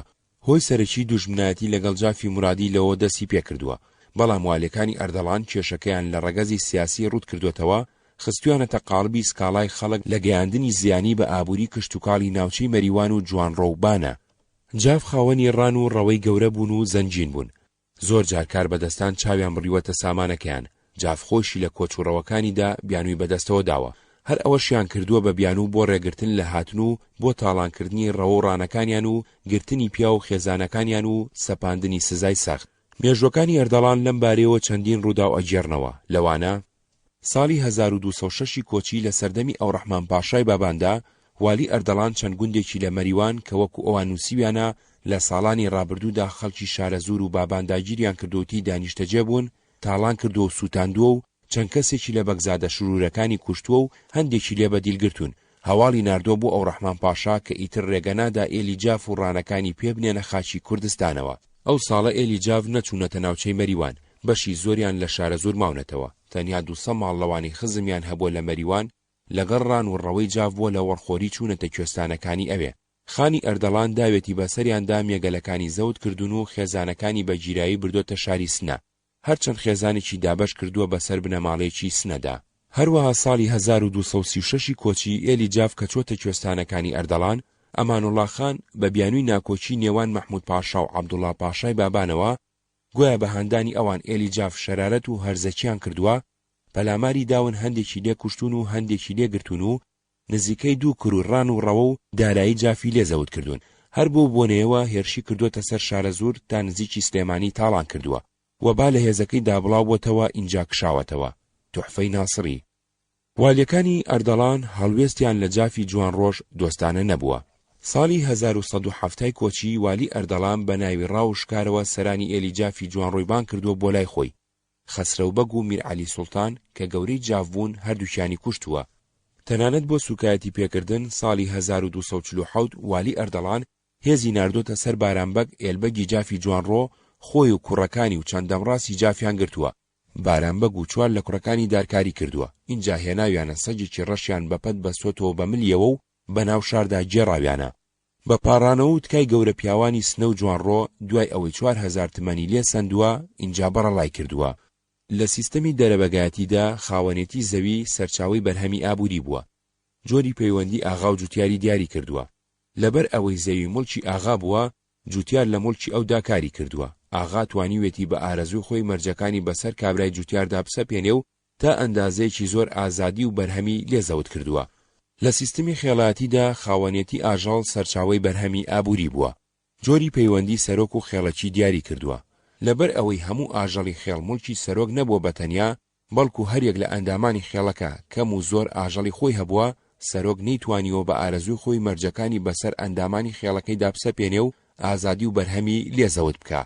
بنەماڵی دەرەبەگ بە چاوی ڕەعیەت، مسکێن، کرمانج، گۆران سەیری جوتیارەکانی کردووە، بێگاری پێکردوون، چەوساندونیەتیەوە، بە زۆر گوێڕایاڵی و ملکەچی بەسەردا سەپاندون.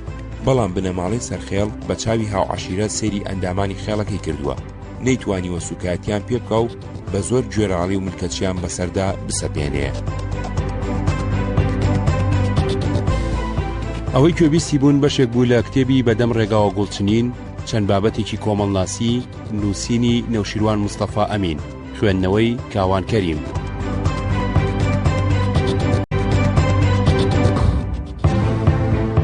بەشی سێم، گۆڕانی پەیوەندی پاتریارکی بۆ دەرەبەجی. ساڵی 1258 کۆچی دەوڵەتی عوسمانی ئارازی قانوننامەسی دەرکردووە. بەپی ئەم قانونە بۆ یەکەم جار سەرەتای تاپۆیان هێناوەتە بواری خاوەنێتی زەوی و زارەوە. عوسمانیەکان لە جێبەجێکردنی ئەم قانونەدا چەند مەبەستێکیان هەبووە. لەوانە یەکەم نیشتەجێکردنی ئێلە کۆچەرەکانی عەرەب و کورد و ناچارکردنیان بۆ گۆڕینی شێوەی ژیانیان لە ئاژەڵداری و حشترداریەوە بۆ کشت و کاڵ. دووەم، بۆ ئەوەی بیان هێنە ژێر دەسەڵاتی حکوومەت و داهاتی حکوومەت زیاد بکە و بتوانین سیستەمی سەربازگیری جێبەجێ بکەن. ئەم قانونە گۆیا بەشێ بۆ لە ئەنجامدانی ئەو چاکسازیە سیاسی، کارگێڕی، لەشکریەی کە بۆ بەجێهێنانی تەنزیمات دانراوە. تەنزیمات دەوڵەتانی ئەوروپایی بۆ ئەوەی ڕێگە لە هەرەسی دەوڵەتی عوسمانی بگرن بەسەر بابی عالیاندا سەپاندبوو. والیەکانی بەغداد تا ساڵانێکی زۆر نەیانتوانیوە هیچ کام لە بابەتە سەرەکیەکانی بە تایبەتی باجگیری و سەربازگیری جێبەجێ بکەن، چونکە سەرەڕای گەندەڵیدا و دەستگاکانی کارگێڕی و بەڕێوەبەرایەتی سەرانی ئێلەکان نەئەچوونە ژێرباری جێبەجێکردنیەوە. لە دوای کۆتایی هاتنی دەسەڵاتی میرایەتی بابان و هاتنی دەسەڵاتی ڕاستەوخۆی تورک، کاربەدەستانی عوسمانی بۆ ئەوەی ئەو بۆشاییە پڕ بکەنەوە هەوڵیان داوە ئێلە کوردەکان بەگشتی و ئێلی جاف بە تایبەتی بەلای خۆیاندا ڕابکێشن، بەڵام پەیوەندی نێوان ئێلی جاف و دەسەڵاتی عوسمانی تا ساڵانێکی درێژ بە گرژی و دانەمەزراوی ماوەتەوە. دەوڵەتی عوسمانی لە دوای بڵاوکردنەوەی خەتی شەریفی گوڵخانە 1255 کۆچی 1839 زاینی بەنیازی چاکسازی زنجیرەیەک تەنزیماتی دەرکردووە بۆ نیشتەجێکردنی خێڵە کۆچەرەکان. لە مەژمە بەستی ئەوە بووە دەسەڵاتی ناوەندی بچەسپێنێ، سەربازگیری و باجیری بە جۆرێکی ڕاستەوخۆ لە ناوچەکاندا جێبەجێ بکات. سەرداری ئەکرەم عومەر پاشا والی عوسمانی لە عێراق لە سەردانەکەیدا بۆ ناوچەی سلێمانی 1274 کۆچی بەنیازی دامەزرانی دەسەڵاتی ناوەندی تورکی و هێنانە ژێرباری خێڵە کوردەکانی ناوچەکە هەندێ لە پیاوە ناسراوەکانی هەمەوەندی کوشتووە. لەگەڵ سەرانی جافیش بە تایبەتی لەگەڵ محەممەد بەگ دواتر حەمە پاشای کوڕی کێخەسرە بەگ گفتوگۆی کردووە، بەڵام ڕێک نەکەوتون. خۆشی لە عێراقدا ئەوەندە نەماوەتەوە تا بتوانێ بڕێ لە بڕیارەکانی حکوومەت بسەپێنێ. دوای ئەو مستەفا نووری پاشا 1276 کۆچی، ئەحمەد تۆفیق پاشا 1277 کۆچی، محەممەد نامیق پاشا بۆ جاری دووەم 1278 کۆچی، تەقێدین پاشا 1284 کۆچی بە دوای یەکدا هاتوون و هەر یەکەیان بۆ ماوەیەک بوون بەوالی، بەڵام هەمویان بە هەمان ئەنجامەوە گەڕاونەتەوە.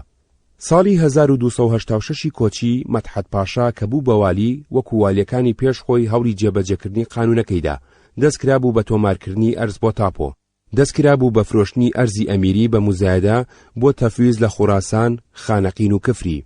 مەدحەت پاشا کە هاتووە ویستویەتی ئەرازی قانوننامەسی بە نیازی هاندانی دانیشتن و نیشتەجێبوونی ڕەوەندەکان جێبەجێ بکە.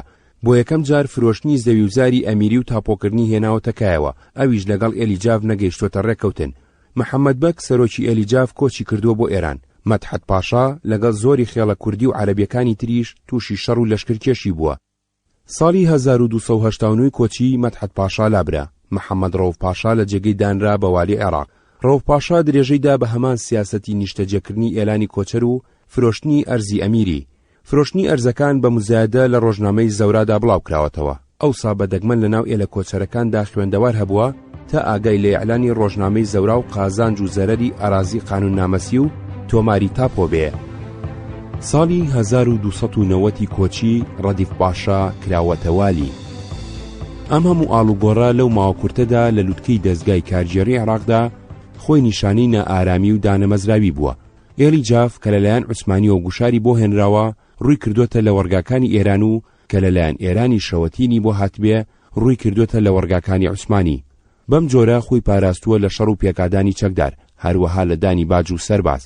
کێشەکەیان بە چارەسەر نەکراوی ماوەتەوە. ساڵی 1285 کۆچی ڕویان کردوتە ئێران. خەریکی گفتوگۆ بوون لەگەڵ کاربەدەستانی سنا. محمود بەگ دواتر محمود پاشای کوڕی محەممەد بەگ لە باتی هەموو ئێلەکەی بەڵێنی داوە بە کاربەدەستانی ئێرانی کە لە کاتی کۆچوڕەوی ئێلەکەیاندا نەهێڵن کەسێ لەوان زەرەر بە دانیشتوانی ئێران بگەێنێ. هەروەها دەربارە نامەکاری نێوان کاربەدەستانی ئێرانی و عوسمانی دەربارەی سکاڵا و گازندە لە جاف سەنەدەکانی ژمارە 342 344 345 لەو سەردەمەدا میرایەتی ئەردەڵان نەماوە. کوردستانی ئێران ڕاستەوخۆ لەلایەن کاربەدەستانی دەرباری قاجارەوە بەڕێوەبراوە. هەڵوێستی کاربەدەستانی ئێران لە سەردەمی میرایەتی ئەردەڵانەوە لە ئێلی جاف دۆستانە نەبووە. لەلایەکەوە هێزی مرۆیی جاف لە خزمەتی میرایەتی بابانی نەیاری میرایەتی ئەردەڵاندا بووە. لەلایەکی تریشەوە ئێلی جاف هەموو ساڵێ لە کۆچوڕەوی هاوینەدا زەرەر و زیانی زۆریان لە کشتوکاڵ و دارایی دانیشتوانی مەریوان و بانە و سەقز و سنەداوە. ئێلی جاف سەرڕای هەردوو ڕێکەوتنی یەکەم و دووەمی ئەرزڕۆم و دابەشکردنی ناوچەکە بەردەوام بوون لەسەر خێڵە و خوار و خێڵە و ژۆر لەگەڵ حکوومەتی ئێران وەکو خۆیان ویستویانە و بۆ مەرجانەی ئێرانبووی داناون پێک نهاتون، ڕویان کردوتەوە ناوچەکانی ژێر دەسەڵاتی عوسمانی. ساڵی 1290 کۆچی ڕەدیف پاشا والی عێراق بۆ ئەوەی ئێلیجا بێنێتە ژێڕکێفی دەوڵەتی عوسمانیەوە چەندین پلەپایی بەخشیوە بە سەرۆکی ئێل و کوڕ و خزمەکانی. لەوانە حەمەبەگی کەیخەسرەوبەک پلەی پاشا و ئەمیر لیوای دراوەتێ. لە هەمان کاتدا دانراوە بە قایمقامی گوڵعنبەر خورماڵی ئێستا. گوڵعنبەر لەو سەردەمەدا ناوەندی کارگێڕی و بەڕێوەبەرایەتی ناوچەکە بووە. لە هەمان کاتدا کوڕەکانی مەحموود بەگ، عوسمان بەگ، سلێمان بەگ، حەسەن بەگ و خزمەکانی باران بەگ، قادر بەگ، عەزیز بەگ، محەممەد بەگ هەمویان پلەی فەرمیان دراوەتێ. ڕوتبەی ئەو سەردەمە جگە لە پای کۆمەڵایەتی و دەسەڵاتی فەرمی موچەی مانگانەشی لەگەڵ بووە. کاربەدەستانی تورک بۆ ئەوەی دەست بگرن بەسەر ناوچەکە و دانیشتوانیدا هەمیشە هەوڵیان داوە ناکۆچی لە ناو بنەماڵە دەستڕۆیشتەکاندا دروست بکەن و سەرانی ئێلەکان بکەن بە گژیەکتریدا. هەر بەو شێوەیە گەورەترین ئەمارەتی خوار و عێراق کە بنەماڵی سەعدون بووە بە فیتی والیەکانی عوسمانی لەسەر نیشتەجێبوون و خاوەنەتی زەویوزار کراون بە گژیەکتریدا. لەگەڵ ئێلیجافیش هەمان کاریان کردووە. لە بەرامبەر ئەو پلە و ئیمتیازانەی تورک دابیان بە حەمە پاشا داواکاریان لێ هەبووە بە تایبەتی دەربارەی نیشتەجێبوون ملدان بۆ دانی سەرباز و باج بەپێی قانونەکانی دەوڵەتی عوسمانی. جگە لەو داواکاریانە هاوزەمان لە کاتی گفتوگۆ لەگەڵ سەرۆکی گشتی ئێلەکەدا کاربەدەستانی تورک لە بەغداد ڕاستەوخۆ لەگەڵ سەرانی هەندێ لە هۆز و تیرەکانی جاف بە تایبەتی هەندێ لە سەرانی شاتری و هارونی جیا لە بنەماڵی بەگزادا کەوتونەتە پەیوەندی و گفتوگۆ بۆ نیشتەجێکردنیان. بەشێ لە ئەرزەکانی شارە زوریان وەرگرتووە و بەڵێنیان داوە نیشتەجێ بن و خۆیان ڕاستەوخۆ باجی ساڵانە بدەن بە حکوومەت. ساڵی 1290 کۆچی حەمە پاشا لەگەڵ کاربەدەستانی عوسمانی نەگەیشتۆتە ئەو ڕێکەوتنەی خۆی ویستوێتی. لەبەر ئەوە بۆ دەربڕینی ناڕەزایی لە دەوڵەتی عوسمانی بڕیاری داوە خۆی و هەموو ئێلیجاف کۆچ بکەن بۆ ئێران ببن بە ڕەعیەتی دەوڵەتی ئێران. جاف ئەگەرچی هێزێکی مرۆیی گەورە بوو توانای جەنگی زۆری هەبووە بە جۆری هەڵسەنگاندنی ڕیج لە کاتی پێویستدا 1000 پیادە و 300 سواری پێسازدراوە، بەڵام هەرگیز ناڕەزایی خۆی بەرامبەر دەسەڵاتی عوسمانی و ئێرانی بە چەک دەرنەبڕیوە و پەنای نەبردۆتە بەر بەکارهێنانی چەک. لەم کۆچەدا بەشێ لە تیرەکانی شاتری و هارونی لەگەڵی نەچوون بۆ ئێران. لە شارە زوور ماونەتەوە لەگەڵ دەسەڵاتی عوسمانی پێگاتون خۆیان ڕاستەوخۆ ڕەفتار لەگەڵ حکوومەت بکەن. ئەرزیان لێ وەرگرتون و بەڵێنیان داوە باج بدەن. ڕۆژنامەی زەورا کە ڕۆژنامەی فەرمی ویلایەتی بەغدا بووە هەواڵەکەی بەگرنگ زانیوە بۆ تێکدانی یەکێتی ناوڕیزی تیرەکانی جاف، بۆیە بەم جۆرە بڵاوی کردوتەوە. بەرگوێمان کەوتووە کەوا سەرۆکەکانی هەردوو تیری شاتری و هارونی لە هۆزی جاف هاتوون بۆ مەڵبەندەکانی حکوومەت بۆ سوپاسگوزاری تایبەتی بەرامبەر بەو یارمەتی و هەڵاوێردنەی لە چاکەی شاهانەوە پێیان گەیشتووە و بینا لەسەر ئەوەی کە داوایان کردووە کە لە مەولا ڕاستەوخۆ مراجعەت بە حکوومەت ئەکەن و با لە مەولا مامەڵە لەگەڵ ئەوانیش وەکو مامەڵەی هەموو ڕەعەتی تر بێ ئەم داوایەیان لەم بارەوە پەسەند کراوە. جابوو ئەوەی کاروباری ئەم دوو تیرێ و دەربڕینی خصوصیەتی خۆیان و کۆکردنەوەی زەکاتی ئاژەڵیان بە ئاگاداری متەسەڕیف و قایمقامەکانی ئەو شوێنانە بێ کە ئەمانەیان لێن فەرمانی پێویست نووسراوە بۆ متەسەڕیفەتی شارە زوور و سلێمانی و فەرمانیش درا بە سەرۆکەکانی هەردوو تیرە و زانیان کە شاهی مەزن چی یارمەتی و چاودێریکی کردوون و سوپاسی ئەم مامەڵە و بانکرانەیان کرد کە ڕاستەوخۆ مراجعەتی حکوومەت بکەن و مامەڵەیان وەک خەڵکی تر لەگەڵ بکرێ. لە کاتێکدا کە زەویوزار بۆ نیشتەجێکردنی جاف بە خۆڕایی دەدرا، سەرەکەکانی ئەم دوو تیرەیە گفتیاندا کە لە بەرانبەری ئەو زەویوزارەدا پیان ئەسپێردێ شتێ بە گەنجینەی دەوڵەت پێشکەش بکەن. ئەم حاڵەتانە بەشێکن لە نیشانەی دیار و ئاشکرای دادپەروەری پیرۆزی شاهانە کە هەموو ڕەعەت و خەڵکی خوای گرتوتەوە.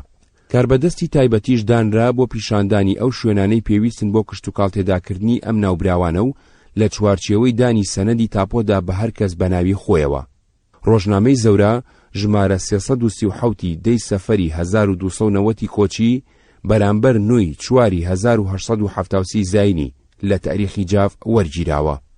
ئەمە شتێکدانی یەکێتی ڕیزەکانی ئێلی جاف و دەرچوون بووە لە دەسەڵاتی سەرۆکایەتی ئێلەکە کە تا ئەو سەردەما تەنیا لایەنی دەسەڵاتداری ناو ئێلی جاف بووە بۆ پەیوەندی لەگەڵ دەسەڵاتی کارگەڕیدا، چ لە سەردەمی دەسەڵاتی میرایەتی بابان و ئەردەڵان و چ لە سەردەمی دوای دەسەڵاتی ئەوان لەگەڵ حکوومەتەکانی عوسمانی و ئێرانیدا. هەموو ئێلی جاف جگە لە هەندێک تیری شاتری و هارونی هەمویان لەگەڵ حەمە پاشا چوون بۆ ئێران. حەمە پاشا ڕووی کردوتە ناوچەکانی جوانڕۆ سەر بە ویلایەتی سنە و ناوچەی زەها و سەر بە ناوچەی کرماشان، کەوتوتە گفتوگۆ لەگەڵ کاربەدەستانی ئێران. حەمە پاشا خۆی چۆتە تاران و سەردانی ناسرەدین شای قاجاری کردووە. لەو سەردەمەدا ئێران و عوسمانی هێشتا پێک نەهاتبوون لەسەر دیاریکردنی هێڵی سنووری نێوان هەردوو دەوڵەت. هەر لایەکیان هەوڵی داوە بۆ ئەوەی ئەرزی ئەوی تر بکەوێتە ناو سنووری وڵاتەکەیەوە ئێلاتی سنوور بەلای خۆیدا ڕابکێشێ. لەناو کاربەدەستانی ئێرانیدا دوو بۆچوونی جیاواز هەبووە لەسەر جۆری ڕەفتارکردن لەگەڵ حەمە پاشا و ئێلی جاف. بۆچوونی یەکەم، فەراد میرزا موعتەمێد دەولە والی سنەومامی ناسڕەدین شا نوێنەرایەتی کردووە. ویستوێتی بەمەرجێ داڵدەی جاف بدرێ کە قبول بکەن وەکو هەموو ڕەعەتەکانی تری ئێران نیشتەجێ بن، واز لە گەرمیان و کوێستان بێنن خەریکی گوندنشینی بن، باج و سەرباز بدەن. بە پێچەوانەوە ئەگەر ڕازی نەبوون داڵدە نەدرێن و ڕێگە نەدرێن بێنە خاچی ئێرانەوە، بگرێ بە زۆر ڕەوانەی خاچی عوسمانی بکرێنەوە. ئێلی جاف لە هاویناندا بۆ لە وەرخۆری چوونەتە کوێستانەکانی مەریوان و سنە و سەقز. هەموو ساڵێ زیانی زۆریان لە دانیشتوانی ناوچەکە کردووە. خەڵکی ناوچەکە داد و بێدادیان بووە لە دەستیان. بۆچوونی دووەم، هی هەندێک لە گەورە کاربەدەستی دەرباری قاجار بووە، لەوانە میرزا حوسێن خانی سوپاس سالار کە لە ئەنگری داڵدەدانی جاف و مانەوەیان بوون بە کۆچەری لە ئێران. کاربەدەستانی دەربار لە چاو کاربەدەستانی سنەدا نەرمتر بوون، ویستویانە ئێلی جاف بەلای ئێراندا ڕابکێشن. بە فەرمانی ناسڕەدین شا لە شەعبانی 1290 کۆچیدا حەمە پاشا هەم نازناوی خانی دراوەتێ هەم کراوە بە حاکمی زەهاو. لە داهاتی ناوچەکە کە ئەبوو خۆیان کۆی بکەنەوە موچە بۆ خۆی و هەندێک لە بەگزادەکانی خزمی بڕاوەتەوە. حەمە پاشا لە زەهاو جێگیر بووە، بەڵام مەحموود بەگی کوڕی دواتر مەحموود پاشا لە دیوی عوسمانی ماوەتەوە و بە ماڵەوە چۆتە بەغداد نیشتەجێ بووە. مەحموود بەگ خۆی پێشتر چەند جارێ لە ئێران بووە و سەردانی تارانی کردووە و شارەزای هەڵوێستی ئێرانەکان بووە بەرامبەر ئێلی جاف. دوایەوەی حەمە پاشا کراوەتە حاکمی زەهاو، ناسڕەدین شا ئینجا ساڵی 1292 کۆچی موچی ساڵانی بۆ پاشا و خزمەکانی بڕیوەتەوە. بە پێی هەندێک لەو بەڵگانە جگە لە پاشا خۆی ئەم بەگزادانەش موچی ساڵانەیان بۆ دیاری کراوە. قادربەجی کوڕی حەمە پاشا 200 تمەن، مەحموود بەجی کوڕی حەمە پاشا 60 تمەن، کەیخەسرەوبەگ 200 تمەن، مەحموود ئەمین بەجی ئامۆزای پاشا 60 تمەن، محەممەد ساڵح بەگ 40 تمەن. حەمە پاشا مەحموود بەگ دواتر مەحموود پاشای کوڕی ناردۆتە بەغداد، لە بەغداد نیشتەجێ بووە. مەحموود بەگ کەسێکی خوێندەوار، شارەزای کاروباری دەوڵەت، ئەدیب بووە. لەگەڵ شاعیر و ئەدیبەکانی هاوچەرخی خۆی لەوانە مەولەوی، کاک ئەحمەدی مەجزوب، سەید فەتاحی جەباری، شێخ ڕەزای تاڵەبانی پەیوەندی دۆستانەی هەبووە. پاشای باوکی بەردەوام پاری بۆ ناردووە.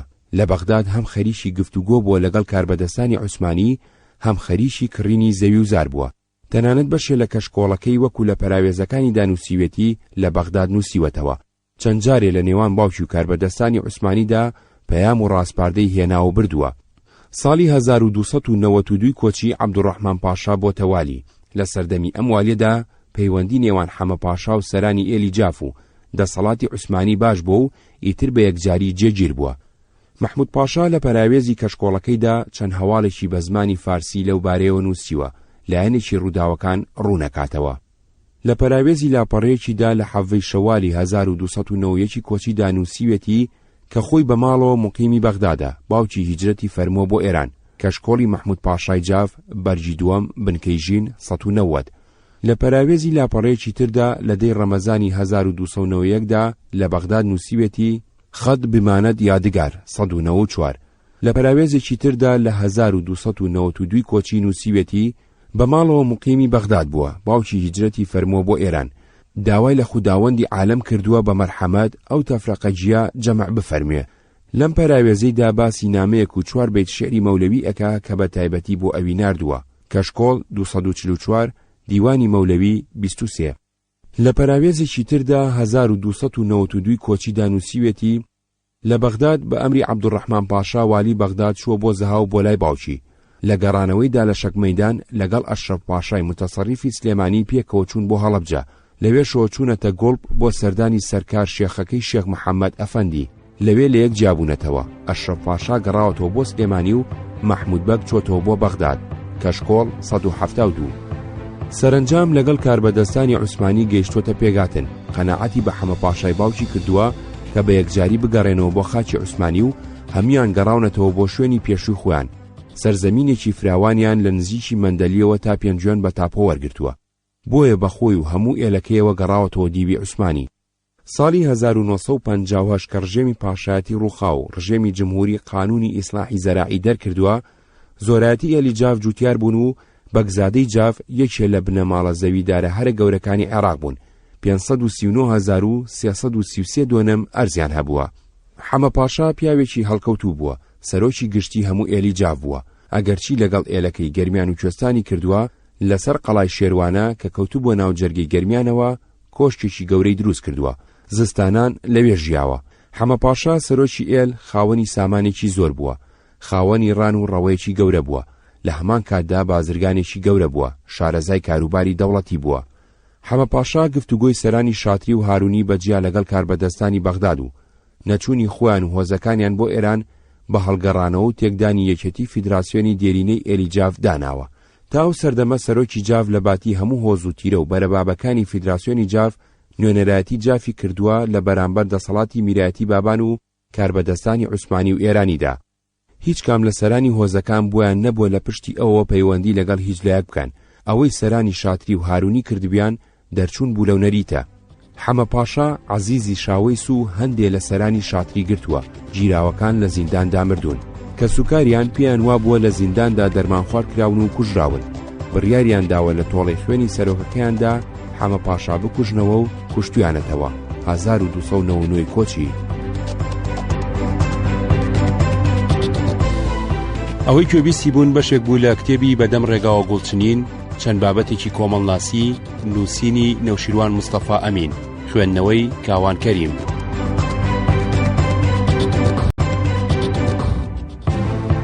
کوژرانی حەمە پاشا وێزگەیەکی سەرەکی بووە لە گۆڕینی ژیانی سیاسی، ئابووری، کۆمەڵایەتی ئێلی جافدا.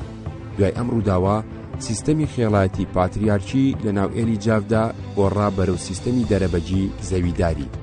یەکەم سزادانی تیرەی کەرەمویسی بکوژی حەمە پاشا ئەوەندە سەخت بوو هەمووانی چاوترسیان کرد. ئیتر لە ناو ئێلی جافدا کەسێیا تیرێک نەما پڕکێشی بکە لە فەرمان و ڕێنمایەکانی بنەماڵەی سەرۆک یاخی بێدیان لە پشتی ئەوانەوە پەیوەندی لەگەڵ کاربەدەستانی عوسمانی یا قاجاری بکە.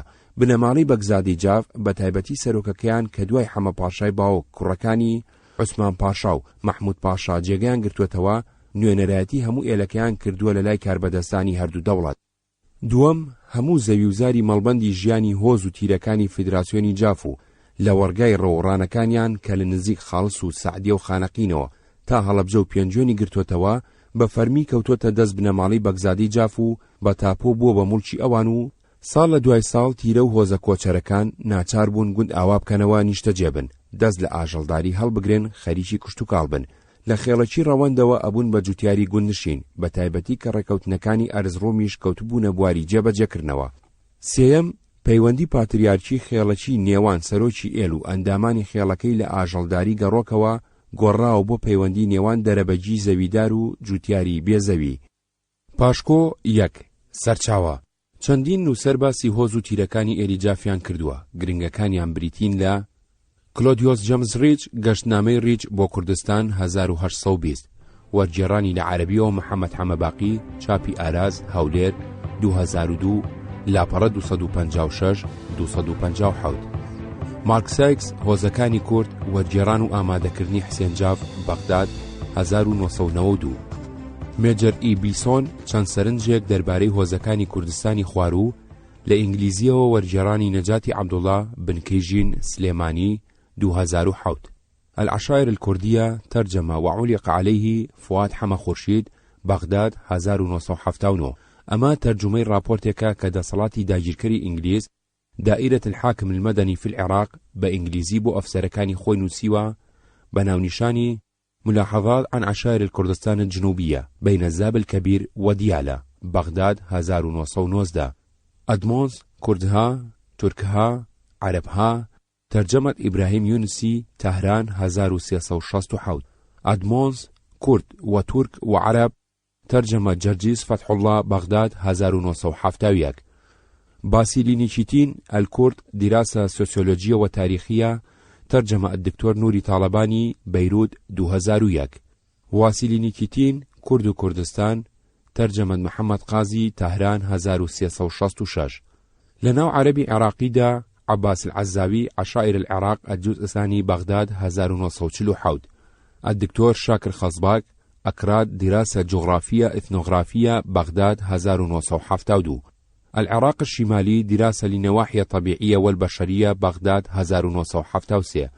جگە لەمان لەناو کووردا کەریمبەجی فەتاحبەگی جاف تاریخی جاف لێکۆڵینەوەی دکتۆر حەسەن جاف بەغداد 1995 محەممەد ئەمین زەکی تاریخی سلێمانی وڵاتی بەغداد 1939 حەمزە عەبدوڵڵا العەشائر الکوردیە دەزنووس پاشکۆ 2 خەتی شەریف گوڵخانە ساڵی 1255 کۆچی 1839 زاینی سوڵتان عەبدولمەجیدی عوسمانی 1823 1861 زاینی لە کۆشتی گوڵخانە لە بەردەم وەزیر و گەورە کاربەدەستانی دەوڵەتی عوسمانیدا ڕاگەیاندنێکی خوێندەوە وەکو سەرەتای دەستپێکردنی تەنزیمات بۆ ئەنجامدانی چاکسازی لە داودەستگاکانی دەوڵەتەکەیدا.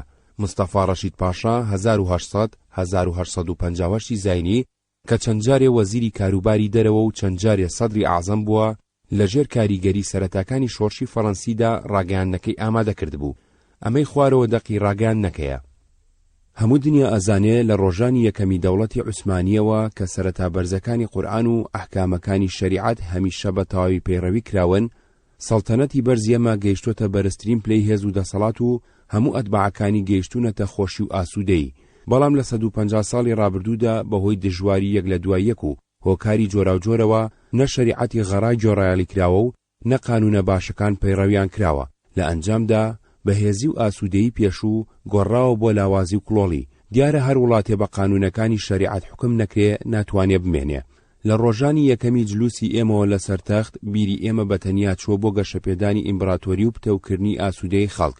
لەبەر ئەوە ئەگەر شوێنی جوگرافی و ویلایەتەکانی عوسمانی و پیت و بەرەکەتی ئەرزەکەی و ژیری و هۆشی دانیشتوانی ڕەچاو بکرێ دەری ئەخا بە هەوڵدان بۆ دۆزینەوەی ڕێگەی گونجاو ئەنجامی ویسترا و بە یارمەتی خوا لە ماوەی 5 ساڵدا بەدەستهێنرێ. بۆیە دڵنیا لە یارمەتی خوا و پشتیوانی پێغەمبەرەکان وا ئەزانین پێویست و گرنگە لە ئێستاوە تەشریعاتی نوێ پێشکەش بکرێ بۆ ئەوەی بگەینە بەڕێوەبەراتی کارای حکوومەتی عوسمانی و ویلایەتەکانی. بۆیە سەرەتاکانی تەشریعاتی ویسترا و بریتیە لەم سێیە: 1. بەڵێندانی دابینکردنی ئاسایشی تەواوی ژیان، شەرەف و دارایی. 2. سیستەمێکی ڕێکخراوی خەمڵاندنی باج. 3. سیستەمێکی ڕێکخراوی یەکسان بۆ سەربازگیری هێزی پێویست و ماوەی خزمەت. لە ڕاستیدا لەم دنیادا هیچ تێنیە لە ژیان و شەرەف بەنرختر بێ.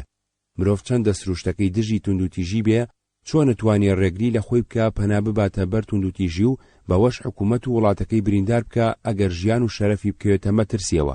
ئەگەر بە پێچەوانەوە ئاسایشی تەواوی هەبێ ئاشکرایە کە دوور ناکەوێتەوە لە ڕێگەکانی دڵسۆزی و هەموو کردەوەکانی بەشدار ئەبێ لە ئاسوودەی حکوومەت و خەڵکدا. ئەگەر ئاسایشی دارایی نەبێ هەموو کەس بێدەربەست ئەبێ بەرامبەر دەوڵەت و کۆمەلگاکەی، کەس گوێی خۆی ناداتە ئاسوودەی وڵاتەکەی، بە گرفت و پەژارەکانی خۆیەوە سەرقاڵە بێ. بە پێچەوانەوە ئەگەر مرۆڤ بەرامبەر دارایەکانی هەز بە ئاسایشی تەواو بکە، ئەوسا خەریک ئەبێ بە کاروبارەکانی خۆیەوە و هەوڵی فراوانکردنیان ئەدا و بۆچوون و خۆشەویستی بۆ دەوڵەتەکەی و کۆمەلگاکەی بەردەوام گەشە ئەکا و بەبێ گومان ئەبێتە ئەندامێکی بەکەڵکی کۆمەلگا. خەمڵاندنی باج یەکێکە لە گرنگترین بابەتەکانی کە ئەبێ ڕێک بخرێ. دەوڵەت بۆ پاراستنی قەڵەمڕەوەکەی دیارە پێویستی بە ڕاگرتنی سنوورەکانێتی، خەرجی ئەویش هەر بە سەپاندنی باج لەسەر ڕائەتەکانی دابی نەکرێ. سوپاس بۆ خوا ئیمپراتۆریەتەکەمان ڕزگاری بوو لە پاوانکردن، جێبەجێکردنی زەرەربەخشانەی ئیلتیزام کە هیچ کاتی ئەنجامێکی بەرداری نەبووە. لەبەر ئەوە پێویستە لە ئێستا بەدواوە هەموو ڕائەتێکی سەڵتەنەت بەپێی دەستکەوت و کەرەستەکانی باج بدا. بەوەش ڕزگاری ئەبێ لە سەرانەی ئیزافی، کەواتە پێویستە بە قانونی تایبەتی خەرجیەکانی وڵاتەکەمان و هێزی دەریاییمان دیاری بکرێت. بابەتە جەنگیەکان وەکو ئێستا ڕوون کرایەوە لە کارە هەرە گرنگەکانی دەوڵەتە. هەرکی ناچاری هەموو خەڵکە سەرباز ئامادە بکەن بۆ پاراستنی نیشتیمان. بۆیە پێویستە ڕێنماییدا بنرێ بۆ هەر گروپێ هەموو ناوچەیەک تاسیسی بکە بەپێی پێویستیەکانی کاتەکە و بۆ کورتکردنەوەی ماوەی خزمەتی سەربازی بۆ 4-5 ساڵ. قانونێکی وەها کۆتایی دێنێ بەو ڕێوشێنەی پێشوو کە هێشتا لە کاردایە بۆ سەربازگیری بێگوێدانە قەواری دانیشتوان لە هەر ناوچەیەکدا. زۆرتر سەربازگیری لە هەندێک شوێن و کەمتر لە هەندێک جێگەی تر. ئەم کردەوەیە کشتوکاڵ و بازرگانی خستۆتە پشێوێکی زیان بەخشەوە. سەرەڕای ئەوەش ئەوانەی بۆ هەموو تەمەن کراونەتە سەرباز بۆ خزمەتی سوپایی بۆ تەمایی نائارامی و چۆڵبوونی وڵات لە دانیشتوان. بە کورتی لایەنی کەم ئەم ڕێنمایە دەرنەچێ دەسەڵات، ئاسوودەیی، ئاسایش، ئاشتی نابێت چاوەڕێ بکرێ. سەرەتا بنەڕەتەکان ئەبێ ئەوانە بێ کە لە سەرەوە ژمێردران. بۆیە لە ئێستا بەدواوە هەموو تاوان بە پاڵدراوێ ئەبێ ڕێگە بدرێ بۆ گوێ لە گیرانی گشتی بەپێی ئەحکامەکانی شەریعەت دوای لێکۆڵینەوە پشکنین. بەبێ وتنی حکمی قانونی نابێ هیچ کەسێ بەنهێنی یا بە ئاشکرا یەکێکی کە بە ژەهر یا بە شتێکی تر بکوژێ. نابێ هیچ کەس ڕێ بدرێ دەستدرێژی بکاتە سەر شەرەفی کەسێکی تر. هەموو کەس ئەبێ دارایی پارێزراو بێ و بتوانێ بە ئازادی بەبێ ڕێگری کەسێکی تر جا هەر کەسێ بێ بەگەڕی بخا. کەسانی بێتاوانی خزمی تاوانبار لە ئەنجامی زەوتکردنی دارایی تاوانبارەکەدا نابێ بێبەش بکرێن لە مافی میرات. ڕائەتە موسڵمان و ناموسڵمانەکانی سەڵتەنەتەکەی ئێمە بێجیاوازی سود لە ئیمتیازە ئیمپراتۆریەکانی ئێمە بینن. لەبەر ئەوە ئێمە ئاسایشی تەواوی ژیان، شەرەف، دارایی ئەبەخشین بە هەموو دانیشتوانی ئیمپراتۆریەتەکەمان بە پێی قانونی باس کراو. وەکو بۆ خاڵەکانی تر بڕیارەکان ئەبێ بە زۆرایەتی دەنگ بدرێن. بۆم ئەنجامە ئەندامەکانی مەجلیسی ئەحکامی عەدلیە ئەگەر بە پێویست زانرا ئەندامی نوێی بۆ زیاد ئەکرێ بەوانەی لە ڕۆژانی دیاریکراودا بەشدار بن وەزیرەکانی خۆمان و کاربەدەستانی باڵای ئیمپراتۆری بڕیارە دەین. کۆ ئەبنەوە بۆ مەبەستی داڕشتنی قانون بۆ ڕێخستنی ئاسایشی ژیان و دارایی و خەمڵاندنی باج. هەر کەسێ بەشداری مەجلیس بکە بیر و باوەڕ و ئامۆژگاریەکانی بە ئازادی دەرەبڕێ. خێڵی کوردی لە سایی دەسەڵاتی عوسمانیدا هەمەوەند بە نمونە. لە دوای کۆتایی هاتنی دەسەڵاتی خۆجیی کوردی لە قەڵەمڕەوی باباندا دەسەڵاتی بێگانەی تورکی جێگەی گرتەوە. ئیسماعیل پاشا جەنەڕاڵێکی ئۆردوی عوسمانی دانرا بە یەکەم قایمقامی سلێمانی و ڕاستەوخۆ بەسرایەوە بە والی بەغدادەوە. لەوە بەدووە تا داگیرکردنی باشووری کوردستان لەلایەن هێزی بەریتانیاوە لە جەنگی جیهانی یەکەمدا هەمیشە قایمقام و دواتر متەسەڕیفەکانی لیوای سلێمانی بە دوای یەکدا هەموو تورک بوون. بۆ زانینی ناوی متەسەڕیفەکانی تورک بڕوانە زەکی تاریخی سلێمانی. بەپێی تەشکیلاتی ئیداری تورک باشووری کوردستان بەم جۆرەدا بەشکرا بوو. لیوای سلێمانی پێگاتبوو لە قەزاکانی گوڵعانبەر، خوڕماڵ، بازیان، شارباژێر، قەرەداخ، مەرگە، هەڵەبجە. لیوای کەرکووک پێگاتبوو لە قەزاکانی ڕەواندز، ئەربیل، سەلاحیە کفری، کۆیا، ڕانیە. لیوای مووسڵ پێگاتبوو لە قەزاکانی مووسڵ، ئامێدی، زاخۆ، سنجار، دهۆک، ئاکرێ. قەزای خانەقین بەسرا بووە بە لیوای بەغدادەوە. داودەزگای بابان سەرڕای هەموو کەم و کوڕەکانی و ململانی خۆبەخۆیان هەڵگەڕانەوەیان لە دەسەڵاتی عوسمانی و قاجاری و هێنانی ئۆردوی تورک و لەشکری قاجاری بۆ سەر یەکتری دەسەڵاتێکی کوردی بوو لەلایەن دانیشتوانی ناوچەکەوە قبول کرابوو. بەنەمانی ئەم بۆشایی دەسەڵات دروست بوو. ئەگەرچی شێخانی تەریقەتی نەقشبەندی و قادری هەلیان بۆ ڕەخسا کەڵک لەم بۆشاییە وەربگرن، بەڵام هەرگیز نە بە ئەوان و نە بە کاربەدەستانی تورک پڕ نەکرایەوە. ئاسایش کە مەرجی یەکەمی گەشەکردنی ئابووری و ئاوادانکردنەوەی وڵاتە دابین نەکرا. لە ڕووداوەکانی نیوەی دووەمی سەدەی 19هەمدا تا یەکەمین جەنگی جیهانی یەکێ لەو دیاردانەی کە لە ناوچەی سلێمانی بە تایبەتی سنووری پێشووی میرایەتی بابان دووبارە بۆتەوە ڕێگری و جەردەی و ڕوودکردنەوەی کاروان بووە. زۆری خێڵەکانی ناوچەکە بە ئاشکرا یان بەنهێنی ئەم کاریان کردووە. لەناو ئەو خێڵانەدا ڕەنگە لە هەمویان زیاتر باسی هەمەوەند بکرێت. هەمەوەند وەکو خۆیان ئەجێڕنەوە لە خودادی باپیرە گەوریانەوە دەست پێکا کە 4 کوڕی هەبووە بە ناوەکانی ڕەمەزان، ڕەشید، سەفەر و یادگار کە بوون بە ناوچی پێگێنانی تیرە سەرەکیەکانی ڕەمەوەند، ڕەشەوەند، سەفەروەند، چەلەبی بەگزادا. هەمەوەند کە نووسەرانی ئێرانی بە ئەحمەدوەند ناویان بردووە لە چاو هەندێ ئێلی تری ناوچەکەدا بە ژمارە کەمتر بوون. ڕێچ کە ساڵی 1820 سەردانی سلێمانی کردووە و ئاماری ئێلەکانی ناوچەکەی تۆمار کردووە، ژمارەی ئێلی هەمەوەندی بە 200 خێزاندانەوە و لە ریزی ئێلە ڕەوەندەکاندا ژماردوونی. بە درێژایی گەشتەکەی لە بەغدادەوە بۆ سلێمانی و لە گەڕانەوەیدا لە سلێمانیەوە بۆ بەغداد باسی مەترسی هەمەوەندی نەکردووە. پێ ئەچێ لەو سەردەمەدا ئارام و هێمن بووبن، هیچ کارێکی ئەوتویان نەکرد بێ بوو بێتە هۆی پەشێوانی ئاسایشی ڕێگاکان. کە میراتی بابان ڕووخاوە و عەزیزبەگی بابان ویستوێتی لەشکری عوسمانی بەشەڕ لە سلێمانی دەربکە 1266 کۆچی بەشێ لە هێزەکەی هەمەوەند بووە و پێ ئەچێ عەزیزبەگ کە دوای شکانی لە ناوشاری سلێمانی کشاوەتەوە بۆ ناوچەی زەهاو پشت ئەستور بوو بێ بە هەمەوەند کە شارەزای ناوچەی زەهاو بوون. عەزیزبەگی بابان سەرنجام خۆی داوە بەدەست عوسمانیەوە لە کوردستان دوورخراوەتەوە، بەڵام هەمەوەند بە یاخیەتی ماونەتەوە. بە دوای ئەوەدا ئیتر بەردەوام لە دۆخی یاخیبوون و بەرەنگاری دەسەڵاتی عوسمانی و ئێرانی دابوون. دوای ئەم ڕووداوە ئیتر بەردەوام ناوی ئەم هۆزەوەک و فاکتەری نائارامی و پەرشێوانی ئاسایشی ناوچەیەکی فراوان باس کراوە. هەمەوەند لە ناوچەیەکی دیاریکراودا نیشتەجێ و جێگیر نەبوون. لە نێوان بازیان، خانەقین، قەسری شیرین، کرماشاندا جم و جۆڵیان کردووە. زۆر جار بۆ ڕاوەڕوت و تاڵان پەلیان بۆ ئەملا ئەولاش کێشاوە. هیچ نیشانەیەک نییە بۆ ئەوەی کشتوکاڵیان ئاژەڵداری سەرچاوی داهات و ژیانیان بوو بێ. بەڵکو وەکو شەڕکەری پیشەیی ژیاون. دوای ڕێکەوتنی دووەمی ئەرزڕۆم 1263 کۆچی یەکێبوون لە هۆکانی تێکچوونی ئاسایشی سنوور و کێشەی نێوان حکوومەتەکانی قاجاری و عوسمانی. چەند جارێ لە ئاستی ناوچەیی هەردوو حکوومەت و لە ئاستی ناوەندی هەردوو دەوڵەتدا بابەتی گفتوگۆی نێوان هەردوو لابوون کە هێزی عوسمانی چۆتە سەریان کشاونەتەوە ناوچەی زەهاوی کرماشان لە دیوی ئێران و کە هێزی ئێرانی چۆتە سەریان گەڕاونەتەوە ناوچەی بازیانی نێوان سلێمانی و کەرکووک لە دیوی عێراق کە ئێران تەنجی پێ هەڵچنیون خۆیان بەڕایەتی عوسمانی و کە عوسمانی تەنجی پێ هەڵچنیون خۆیان بەڕایەتی ئێرانی داناوە. والی بەغداد لە سلێمانی. والی بەغداد ڕەشید پاشا کە نەخۆش کەوت و مرد تەمەنی لە 50 تێنەپەڕی بوو. لە جێگەی ئەو لە ئەستەموڵەوە سەرداری ئەکرام عومەر پاشا دانرا بە والی بەغداد 1274 کۆچی. عومەر پاشا بەڕێچەڵک هەنگاری و ناوی میخائیل بووە. لە تەمەنی 28 ساڵیدا موسڵمان بووە. ناوی خۆی گۆڕیوە بە عومەر. عومەر چۆتە ریزی لەشکری عوسمانیەوە. لە جەنجی قرمدا ئازادی زۆری نواندووە بۆیە گەیشتۆتە پلەیەکی بەرزی سەربازی. عومەر پاشا کە هاتۆتە بەغداد لەگەڵ خۆی نزیکەی 4000 کەسی هێناوە. هەندێکیان لەوانە بوون لە جەنجی قرمدا لەگەڵ خۆی بوون. عومەر پاشا نێردراوەتە عێراق بۆ سەپاندنی سەربازگیری تەجنیدی ئیجباری کە ئەو ساپی وتراوە عەسکەر نیزام. تەجنیدی ئیجباری بەشێ بووە لە تەنزیمات کە دەوڵەتی عوسمانی بۆ نوێکردنەوەی خۆی خەریکی ئەنجامدانی بووە. سەربازگیری لەناو خەڵکی عێراقدا بە تایبەتی لەناو عەشایری عەرەبی عێراقدا زۆر ترسناک و قێزەون بووە. ڕقی زۆریان لەم کارە بووە و ملیان نەداوە بۆ جێبەجێکردنی. پێ ئەچێ عومەر پاشا هەوڵی دابێ ئەم ئەرکە بگرێتە ئەستۆ. دوای گەیشتنی بە عێراق لە بەغدادەوە دەستی پێکردووە. بۆ ئەوەی کارەکەی ئاسام بکە پێشەکی پاری بەسەر زاناکانی بەغدادا بەشیوەتەوە. هەر یەکەیان بە جۆرەی پلەکەی پاری داونەتێ. اینجا کۆبوونەوەی پێکردوون و فەرمانەکەی بۆ خوێندوونەتەوە. زاناکان پێشوازیان لە فەرمانەکە کردووە. بۆ دەربڕینی گوێڕایەڵی و پشتیوانی جێبەجێکردنی فەرمانەکە کوڕەکانی خۆیان هێناوە کردویانە بە عەسکەر نیزام. لە پێش هەمویانەوە محەممەد فەیزی زەهاوی موفتی عێراق کوڕێکی خۆی داغڵ کردووە. ئەوانی تریش چاویان لەو کردووە. بەو جۆرە لە چەند ڕۆژێکدا لە بەغداد نزیکەی 500 کەسی کۆ کردوێتەوە. سەرکەوتنی کارەکەی لە بەغداد هانی داوە لە ناوچەکانی تریش هەمان کار دەست پێ بکە. وای زانی لە شوێنەکانی تریش سەرکەوت و ئەبێ. بەڵام ئەوەی لە بەغداد بۆی چۆتە سەر لە شوێنەکانی تری عێراق ڕوبەڕووی بەرگری و بەرەنگاری بووە. لە ناو خێڵە عەرەبیەکانی دیالە، حلە، نەجەف، کەربەلا، دیوانیا، سەماوە، شامیەدا یاخیبوون و هەڵاتن و مانگرتن دەستی پێکردووە.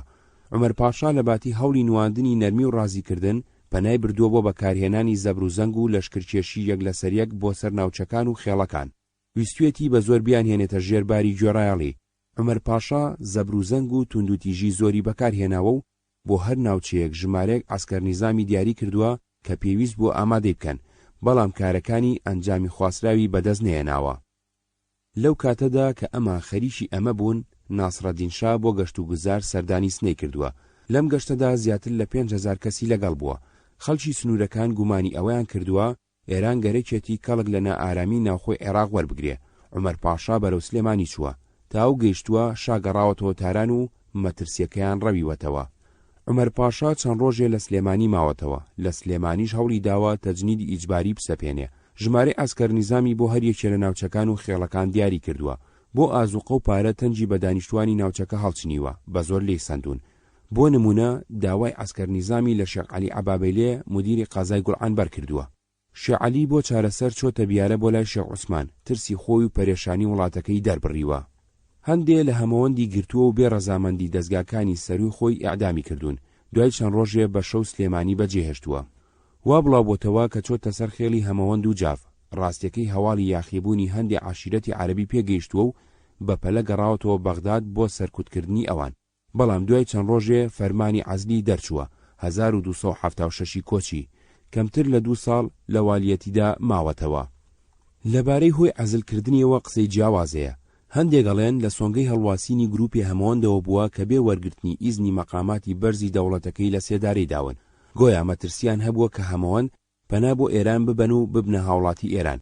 لەو سەردەمەدا هێشتا کێشەی جاکردنەوەی ناوچە سنووریەکان و یەکلایکردنەوەی تەبعیەتی هەندێک لەو خێڵانە لە نێوان ئێران و عوسمانیدا ناکۆک بوون، چارەسەر نەکرابوون.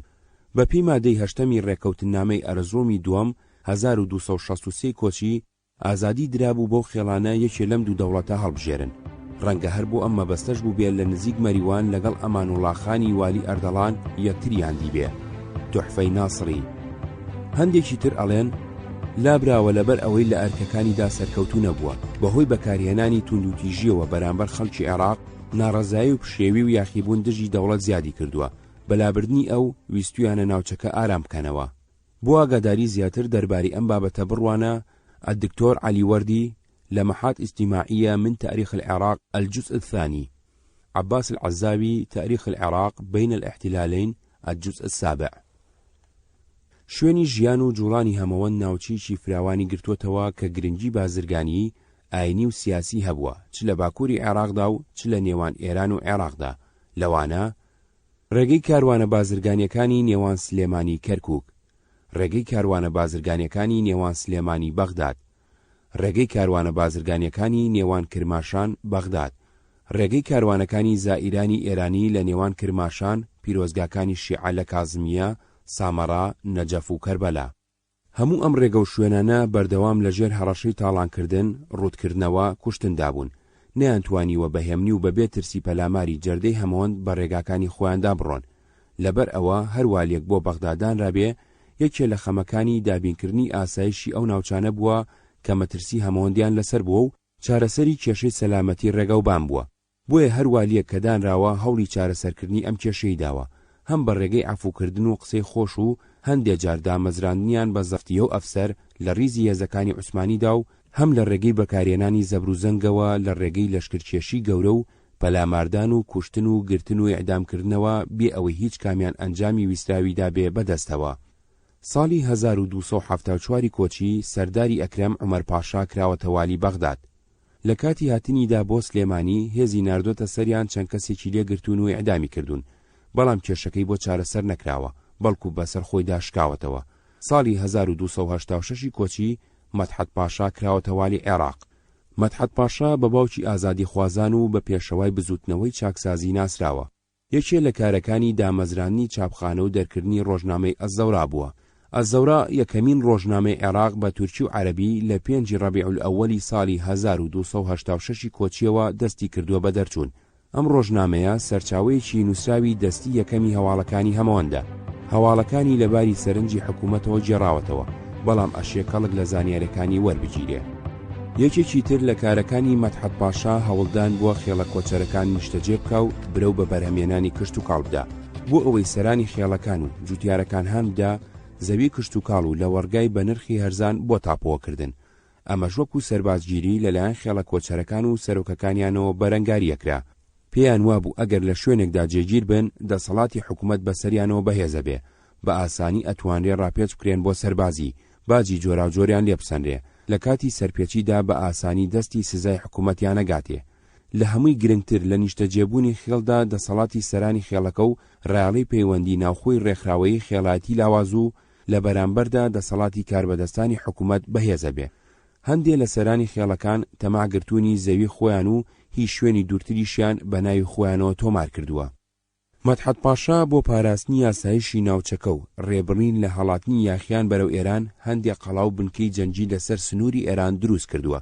یەکێ لەوانە لە زەنگاباد بووە، بەڵام ئێران بۆ ئەم مەبەستە هاوکاریشی ئەوتویان نەکردووە. ناوچەکە بۆ بەزاندنی سنوور بەکراوەیی ماوەتەوە. مەدحەت پاشا بۆ سەرکوتکردنی هەمەوەند و دانانی سنوورێ بۆ دەستدرێژەکانیان چەند جارێ هێزی ناردۆتە سەریان. هێزێک چۆتە سەر محەممەد میکایل، یەکێ لە سەرانی هەمەوەند. لەو شەڕەدا ئەفسەرێک و 2 سەرباز کوژراون. محەممەد میکایل بە برینداری دەرباز بووە، دواتر مردووە. هێزێک چۆتە سەر بەچەی شیرین، یەکێکی کە لە سەرانی هەمەوەند بەڵام دەرباز بووە.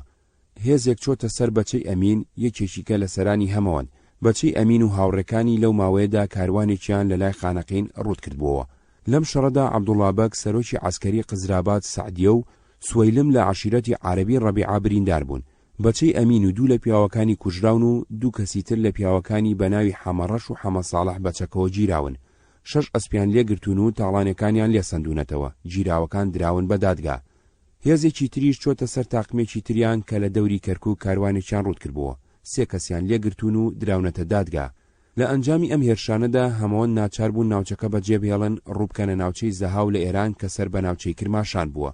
مەدحەت پاشاش وەکو والیەکانی پێش خۆی تووشی هەڵگەڕانەوەی عەشیرەتەکان و شەڕوشۆڕی بەردەوامی نێوان هێزەکانی حکوومەت و یاخیانی ئێلەکان بووە. ئەم کێشەیە بە چارەسەر نەکراوی بە میرات بۆ ئەو ماوەتەوە.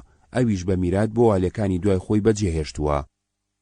کێشەی هەمەوەند یەکێ بۆ لە بابەتەکانی گفتوگۆی عوسمانی و ئێرانی.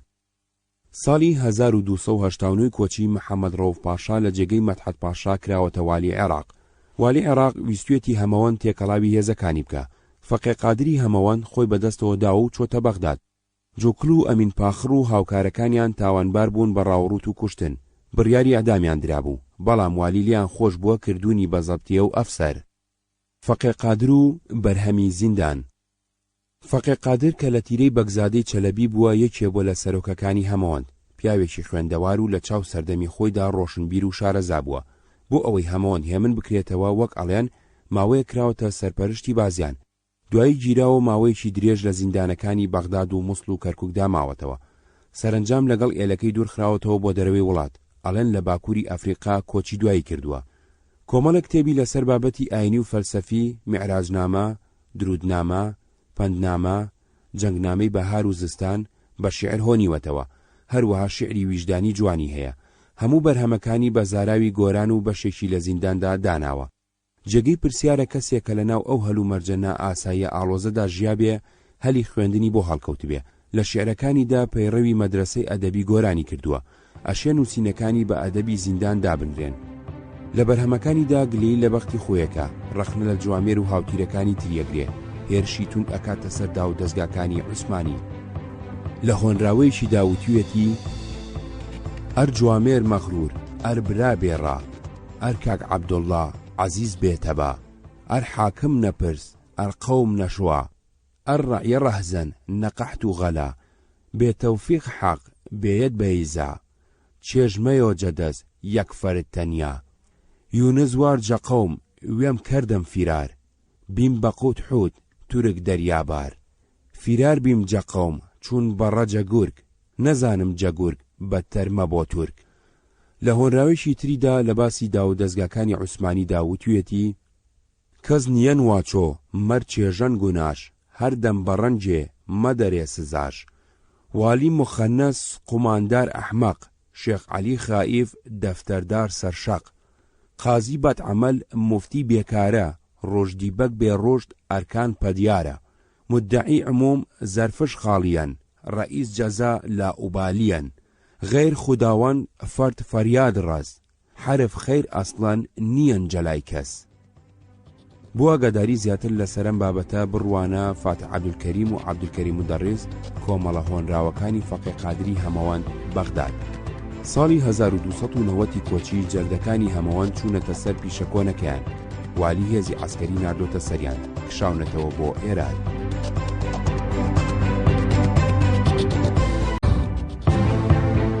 ساڵی 1295 کۆچی قەدری پاشا کراوەتە والی عێراق. هەمەوەند لە ئێران گەڕاونەتەوە دەغالەتیان کردووە. دەغالەتەکەیان قبوڵ کراوە، بەڵام ساڵی 1296 کۆچی تاقمێکیان پەلاماری سامەڕایاندا و براکەی جوامێر ئاغای هەمەوەند و نەجم عەبدوڵڵای ئاغای بەیاد لە ڕێگەی قزراباد شاری سەعدیەی ئێستا کاروانێکیان ڕوود کردوتەوە. والیەکانی بەغداد ماوەی درێژ لە ویلایەتدا نەهێڵراونەتەوە. دوای محەممەد ڕەوف پاشا عەبدوڕەحمان پاشا دانراوە 1292 کۆچی. پاش 2 ساڵ ئەم لابراوە. عاچیف پاشا لە جێی دانراوە 1294 کۆچی. عاچیف پاشا لابراوە. قەدری پاشا لە جێی دانراوە 1295 کۆچی. قەدری پاشا لابراوە. عەبدوڕەحمان پاشا بۆ جاری دووەم دانراوە 1296 کۆچی. ئەم لابراوە تەقیەدین پاشا دانراوە 1297 کۆچی. لە سەردەمی هەموو ئەم والیانەدا باندەکانی هەمەوەند لە جموجۆڵ نەکەوتون، بەڵکو بۆ فراوانکردنی سنووری جموجۆڵ و دەستدرێژەکانیان کەڵکیان لە لاوازی دەسەڵاتی حکوومەت وەرگرتووە. بەردەوام بوون لەسەر ڕاوەڕوت و ڕێگری و تاڵان. هەموو والیەکیش چەندی پێکرابێ لە ڕێگەی لەشکرکێشی و بەکارهێنانی زەبروزەنگەوە یان لە ڕێگەی نواندنی نەرمی قبوڵی دەغالەت و چاوپۆشی لە کردەوەکانیان بۆ یەکلایەکردنەوەی کێشەی هەمەوەند درێغیان نەکردووە. بەڵام سەرەڕای کورتی ماوەی مانەوەیان کێشە و گیرروگرفتەکانی عێراق ئەوەندە زۆر و ئاڵۆز بوون نەیان پەرژاوە ماوەی تەواو و هێزی تەواو و خەرجی تەواو بۆ ئەو مەبەستە تەرخام بکەن و هاو ئاهەنگی جەنگی لەگەڵ کاربەدەستانی ئێران بکەن تا تەقیەدین پاشا بۆتە والی عێراق. ساڵی 1297 کۆچی تەقیەدین پاشا لە جێگەی عەبدوڕەحمان پاشا دانراوە بە والی عێراق. ساڵی 1299 کۆچی والی مووسڵ محەممەد مونیر پاشا تەنجی بە هەمەوەند هەڵچنیوە، دەغالەتیان پێ کردووە قبولی کردووە، بەڵام دەستیان هەڵ نەگرتووە لە تاڵان و ڕاوڕوت. وەکیلی والی چۆتە سەریان جەزرەبەیەکی توندی لێداون، هەوڵی گرتنی داون. دیسان جوامێر و هەندێک لە پیاوەکانی هەڵاتون بۆ ئێران. ساڵی 1301 کۆچی والی بەغداد تەقیەدین پاشا موشیر محەممەد فازیل پاشای داغستانی ڕاست پاردووە بۆ ڕاونانی تاقمێ لە هەمەوەند کە بە سەرۆکایەتی بەچەی چاوشین و مەحموود خلەپەزە و حەمەی مام سلێمان لەگەڵ عەشیرەتەکانی جبور و کەرەوی لە نزیک مەندەلی کردبیان بەشار. بۆ ئاگاداری زیاتر دەرباری ئەم بابەتە بڕوانە عەباس العەزاوی تاریخ العێراق بین الاحتلالین الجزء السابع والجزء الثامن. شەڕ بۆ تۆڵەسەندن. هەندێک لە سەرانی زەنگەنە بە فێڵ یەکێ لە سەرۆکەکانی هەمەوەندیان کوشتووە. ئەم کارە هەمەوەندی وروژاندووە. لە تۆڵی ئەوەدا لە خانی ئیبراهیم خانچی لە ناوچەی کفری پەلاماری ئێلی زەنگەنەیان داوە. زەنگەنە لەم شەڕەدا شکاون کشاونەتەوە بۆ شێغلەنگەر، هەمەوەند شوێنیان کەوتون. زەنگەنە بۆ پارێزگاری خۆیان داوای یارمەتیان لە حکوومەت کردووە. حکوومەت هێزێکی تێکەڵاوی بۆ ڕاونانی هەمەوەند سازداوە. هێزێک بە سەرکردایەتی عەبدوڵڵا ئەفەندی خانەقینی کە بریتی بووە لە تابورێک پیادە و 6 سوار و 40 ئێستر سوار و 2 تۆپی شاخی چوون بۆ شێغلەنگەر.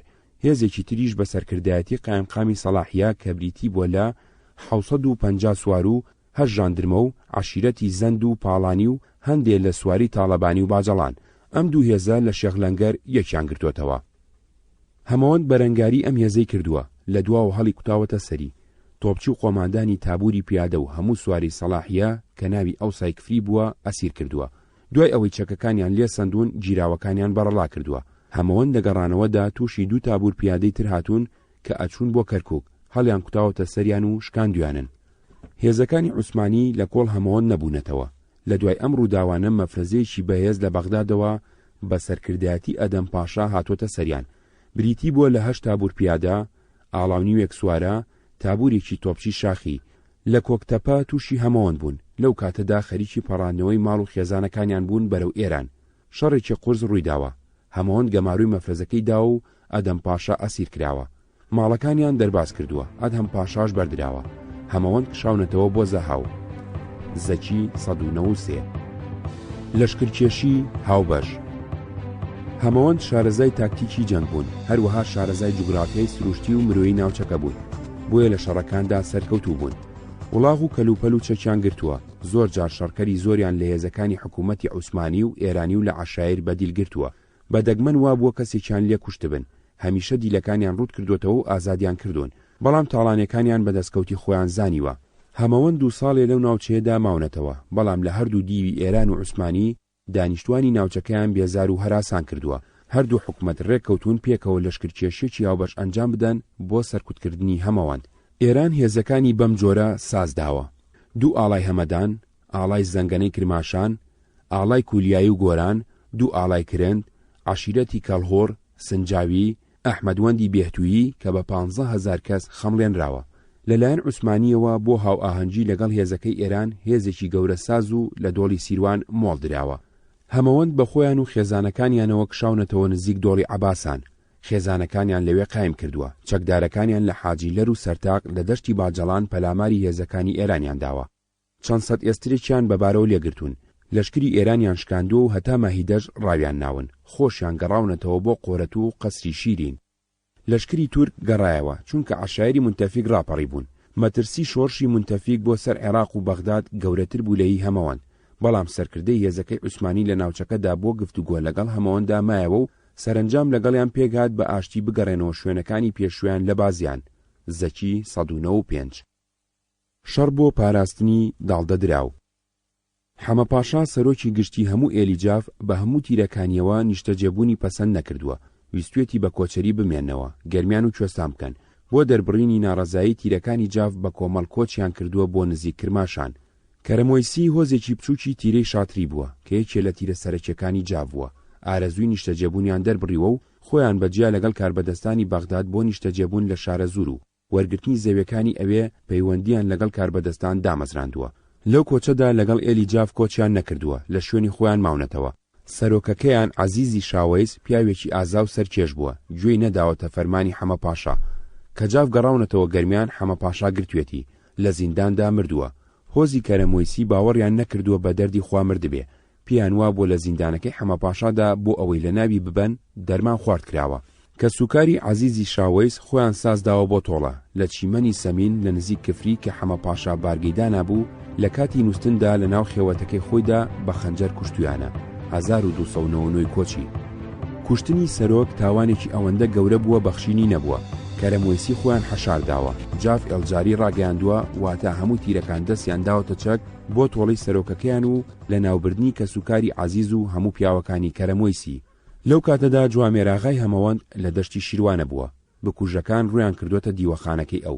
جوامێر خۆی لەوێ نەبووە کە بیستوێتی بە پەلە براکەی ناردووە تا داڵدەیان نەدەن دەست بنێن بە ڕوویانەوە ڕێگەیان نەدەن داغڵی دیوەخانەکەیان ببن. بەڵام تا براکەی گەیشتووە بکوژەکان خۆیان گەیاندوتە ئەوێ و دەخالەتیان کردووە. لەم بارەدا نەریتی خێڵ ڕێگەی نەداوە دەربکرێن بەڵکو پێویست بۆ گیانی دەخیلەکان بە هەر نرخێبێ بپارێزرێ. ئەگەر بکرێ سوڵحیان بۆ بکرێ تەنانەت ئەگەر شەڕی خوێناوی گەورەشی لێ بکەوێتەوە. جوامێر بە ناچاری پەنایداون. جاف کە پێ ئەزانن بە سەرکردایەتی مەحموود بەگ دواتر مەحموود پاشا کوڕی حەمە پاشا بە لەشکرەوە بەرەو شێروانە ئەڕۆن هەڵبکوتنە سەر جوامێر کە داڵدەی دوژمنەکەیانی داوە. شەڕی قورس قەوماوە بەڵام لەشکری جاف نەیتوانیوە ئامانجەکەی بەدی بهێنێ. لە شەڕەکەدا سەرکەوتوو نەبوون. جوامێر و پەنادراوەکان دەرباز بوون و ڕویان کردوتە ناوچەی زەهاو.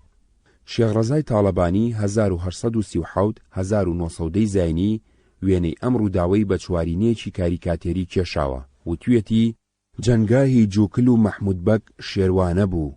ئافرین مەحموود بەگ شێروانە بوو. وەختێ قاسید هات و لێم پرسی چلۆن بوو ئەم شەڕە وردە وردە بۆی بەیان کردم کەچی شیڕوانە بوو.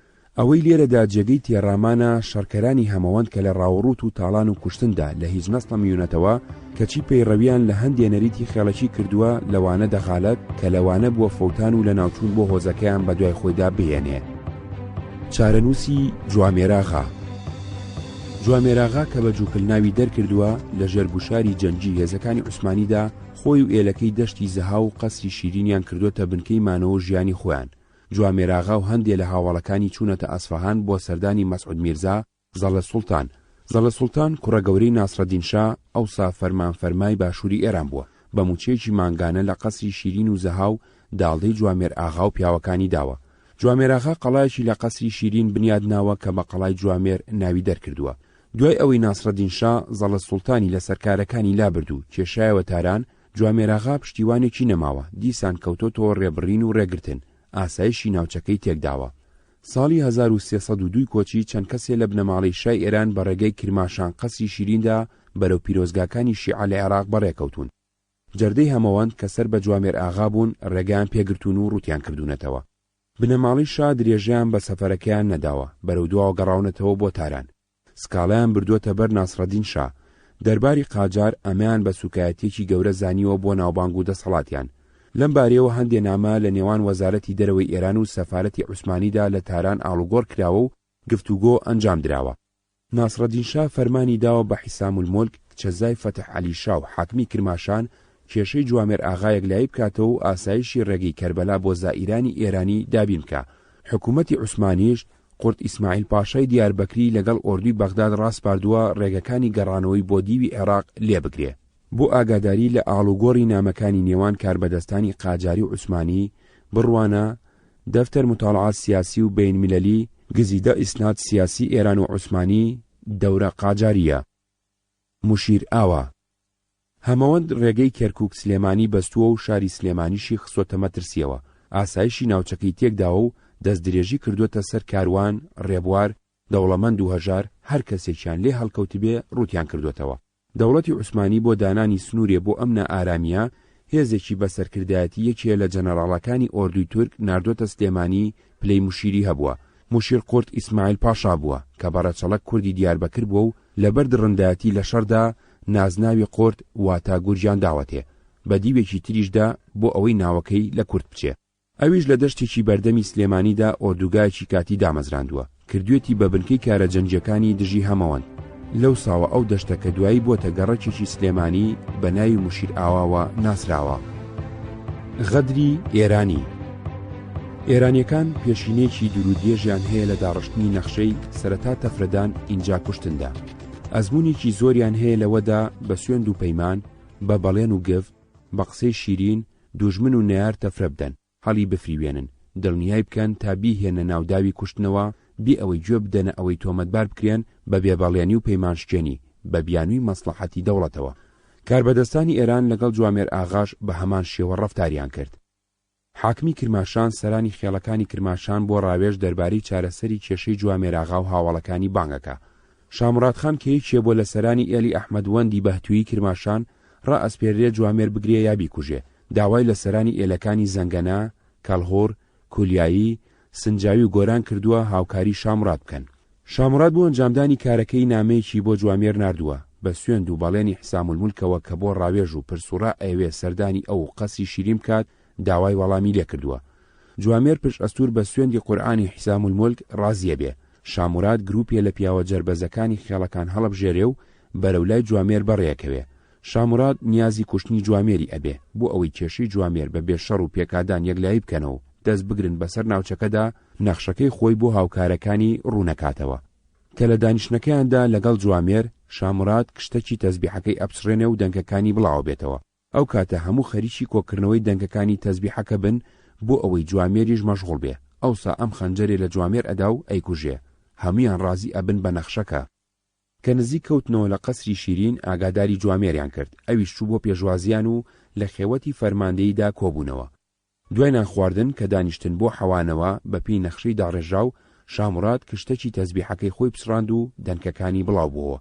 هەموو کەوتنە کۆکردنەوەی دەنگەکانی. جوامێریش سەری دانەواند بۆ ئەوەی بەشدار بێ لە کۆکردنەوەی دەنگەکانیدا.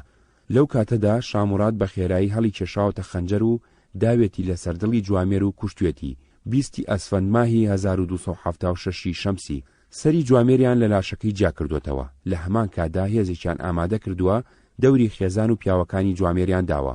ژن و منە ناوبانجی هەمەوەند. هەمەوەند لە ناو خەڵکدا ناوبانجی باش نەبووە، تەنانەت کەسانێکی وەکو جوامێر و هەندێکی تریان ئاغا و بەگ و لە تیرەی بەگزادەی چەلەبی بوون. بەڵام لەبەر بەدناوی بە ناوی جوکل، خلەپەزا، پاخر، بەچەی چاوشین و بەچەی ئەمین و بەچەی شیرین ناوبراون. ڕۆژنامەی زەورایی بەغدادی ئەوەندەی هەواڵی خراپ لەسەر جوامێر ئاغا بڵاو کردوتەوە لە ناو بەغدادیەکاندا بووە بەباو هەر کەسێ زۆر لاسار و گوێنەگر و شەڕانی بوو بێ، پیان وتووە فلان سایر جوامێر، واتە فلان بۆتە جوامێر. مەحوی 1252-1327 کۆچی کە خۆی موریدی ڕابەری گەورەی تەریقەتی نەقشبەندی شیع عوسمانی سیراجەدین بوو و مەلایەکی خاوەنخانەقا بووە، لە چوارینەیەکدا بەراوردی کردووە لە نێوان ڕێبڕینی جەردەیەکی هەمەوەند و دەستبڕینی شێخێکی تەریقەتدا. وتویەتی شێخێ هەمەوەندێکی ئەدا وەعز و نەسیحەت، ئەو قوربەسەرەی دابووە بە فەحش و فەزیحەت. خۆژاتە زوبان و وتی تۆ حەقتە، فەقەت من قوتاعی تەریقم، نەکو قوتاعی تەریقەت. دوایەم ڕووداوە هەمەوەند تووشی شکستێکی گەورە هاتوون. دیسان گەڕاونەتەوە بۆ ناوچەی قەرەداغ لە دیوی عوسمانی. بە ناچاری دەغالەتیان بە کاربەدەستانی عوسمانی کردووە. محەممەد فازیل پاشای داغستانی بۆیان تێکەوتووە ببەخشێن. پێ ئەچێ دەسەڵاتی عوسمانی ئیتر توانی بێتی زەفەریان پێبات بۆ ئەوەی کۆتایی بە کێشە دێرینەکەیان بێنێ. زۆری پیاوە جەربەزە و ناسراوەکانی گرتون و دووری خستونەتەوە بۆ لیبیا لە سەروی ئەفریقا. ئەگەرچی والەکانی بەغداد چەندین جار لەشکری گەورەیان ناردۆتە سەر هەمەوەند، بەڵام لەشکر کێشەکانی عوسمانی بۆ سەر هەمەوەند هیچ جارێ ئەنجامی خواستایی بەدەست نێناوە. هەموو جار چەند کەسێکیان لێ کوشتون یا گرتون یا هەڵواسیون، بەڵام سەرنجام نەیان توانیوە سنوورێ بۆ جموجوڵیان دابنێن کە ساتیە سەرچیەکانیان بگرن یا لە ناو ببەن و هەموو خێڵەکە بە تەواوی ناچار بکەن بێنە ژێرباری گوێڕاڵی و ملکەچکردنەوە بۆ دەسەڵاتی حکوومەت. لەبەر ئەوەی یەکەم هەمەوەند لە گوند و ئاوایی دیاریکراودا نیشتەجێ نەبوون، خۆیان و خێزانەکانیان گەڕۆک بوون، ماڵەکانیان بە پشتی وڵاخەکانیانەوە بووە. بە ئاسانی توانیویانن لە بەردەم هێرشی گەورەی سەربازیدا خۆیان لا بدەن یا بە وردە شەڕ خۆیان دەرباز بکەن و بکشێنەوە بۆ ناوچەیەکی دەرەوەی سنووری هێرشەکە و سەرنجام خێزانەکانیان بپەڕێنەوە بۆ دیوی ئێران. دووەم ڕێکخراوی خێڵەکی هەمەوەند یەکگرتوو نەبووە. سەرۆکایەتیەکی تاقانەی بەهێز یا سەرکردایەتیەکی یەکگرتووی گوێلەگیراوی نەبووە. تیرەی جیاواز بگرەباندی جیاواز بوون. سەرۆک و گەورەی زۆریان هەبووە. تاقمێکیان لەگەڵ کاربەدەستانی عوسمانی یان کاربەدەستانی ئێرانی ڕێکەوتون ژیانێکی هێمن و جێگیر دابین بکەن. لە هەمان کاتدا تاقمێکی تریان ڕێگەیان بەکاروان گرتووە. هەمووشیان هەمەوەند بوون. هەر تاقمێکیان یا هەر باندێکیان کارێکی کردبێ هەمویانی پێتاوانبار کراوە. بۆیە چەند جار گفتوگویان لەگەڵ کاربەدەستانی عوسمانی و لەگەڵ کاربەدەستانی ئێرانی کردووە، نەگەیشتونەتە ئەنجامێکی پەسەند کراو. بۆچی هیچ والیشی تری عوسمانی نە بە خۆشی و نە بە زۆر نەیتوانیوە هەمەوەند بێنێتە ژێر ڕکێفی گوێڕایەڵی دەسەڵاتی عوسمانیەوە؟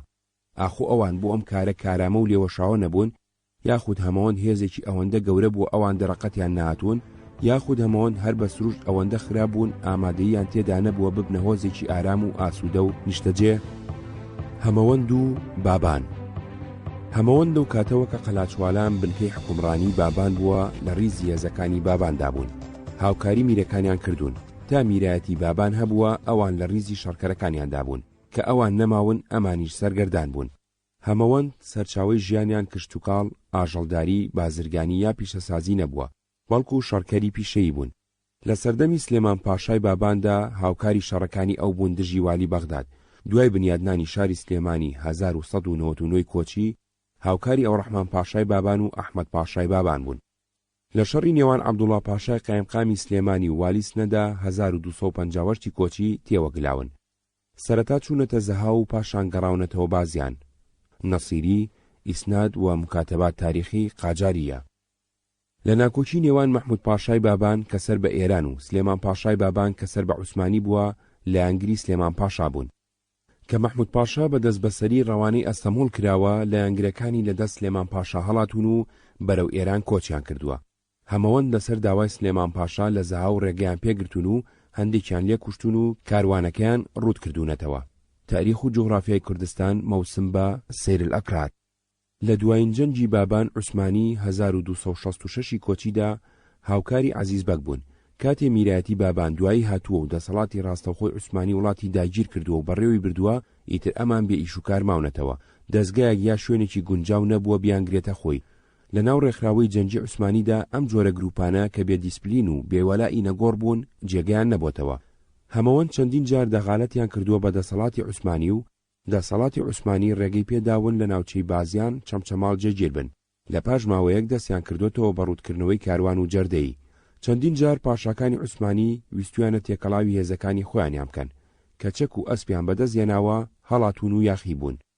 بۆ نمونە موشیر محەممەد فازیل پاشای داغستانی کە یەکێ لە جەنەراڵە ناسراوەکانی ئۆردوی عوسمانی بۆ لە عێراق، حەمەی مام سلێمان کە سەرۆکی یەکێ لە تیرەکانی هەمەوەند بووە گرتووە و بردوێتە لای خۆی.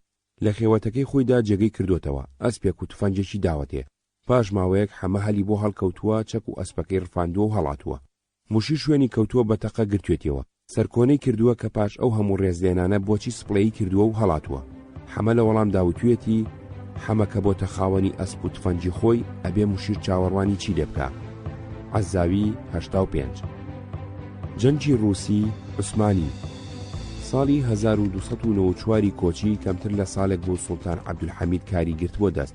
رووسیا لە سۆنگەی کوشتاری مەسیحەکان لە باڵقان و ترس لە ڕاگەیاندنی دەستور کە بە تێگەیشتنی ئەوان نفوزی ئینگلیزی و فەڕەنسی لە بەرامبەر نفوزی ڕووسی لە ناو دەوڵەتی عوسمانیدا زیادە کرد، جەنگی دژی عوسمانی ڕاگەیاند. قافقاس و باڵقان دوو مەیدانی شەڕی قورسی نێوان هێزەکانی هەردوولا بوون. هێزی عوسمانی لە بەرامبەر هێزی ڕووسیدا لاواز و خۆنەگر بوو. شەیخ الئیسلام بەرزترین دەسەڵاتی دینی ناودەوڵەتی عوسمانی بەو بۆنەیەوە دوو فتوای دەرکردووە. یەکەمیان دەربارەی پێویستی بەشداری هەموو موسڵمانێک لەو جەنگەدا. دووەمیان زیادکردنی وشەی غازی بۆ سەرناوی سوڵتان لە فەرمانەکانی و لە وتارەکانی مەلاکاندا لەسەر دوانگەی مزگەوتەکانەوە. کورد و غەزا. شێخەکانی تەریقەت و مەلاکانی کورد بۆ بەدەنگەوە چوونی فتوای شەیخ الئیسلام دەربارەی بەشداری لە غەزادا دژی رووسیا کوردیان لەم شەڕەوە گلاندووە. شێخ عوبەیدوڵای شەمزینی ڕابەری گەورەی تەریقەتی نەقشبەندی بە زمانی فارسی فتوایەکی درێژی دەربارەی پێویستی بەشداری لەم غەزایەدا نووسیوە و هەرخۆشی سەرکردایەتی غازیانی کوردی لە ناوچەی هەکاری کردووە و شێخ سەعیدی حەفید نەوەی کاگەحمەدی شێخ ڕابەری گەورەی تەریقەتی قادری مجاهدینی کوردی ناوچەی سلێمانی بردووە بۆ غەزا. پیرەمێرد لە دایکبووی 1284 کۆچی 1867 زاینی لە بیرەوەریەکانیدا ئەجێڕێتەوە. لە 93 ڕۆمیەوە شەڕی ڕووس و عوسمانی پەیدا بوو. جارێ لە پێش شۆڕەش بگیر، هەرچی ئینسان بوو یعنی لە عمری ئاسکەری و احتیاط و ڕەدیفیدا بوو بردیان. ئەویش کەما بوونەوە پیر و بێکەڵکەکان، یا ئەڵڵا تەپڵ و بەیداخ و شیر و قەڵغان، لا ئیلاهە ئیلا الله غەزا ئەکەم ئینشەڵڵا، کەوتنە ڕێ. شێخ سەعیدی حەفید سەرلەشکری سوپای غەزا بوو. باوکیشم بەیداخێکی ئاودامانی ئاوریشم و پەرچەم سورمەی دروست کردبوو شوێنیان کەوت. قافقاز خۆت بگرە هاتین. ژین ژمارە 958 ڕۆژی 7 مارتی 1949. هەمەوەند بۆ بەشداری لەم جیادەدا بەشێکیان بەشدار بوون چوون بۆ قافقاز، بەڵام لەم سەرکە ڕۆیشتون تەنیا چەکی کۆن و دەمانچە و ڕمیان پێبووە. لەو سەرکە هاتوونەتەوە بە تفەنجی رووسیەوە گەڕاونەتەوە، بەهۆی ئەم شەڕەوە خۆیان بە تفەنجی تازەی کارا چەکدار کردووە. زەکی 192. جەنگ چەنگمانجێکی خایاند. لەشکری عوسمانی لە بەرەکانی باڵقان و قافقازدا بەرگەی هێرشی رووسی نەگرت، بە سەختی لە هەموو شەڕگەکاندا شکستی خوارد. هێزی رووسی بەرەو ئەستەمۆڵ کشا، گەیشتە کەناری دەریای مەرمەرا کە منارەکانی ئەستەمۆلی لێ دیار بوو. بەریتانیا بوو ئەوەی پێش لەوە بگرێ دەوڵەتی عوسمانی لەلایەن رووسیاوە داگیر بکرێ، دزرائیلی سەروەزیرانی بەریتانیا ئوستولی ناردە دەردەنێڵ. نزیک بوو بەریتانیا لە شەڕەوە بگلێ. گفتوگۆ لە نێوان رووسیا و عوسمانیدا دەستی پێکرا. ڕێکەوتنی سان ستیڤانۆی لێکەوتەوە. رووسیا بە پێم ڕێکەوتنە لە ئەرمەنستان قەڵای قارس و مینای باتوم کە بەشێبوون لە ئەرزی عوسمانی دەستکەوت و عوسمانی دانینا بە سربەخۆیی بولغاریادا. ئەلوەردی دەربارەی بەشداری لە غەزاکانی عوسمانیدا تا ئێستاش دەماودەم چیرۆکی زۆرە جێڕنەوە کە هەر یەکێکیان مەغزایکی کۆمەڵایەتی گرنگی هەیە. بۆ نمونە لە شەڕی 1336 هیجری کە شەڕی رووس و تورک کرا، چەند کەسێ لە عولەما بوو ئەوەی خەڵک بنێرن بۆ شەڕ چوو بوون بۆ ناو عەشیرەتی مەنگڕ و مامەش. لە دیوەخانی حەماغای مامەش ڕئیسی عەشیرەتەکان وەکو هەمزاغای مەنگڕ و حەمەمین ئاغای بڵباس و هیتریش کۆ ئەبنەوە. یەکێ لە مەلاکان وەعزیان بۆ خوێنێ، ئەڵێ ئەمە غەزایە و پێویستە لەسەر موسڵمان بیکە. هەر کەس بچێ ئەگەر بکوژرێ شەهیدە. پایی شەهادەت زۆر گەورەیە، خۆ ئەگەر نەکوژرێ ئەبێ بە غازی. پایەی غازیش دیسان زۆر گەورەیە. کەمەلالی ئەبێتەوە کۆخایکی بڵباز هەڵەستێ و ئەڵێ مامۆستا ئەگەر خوا ئارەزوو بکە هەرچی ڕووس هەیە بە سەعاتێک ناتوانێ بیان کوژێ؟ مەلا ئەڵێ بەڵێ ئەتوانێ. کۆخە ئەڵێ ئینجا خوا کە خۆی پێی ئەکرێ بۆچی خۆی هەمویان ناکوژێ و بۆچ فیتنەکە بە ئێمە ئەجێڕێ؟ ڕشتەی مرواری. نمونەیەکی تری هەمان بابەت. لە ساڵی غەزای عروسەکەی پێشوا سالاری ئابلاغ لە مکریان حاجی مەلا عەبدوڵایەک هەبوو، مەلای گوندەکەی بوو. ئەچێتە بندەسی و پێی ئەڵێ ئەمە غەزایە و بۆ دینی ئیسلامە. هەر کەس بچێت بۆ غەزایە ئەگەر بکوژرێت شەهیدە و 7 حۆری لە باشتا ئەدەنێ. ئەگەر خۆ نەکوژرێ ئەوە ئەبێ بە غازی و ماڵ و تاڵانێکی زۆریشی دەزەکەوێ. بەم قسانە سالار هەڵەخڕێنێ بۆ غەزا و لەگەڵ چەند سوارێکە ئایان نێرێ. ئەچن ئەو سەرگەرم ئەبێ و عروس زۆر خراپ دەوریان ئەدەن. جا سالار لەو ئابڕوقەدانەدا ئەیوێت خۆیان تۆم جارە شەهیدم مەکە تا دەست مەگاتەوە بە دەستی حاجی مەلا عەبدوڵڵا. بزانم ئەگەر غەزا واشتیە سووک و ئاسانە خۆی بۆچی نەهاتووە بەم جۆرە ملی ئێمەی پێوە کرد. ڕشتەی مرواری.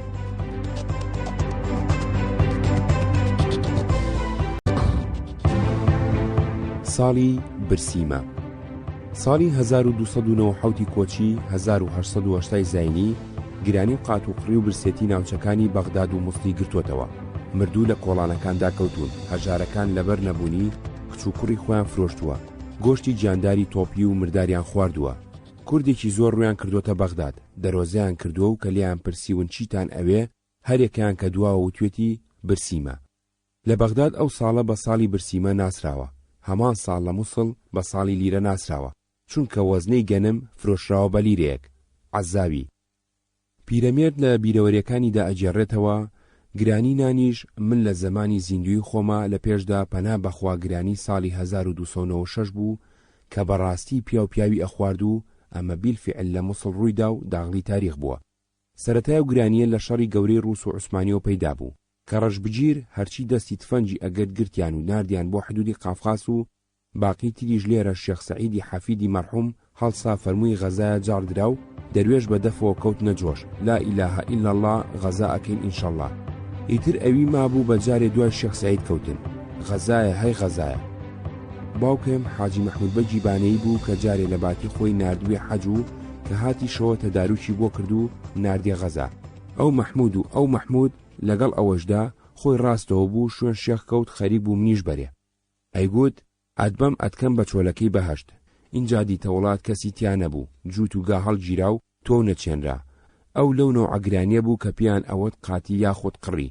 ئەو گرانیە زۆر نفوسی قڕ کرد، ماڵی وێران کرد، وڵاتی چۆڵ کرد. بەڵام دوای ئەوە گرانیەکانی تر گرانی بوو، یعنی وەک ئێستا دەغڵ هەبوو بەڵام کەم بوو ئەیان شاردەوە گرانیانە کرد. تەنانەت من لە بیرمە گرانیەکیان لە بانە و سەقز و لەم لایشەوە لە هەولێر و مەخموور دەغڵ زۆر بوو. بەڵام بەفرێکی زۆر باری بوو، ڕێبەندان بوو وەک ئێستا ڕێوبان و وەسایتی نەقلیە نەبوو. لێرەوە بۆ ئێران وڵاغ دەرنەدەچوو، فەقیر و هەژار ئەچوون لەناو بەفرا کەوانیان ئەبەستە ئەژنۆ و بە کۆڵ لەوێ گەنمیانە هێنا. جەردەی ناوخۆمان لەم نزیکانە لە پێنجوێن بەملاوە ڕوتیانەکردن، جگەل لە کۆڵە گەنمەکە جلوبەرگیشیان داماڵین. لەم لایشەوە هەرچی لە کەرکووکەوە ئەهات هەمەوەند ڕوتیەکردن. ژین ژمارە 931 19 ئاغۆستۆسی 1948. پشێوی لە سلێمانی. جەنگی ڕووسی عوسمانی چەند دەرهاویشتەیەکی لێکەوتەوە. یەکەم، هێزی کار هەمووی براوە بۆ شەڕ. هێزێکی ئەوتۆ نەماوەتەوە مەکینەی ئابووری بە تایبەتی بەرەمێنانی کشتوکاڵ لەوانە دانەوێڵە بەگەڕ بخا، بە تایبەتی لەو سەردەمەدا کە هیچ جۆرە تەکنەلۆجیایکی تازە جگە لە شێوە سەرەتایەکانی کاری کشتوکاڵ لەبەردەستدا نەبووە. هەروەها مەکینەی بازرگانی بەهۆی کەمی دەستی کار و زۆری باندەکانی جەردەوە لە کارکەوتووە. زۆری ئەوانش براون بۆ شەڕ نەگەڕاونەتەوە، لەسەر ماو لە برسا و لە شەڕدا فەوتاون. پیرەمێرد لە بیرەوەریەکانیدا ئەجێڕێتەوە، کاتێ هاتمە ئەم کۆنە جیهانەوە دەورەی مناڵی لای گشت ڕۆڵەیە خۆشە، چونکو خەمی گوزەران نازانێ. بەو سەودایی مناڵیەوە دیارە خۆشم ڕابواردووە تا گەیمە 10 ساڵی.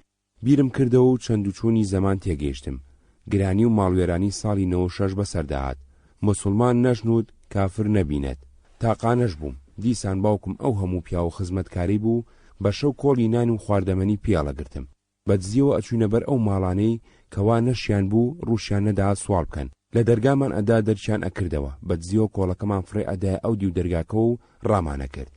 ژین ژمارە 990 ڕۆژی کانونی یەکەمی 1949 1368.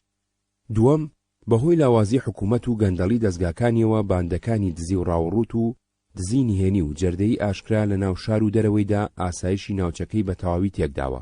ژیانی ئابووری وێران کردووە. پیرەمێرد لە بیرەوەریەکانیدا ئەجێڕێتەوە، اینجا جەردەی هەمەوەند ڕێی کەرکووکی لێبەستین و حکوومەت هێندە کەز و بێچارەما بووە.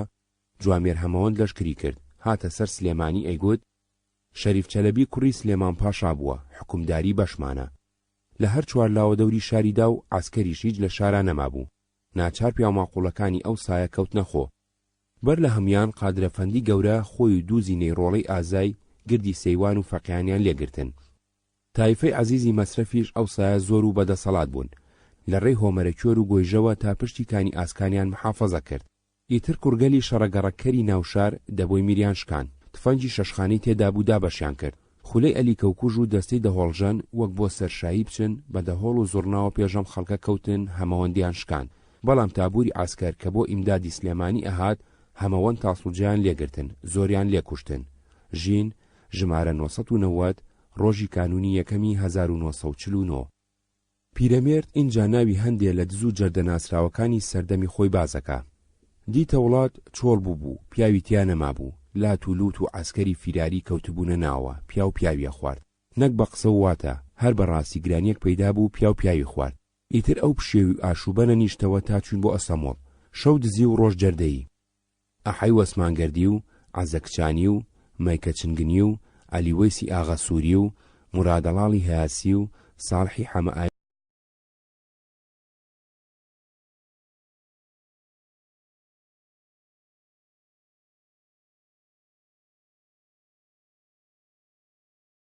گوندنشینی کوردی لە سایی دەسەڵاتی قاجاریدا. هەورامی بە نمونە.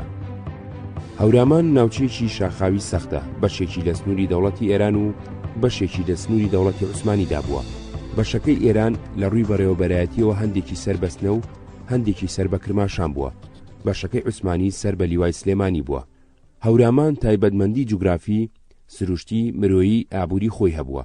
خەڵکی هەورامان هەمویان لە گوند و ئاوایی دانیشتە جێبوون. دابینکردنی پێویستیەکانی ژیان لەو ناوچەیەدا ئەوەندەی شاخەکانیان سەخت بووە. ئابووری ناوچەکە و سەرچاوی ژیانی دانیشتوانەکانی لەسەر سێ پایە وەستاوە: باغداری، ئاژەڵداری، پیشەی دەستی.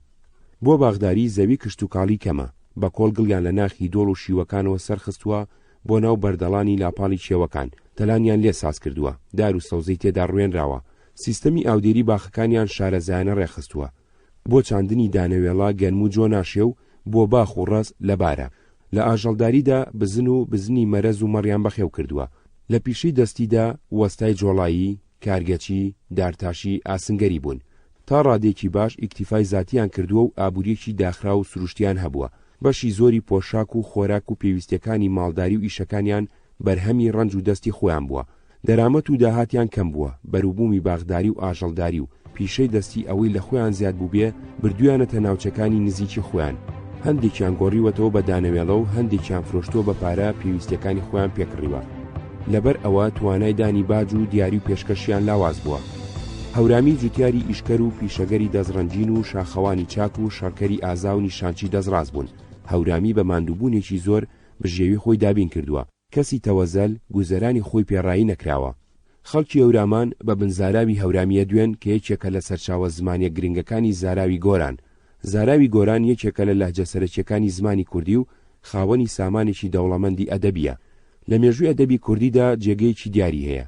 خاوەنی ناوەڕۆک و فۆرمی مەدرسەی ئەدەبی تایبەتی خۆیەتی، شاعیری گەورە و بیرمەندی گەورە و مەلای گەورەیان تێدا هەڵکەوتووە.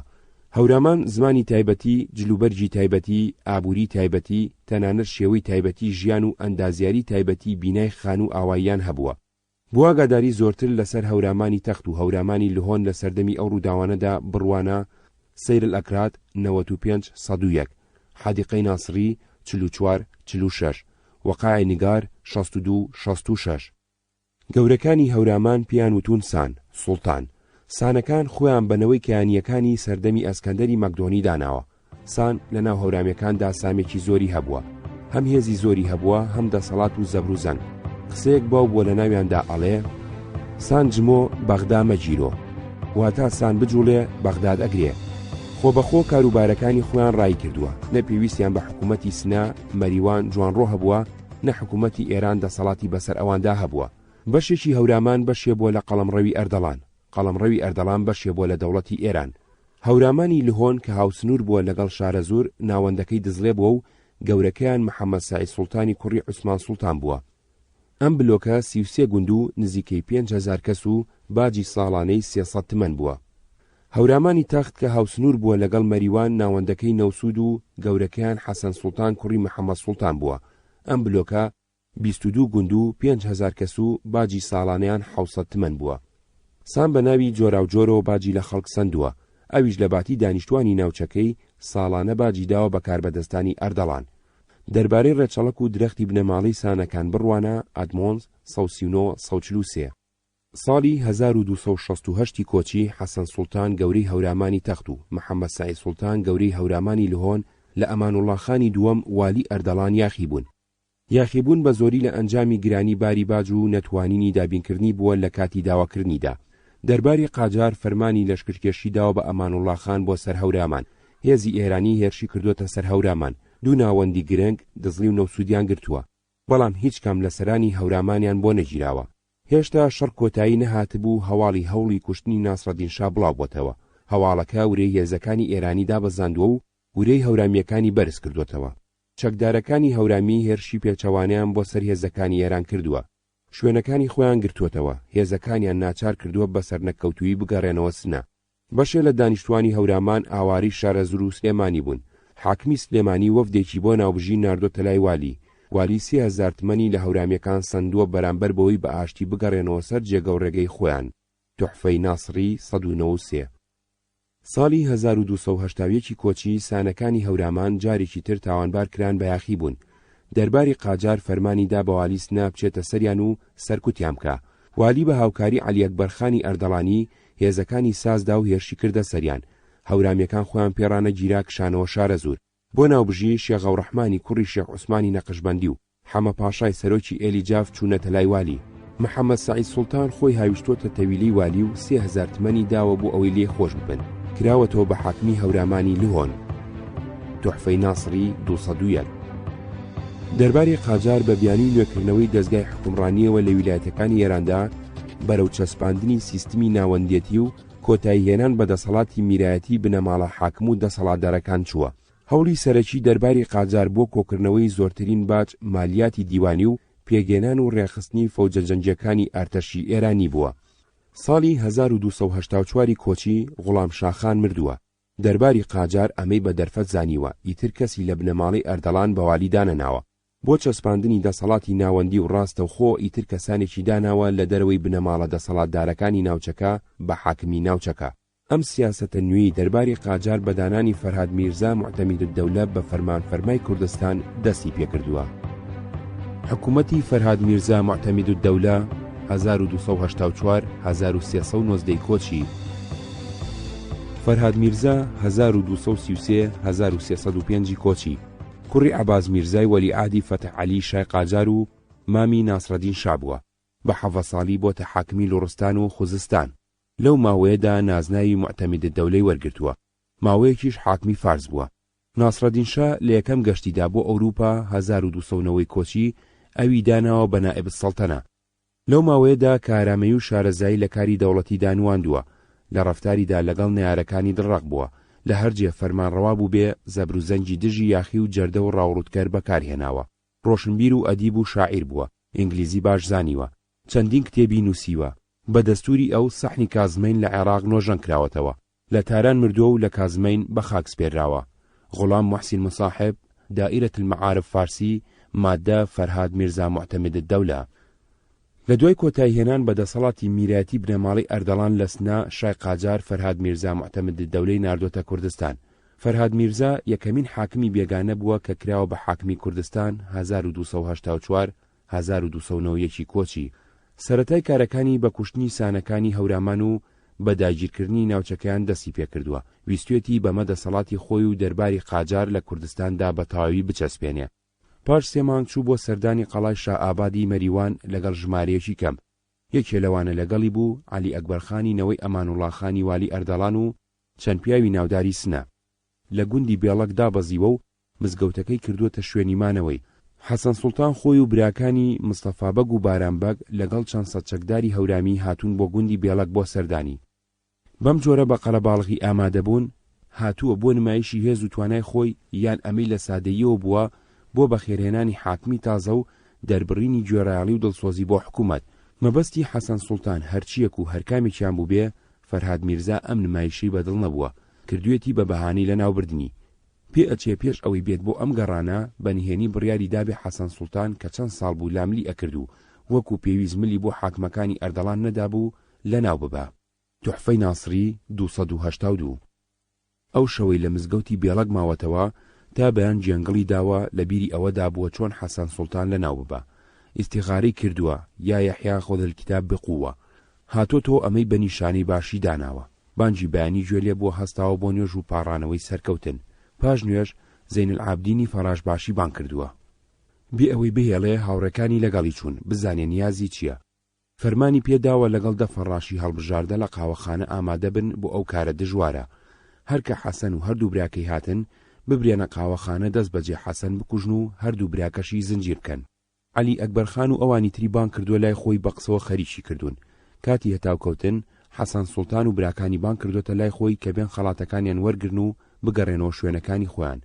حەسەن و براکانی بە بێباکی چوونەتە لای. هەندێ دڵنەوایی کردوون، میهرەبانی لەگەڵ نواندون.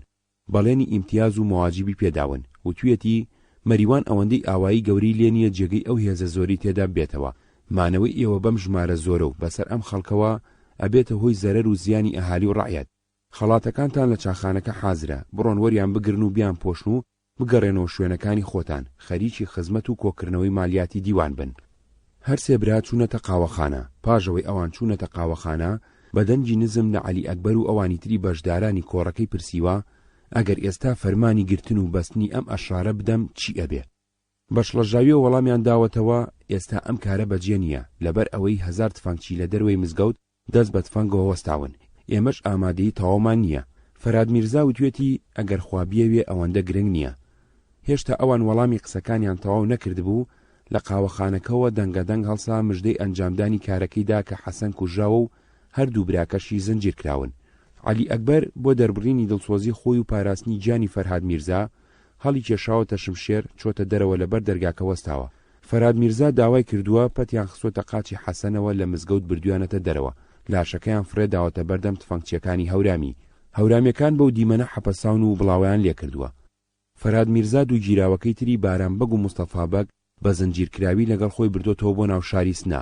فەرهاد میرزا بە هەموو ئەوانەی لەگەڵی چوو بوون بۆ ئەو سەفەرە و هەموو سەران و سەرکێشەکانی ناوچەکەی ترساندووە و گەفەکەی ڕۆژی یەکەمی گەیشتنی کە بە ئامادەبوانی پێشوازەکەی وتبوو هەر کەس ڕاستم لەگەڵ بکە بۆی ئەبم بە بەهەشت و هەر کەس درۆم لەگەڵ بکە ئەینێرم بۆ دۆزەخ هێنایەدی. سرە ڕایکوشتنی حەسەن سوڵتان و جیرانی براکانی لەو ماوەیەدا هەورامیەکان ئارام بوون. ئامادەیی گوێڕایەڵی و ملکەچیان بۆ فەرهاد میرزا دەربڕیوە.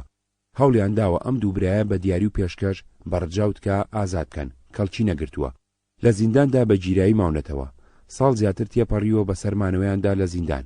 ئیتر نائومێد بوون لە بەردانیان. اینجا بیریان لە ڕێگەیەکی تر کردوتەوە. یەکێ لە نۆکەرەکانی فەرهاد میرزا محەممەد باقرخان کە حاکمی مەریوان و مەئموری ئاوەدانکردنەوەی قەڵای شاهاباد بووە، هەورامیەکان تەکبیریان کردووە کە ئەو بە زۆر بگرن و بیبەنە هەورامان، وەکو بارمتە گلی بدەنەوە. لە بەرامبەر ئازادکردنی سانەکاندا ئەمانیش ئەو ئازاد بکەن، ئەگەر ئەوان کوژران ئەمانیش ئەو بکوژن. محەممەد باقر هەواڵەکەی بیستووە و پەیامەکەی گەیاندۆتە فەرهاد میرزا.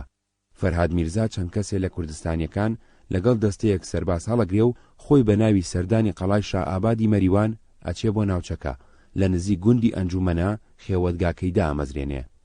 هەورامیەکان کە بەمە ئەزانن 2000 کەسێ چەکدار ساز ئەدەن شەوانە پەلاماری ئۆردوی فەرهاد میرزا بدەن. ئەم هەواڵە گەیشتوتەوە عەلی ئەکبەر و کوردەکانی تر. فەرهاد میرزایان لێ ئاگادار کردووە، داوایان لێ کردووە کە خۆیانی بۆ ئامادە بکەن، بەڵام فەرهاد میرزا گاڵتەی بە قسەکەیان کردووە و بە ترسنۆکی بۆی ژماردوون. هەواڵەکە بووە بەڕاست. لە تاریکی شەودا پەلاماریان داون، گول لە بارانیان کردوون، هەندێکیان لێ کوشتون. عەلی ئەکبەر ئەگەرچی خۆی پێی کەمێ بریندار بووە، فەرهاد میرزای بە سواری ئەسب دەرباز کردووە. ڕایان کردووە تا شاری سنە نەوەستاون. هەورامیەکان کامپەکەیان تاڵان و نزیکەی 40 کەسیان لە نۆکەرانی فەرهاد میرزا و کوردستانی کوشتووە. فەرهاد میرزا ئەم شکانەی بەنەنجێکی گەورە بۆ خۆی داناوە. هەواڵەکەی ناردووە بۆ ناسڕەدین شا فەرمانی تەمێکردنی هەورامی داوە، هێزێکی گەورەی ساز داوە بینێرێتە سەریان. حاجی قەنبەر عەلی خان سەعدودەولە لەگەڵ 10,000 پیادە و 1000 سوار، مستەفا قولیخانی ئیعتیماد و سەڵتەنە لەگەڵ 1 فەوج سەربازی هەمەدان، بیوک خان سەرتیب لەگەڵ فەوجی ورمێ و ئەفشار بە سەرۆکایەتی حاجی سەعدودەولە گەیشتونەتە سنە. هەروەها محەممەد عەلی خان سەرهەنجی فەوجی زەفەر لەگەڵ چریکی مەریوان و سەقز و بانە و چەند تۆپ. فەرهاد میرزا هێزەکەی کردوتە دوو قۆڵ. قۆڵی یەکەم 2 فەوج سەربازی 500,000 سوار بە سەرۆکایەتی سەعدودەولە و بە چاوساغی میرزا ڕەزا عەلیبێژی بەرەو شامیان و هەورامانی تەخت تا لەگەڵ محەممەد عەلی خان و هێزی زەفەر یەک بگرنەوە.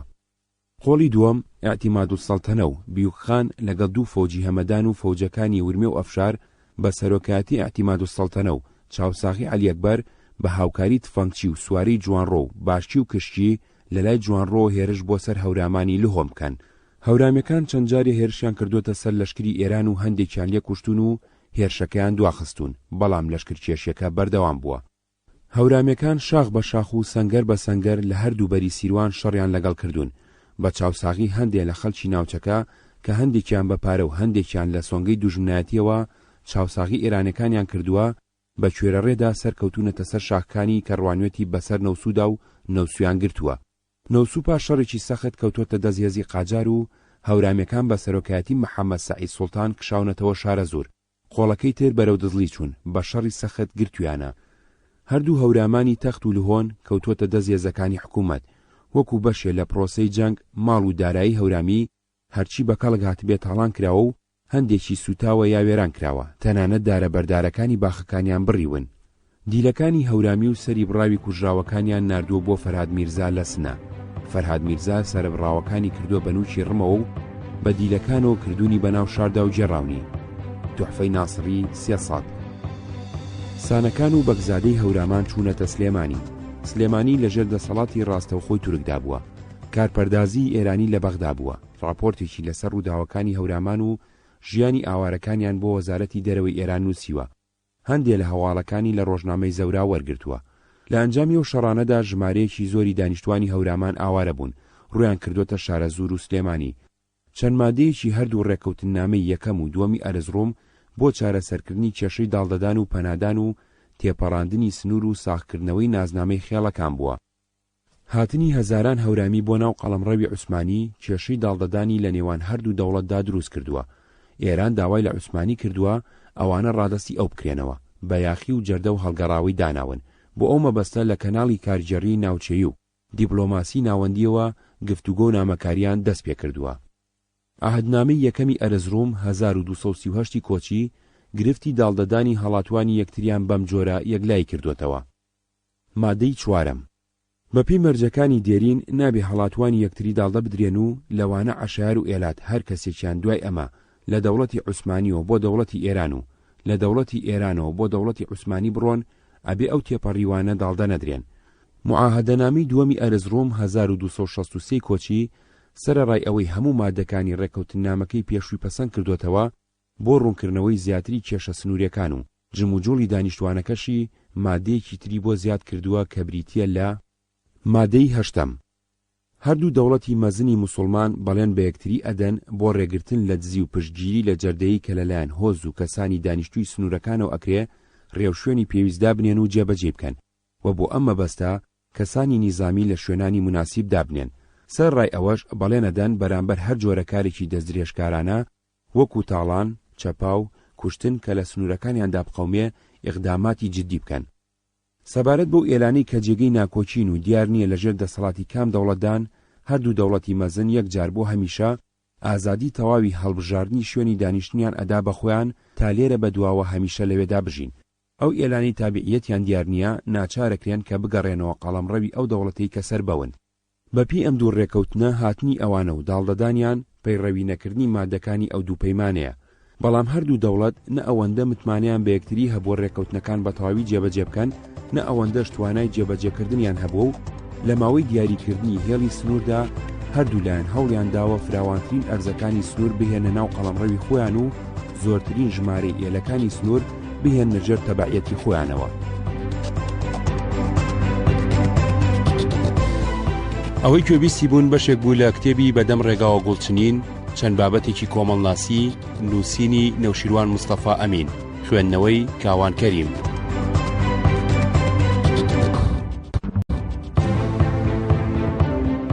ڕۆژنامەی زەورا و هەورامان. ڕۆژنامەی زەورای بەغدادی کە ڕۆژنامەی فەرمی حکوومەتی ویلایەتی بەغداد بووە لە ژمارەکانی 5 و 6 و 7 و 12 ساڵی 1286دا هەواڵی کوشتنی حەسەن سوڵتان و پەشێوانی هەورامان و هێرشەکانی ئێران بۆ سەر ناوچەکە و شەڕ و پێکدادانەکان و ئاوارەبوونی هەورامیەکان و هەوڵی عوسمانی بۆ جێڕانەوەیان بۆ شوێنەکانی خۆیان بە ئاشتی بڵاو کردوێتەوە. دەوڵەتی عوسمانی هەوڵی داوە هەردوو لا ڕازی بکە کاربەدەستانی سنووری ڕاستپاردووە بۆ ڕێخستنەوە و نزی خستنەوەیان لە یەکتری. ئێرانیەکان گویان نەداوەتە ئەوە بەردەوام بوون لەسەر شەڕ و ڕاونان. عەزاوی 185-189. ڕۆژنامەی زەورا هەندێ بابەتی هەستیاری باس کردووە کە مێژوونووسانی ئەردەڵانی لە جێڕانەوەکانی خۆیاندا توخنی نەکەوتون. لەوانە یەکەم مێژوونووسەکانی ئەردەڵان سەرڕای جیاوازیان دانیشتوانی هەردوو هەورامانی تەخت و لوهۆنیان هەر یەکەیان بە 5,000 کەس کە هەردووکیان ئەکاتە 10,000 کەس خەمڵاندووە. کەچی زەورا ژمارەی عەشیرەتی هەورامانی بە 20,000 کەس خەمڵاندووە. هەروەها ژمارەی پەنابەرانی هەورامی لە سەرەتادا 7,000 کەس بوون. لەبەر زۆری ژمارەیان کاربەدەستانی عوسمانی نەیانتوانی وەڕێگەیان لێ بگرن یا بیان جێڕنەوە دواوە بۆ ئێران. لە پاش ماوەیەک ژمارەیان بۆتە 20,000 ئاوارە. دووەم زەورا لە جێڕانەوەی هەواڵەکانی دابازەکە کە هێزی ئێرانی چۆتە ناو شاخەکانی هەورامانەوە قەتڵ و عامی خەڵکەکەی کردووە. دەستی لە کەس نەپاراستووە. چەک هەڵگر و گوننشین ژن و مناڵیان کوشتووە. دەستی هەندێک و قاچی هەندێکیان بڕیوە و ئاوایەکانیان سووتاندون و باخەبەردارەکانیان بڕیون. داڵدەدانی ئاوارەکانیان خستۆتە خانەی بەزەی مرۆڤپەروەرانەوە. مێژوونووسەکانی ئەردەڵان ئەم زانیاریانە پشڕازەکەنەوە. سێیەم مێژوونووسەکانی ئەردەڵان لە جێڕانەوەکانیاندا هۆی پەلاماردانیان ئەجێڕنەوە بۆ تۆغیان و بەغی و شەرارەت کە یاخیبوونە لە دەسەڵاتی ئێرانی. بەڵام ڕۆژنامەی زەورا هۆی ناکۆچی نێوان هەورامیەکان و ئێرانی جێڕێتەوە بۆ ناکۆچی مەزەبی شیعی سونی. دەسەڵاتی ئێرانی و کاربەدەستانی ویلایەت لە سەر و هەمویانەوە فەرهاد میرزا شیعە بوون و دانیشتوانی هەورامان سونەی شافعی بوون. هۆی وێرانکردنی ئاوایەکانیان و هەڵکەندن و بڕینی باغەکانیان و کوشتنی شەڕکەر و گوندی و ژن و پیا و مناڵ و گەورە بەو درڕندایەتیە بەچینەی مەزەبی داناوە. چوارەم بە قسەی مێژوونووسەکانی ئەردەڵان باجی هەورامانی لهۆن 300 من و هی هەورامانی تەخت 700 من بووە کە نەیانتوانیوە لە کاتی خۆیدا دابینی بکەن یان نەیانویستوە بیدەن. دوای شەڕەکان و شکانی سانەکان هەموو جار هەر یەکەیان 3,000 تمەنیان لێ سندون اینجا ڕێگەیان داون بگەڕێنەوە سەر شوێنەکانی خۆیان. پێ ئەچێ شەڕەکان گەڕی پارە بووبن. بابی عالی بۆ پاراستنی دۆستایەتی لەگەڵ ئێران داوای لە کاربەدەستانی خۆی کردووە ڕەوانەی ئێرانیان بکەنەوە. بەڵام لەبەر ئەوەی ژمارەیان زۆر و سونی مەزەب بوون داوایان لە ئێران کردووە بیان بەخشن و بەخۆشی ڕێگەیان بدەن بگەڕێنەوە سەر ئاواییەکانی خۆیان، بەڵام ئێران داوای کردووە ڕادستی ئەوان بکرێنەوە. عوسمانی بۆ ئەوەی درێژە بە گفتوگۆ بدەن بۆ ماوەی 3 مانگ لە شارە زور و سلێمانی داڵدەیان داون تا چارەیەک بۆ گرفتەکەیانە دۆزنەوە. سەرنجام لە نێوان ئەوەی بگەڕێنەوە وڵاتی خۆیان یان دوور بخرێنەوە لە دیاربەکر نیشتەجێ بکرێن بە کەساسی گەڕاونەتەوە وڵاتی خۆیان. بۆ ئاگاداری لە نامە ئاڵوگۆڕکراوەکانی نێوان کاربەدەستانی قاجاری و عوسمانی بڕوانە دەفتەر مطالعات سیاسی و بین المللی گزیدەی سنات سیاسی ئێرانی و عوسمانی دەورە قاجاریە. هاوزەمان لەگەڵ ئەم ڕووداوانەی هەوراماندا هەندی ئاغا لە سلێمانی و هەڵاتون بۆچنە. فەرهاد میرزا لە بەرامبەر داڵدەدانی هەورامیەکان لە سلێمانی ئەویش داڵدەی ئەوانی داوە لەسنە، ویستوێتی وەکو بابەتێ لە ڕەفتاری هاوشێوە لە پەنادانی سیاسیدا بەکاریان بێنێ. توحفەی ناسری 301. کوڕانی حەسەن سوڵتان و ئامۆزاکانی ساڵێکیان لە سلێمانی بە پەرێشانی و تەنگدەستی بەسەر بردووە، لەو ژیانە بێزار بوون. ئەحمەد سوڵتان کە یەکێ لە پیاوە ناسراوەکانیان بووە، پەنای بۆ شێخولئیسلامی سنە بردووە بۆی تێکەوتووە. فەرهاد میرزا بەخشیوێتی، ئەوانی تر بەمە ئومێدی گەڕانەوەیان پەیدا کردووە. محەممەد سەعید سوڵتان هاوسەرەکەی پیرۆزە خانم کە لە شێخانی عەبابەیلێ بووە لەگەڵ ڕۆستەمبەجی کوڕی ڕەوانی ماڵی عەلی ئەکبەر کردووە کە لای فەرهاد میرزا عەفوی بۆ وەربگرن و بگەڕێتەوە خۆی بهاوێژێتە تەویلەکەی فەرهاد میرزاوە. فەرهاد میرزا دیسانەوە توانیوێتی دەستی ئەم بنەماڵەیە ببڕێ، شکۆی پایەی سوڵتان بشکێنێ. بە عەلی ئەکبەر و پیرۆزە خانمی وتووە ئەگەر شا قسەی من ببیستێ بە دڵنیاییەوە نایڵم سەری مویەک زەرەری گیانیە ماڵی بەمێردەکەت بگە. بەم جۆرە ناردی محەممەد سەعید هاتەوە لەگەڵ کۆمەڵێ لە دەست و پەیوەندەکانی خۆی هاویشتە تەویلەکەی فەرهاد میرزاوە. عەلی ئەکبەر چوو لە پەناگەکەی دەری هێنان و بردنی لە ماڵی یەکێ لە پیاوە ناسراوەکانی سنە دایمەزراندن. بۆ ئەوەی هێمنیان بکەنەوە سێمان جێبەم جۆرە ماونەتەوە. اینجا فەرمانی کوشتنی محەممەد سەعید و کوڕەکانی دەرچووە. هەر لەم ماوەیەدا بارانبەجی برای حەسەن سوڵتان لە زینداندا مردووە. مستەفابەجی برایان کە پیاوێکی بێوەی بووە بە کەفالەتی سنەیەکی کاربەدەست بەردراوە بەو مەرجەی خۆی و خێزانەکەی لە سنە دەرنەچن. فەرهاد میرزا کوشتنی محەممەد سەعید و کوڕەکانی بە عەلی ئەکبەر سپاردووە. عەلی ئەکبەر بۆ هەڵفریواندنی سەعید بەڵێنی ئەداتێک کە لای فەرهاد میرزا شفاعەتی بۆ بکە و حکوومەتی لهۆن بەو بدە، بەو مەرجەی لەگەڵی بچێ بۆ جوانڕۆ. لەوێ بنێرێ ئەو ڕەحمانبەجی کوڕی بێتە لای بۆ ئەوەی ئەو ڕەحمانبەگ وەک بارمتە لای ئەم بمێنێتەوە و سەعید بچێ کاروباری لهۆن بگرێتە دەست. عەلی ئەکبەر بەم تەکبیرە حکم و خەلعەتی بۆ وەرگرتووە. پاش هەفتەیەک عەلی ئەکبەر بەڕێک کەوتووە بۆ جوانڕۆ. سەعید خێزانەکەشی لەگەڵ خۆی بردووە. سەعید دڵنیان نەبووە لە نیازی عەلی ئەکبەر، لەبەر ئەوە بە درێژایی ڕێگەکە هەندێک جار ماوەیە خۆی پێشخستووە و هەندێک جار مەسافەیە خۆی دواخستووە. عەلی ئەکبەر بوو ئەوەی دڵنیای بکە بە درێژایی ڕێگەکە گوێ نەداوەتێ. لە جوانڕۆژ ڕێگەی داوە بە ئارەزوی خۆی لە هەر جێک خۆی بیوێ نیشتەجێ بێ. پاش چەند ڕۆژێ ئاگاداری کردووە مانەوە بەو جۆرە لە جوانڕۆ سوودی نییە، داوای لێ کردووە بنێرێ ئەو ڕەحمانی کوڕی بێتە لای و ئەو بمێنێتەوە و خۆی بڕوا بۆ لهۆن. سەعید پێک و پەیامی ناردۆ بۆ ئەو ڕەحمان و ئەو ڕەحمان هاتووە. نیوەشە و سەیفوربەگ نایبی حکوومەتی جوانڕۆ کە نۆکەرێکی باوەڕپێکرا و جەربەزەی خۆی بووە بان کردووە بۆ ئەوەی پێکەوە نەخشەی کوشتنی دابنێن. وا پێگاتون ئەم سبەی بەیانی سەعید و کوڕەکانی بانک بکە گفتوگۆی حکوومەتی هەورامانی لهۆنی لەگەڵ بکە. ئەو چەند کەسێ لە نۆکەرانی ئازا و زرنگ بە کەرەستەی شەڕەوە لە ناو قەڵادا خۆیان مەڵاز بدەن، کاتی نانی نیوەڕۆ سەیفور بێت و سکاڵا لە نۆکەرەکان بکە. ئەو بە بیان و تەمێکردنی نۆکەرەکان لە ژوور دەربچێ. سەیفور و نۆکەرە چەکدارەکان بڕژێنە ژوورەوە پەلاماری سەعید و کوڕەکانی بدەن و زنجیریان بکەن. بە درێژایی شەو خەریکی ئامادەسازی نەخشەکە بوون. ڕۆژی دوایی لە کاتێکدا سفرە ڕاخراوە بۆ نان خواردن، سەیفور دێت ئەڵێ نۆکەرەکان جنێوان پێداون. سەعید بێئاگا لەو داوای بووی نراوەتەوە بە سەیفور ئەڵێ تۆ سەرۆکی هەموو نۆکەرەکانی، بۆ تۆ شایستە نییە شکات لە بەردەستەکانی خۆت بکەی. سەیفور سوێن دەخواتە عەلی ئەکبەر دارکاریان نەکە، نەنام بخوا و ئیتر نەنۆکەری بکە. عەلی ئەکبەر خۆی ئەشڵەژێنێ بە پێی پەتی لە ژوورەکە دەرەپەڕێ. لەو کاتەدا نۆکەرە ئامادەکراوەکان خۆیان ئەکەن بە ژووردا. سەعید و دوو کوڕیانەگرن و لە دەرەوەش چەند کەسێکی تریان لێگرن. دەست بەجێ سەعیدە کوژن. هەروەها میرزا ئەبوبەکری نۆکەریش بە گولا کوژن. خێزانەکەی کە زانیوێتی بەسەر و پێی پەتی و هاوار و گریان هاتۆتە دەرێ. پاڕاوەتەوە ئەو ڕەحمانی کوڕی نەکوژن. عەلی ئەکبەر ئەو ڕەحمان و ڕۆستەمی ناردۆ بۆ زیندان. ڕۆستەمی لەبەر مناڵی ناردۆتەوە بۆ لای دایکی، بەڵام کەسی ناردووە ئەو ڕەحمانیان بە پشتێنەکەی خۆی خنکاندووە و کابرای بکوژیان فێر کردووە بچێتە بەردەمی دایکی هاوار بکە کە ئەو ڕەحمان لەبەر دڵتەنجی ئێوێ خۆی بکوژێ. من چەندی هەوڵم داوە دەستی بگرم کەڵکی نەبووە. پشتێنەکەی خۆی خستۆتە ملی، ئەگەر فریای نەکەوی خۆی خنچێنێ. دایکی کە چووە کوڕەگەنجەکەی بە مردووی دیوە، جیسووی خۆی بڕیوە و ویستوێتی ئەوێش خۆی بکوژێ. ساڵی 1287 کۆچی لە پاداشتی ئەم کارەدا لەسەر پێشنیاری فەرهاد میرزا شای ئێران نازناوی شەرەف المولک پلەی سەرتیپی و نیشان و حەمایلی بە عەلی ئەکبەر بەخشیوە. نازناوی ئێرانی لە سەردەمی بنەماڵەی قاجاردا ژمارەیەکی زۆر نازناوی زل و بێناوەڕۆک بەسەر کەسانی جۆراوجۆردا دابەشکراوە. لەناو ئەوانەدا کەسایەتی سیاسی، سەربازی، کارگێڕی، فەرەنگی، خێڵەکی تێدایە. هەموو ئەم نازناوانە کە لەلایەن دەرباری قاجارەوە بەخشراون لە پاداشتی خزمەتێکدا بووە کە بەم دەربارە کراوە یان بە پارە و پێشکەش کڕیویانە.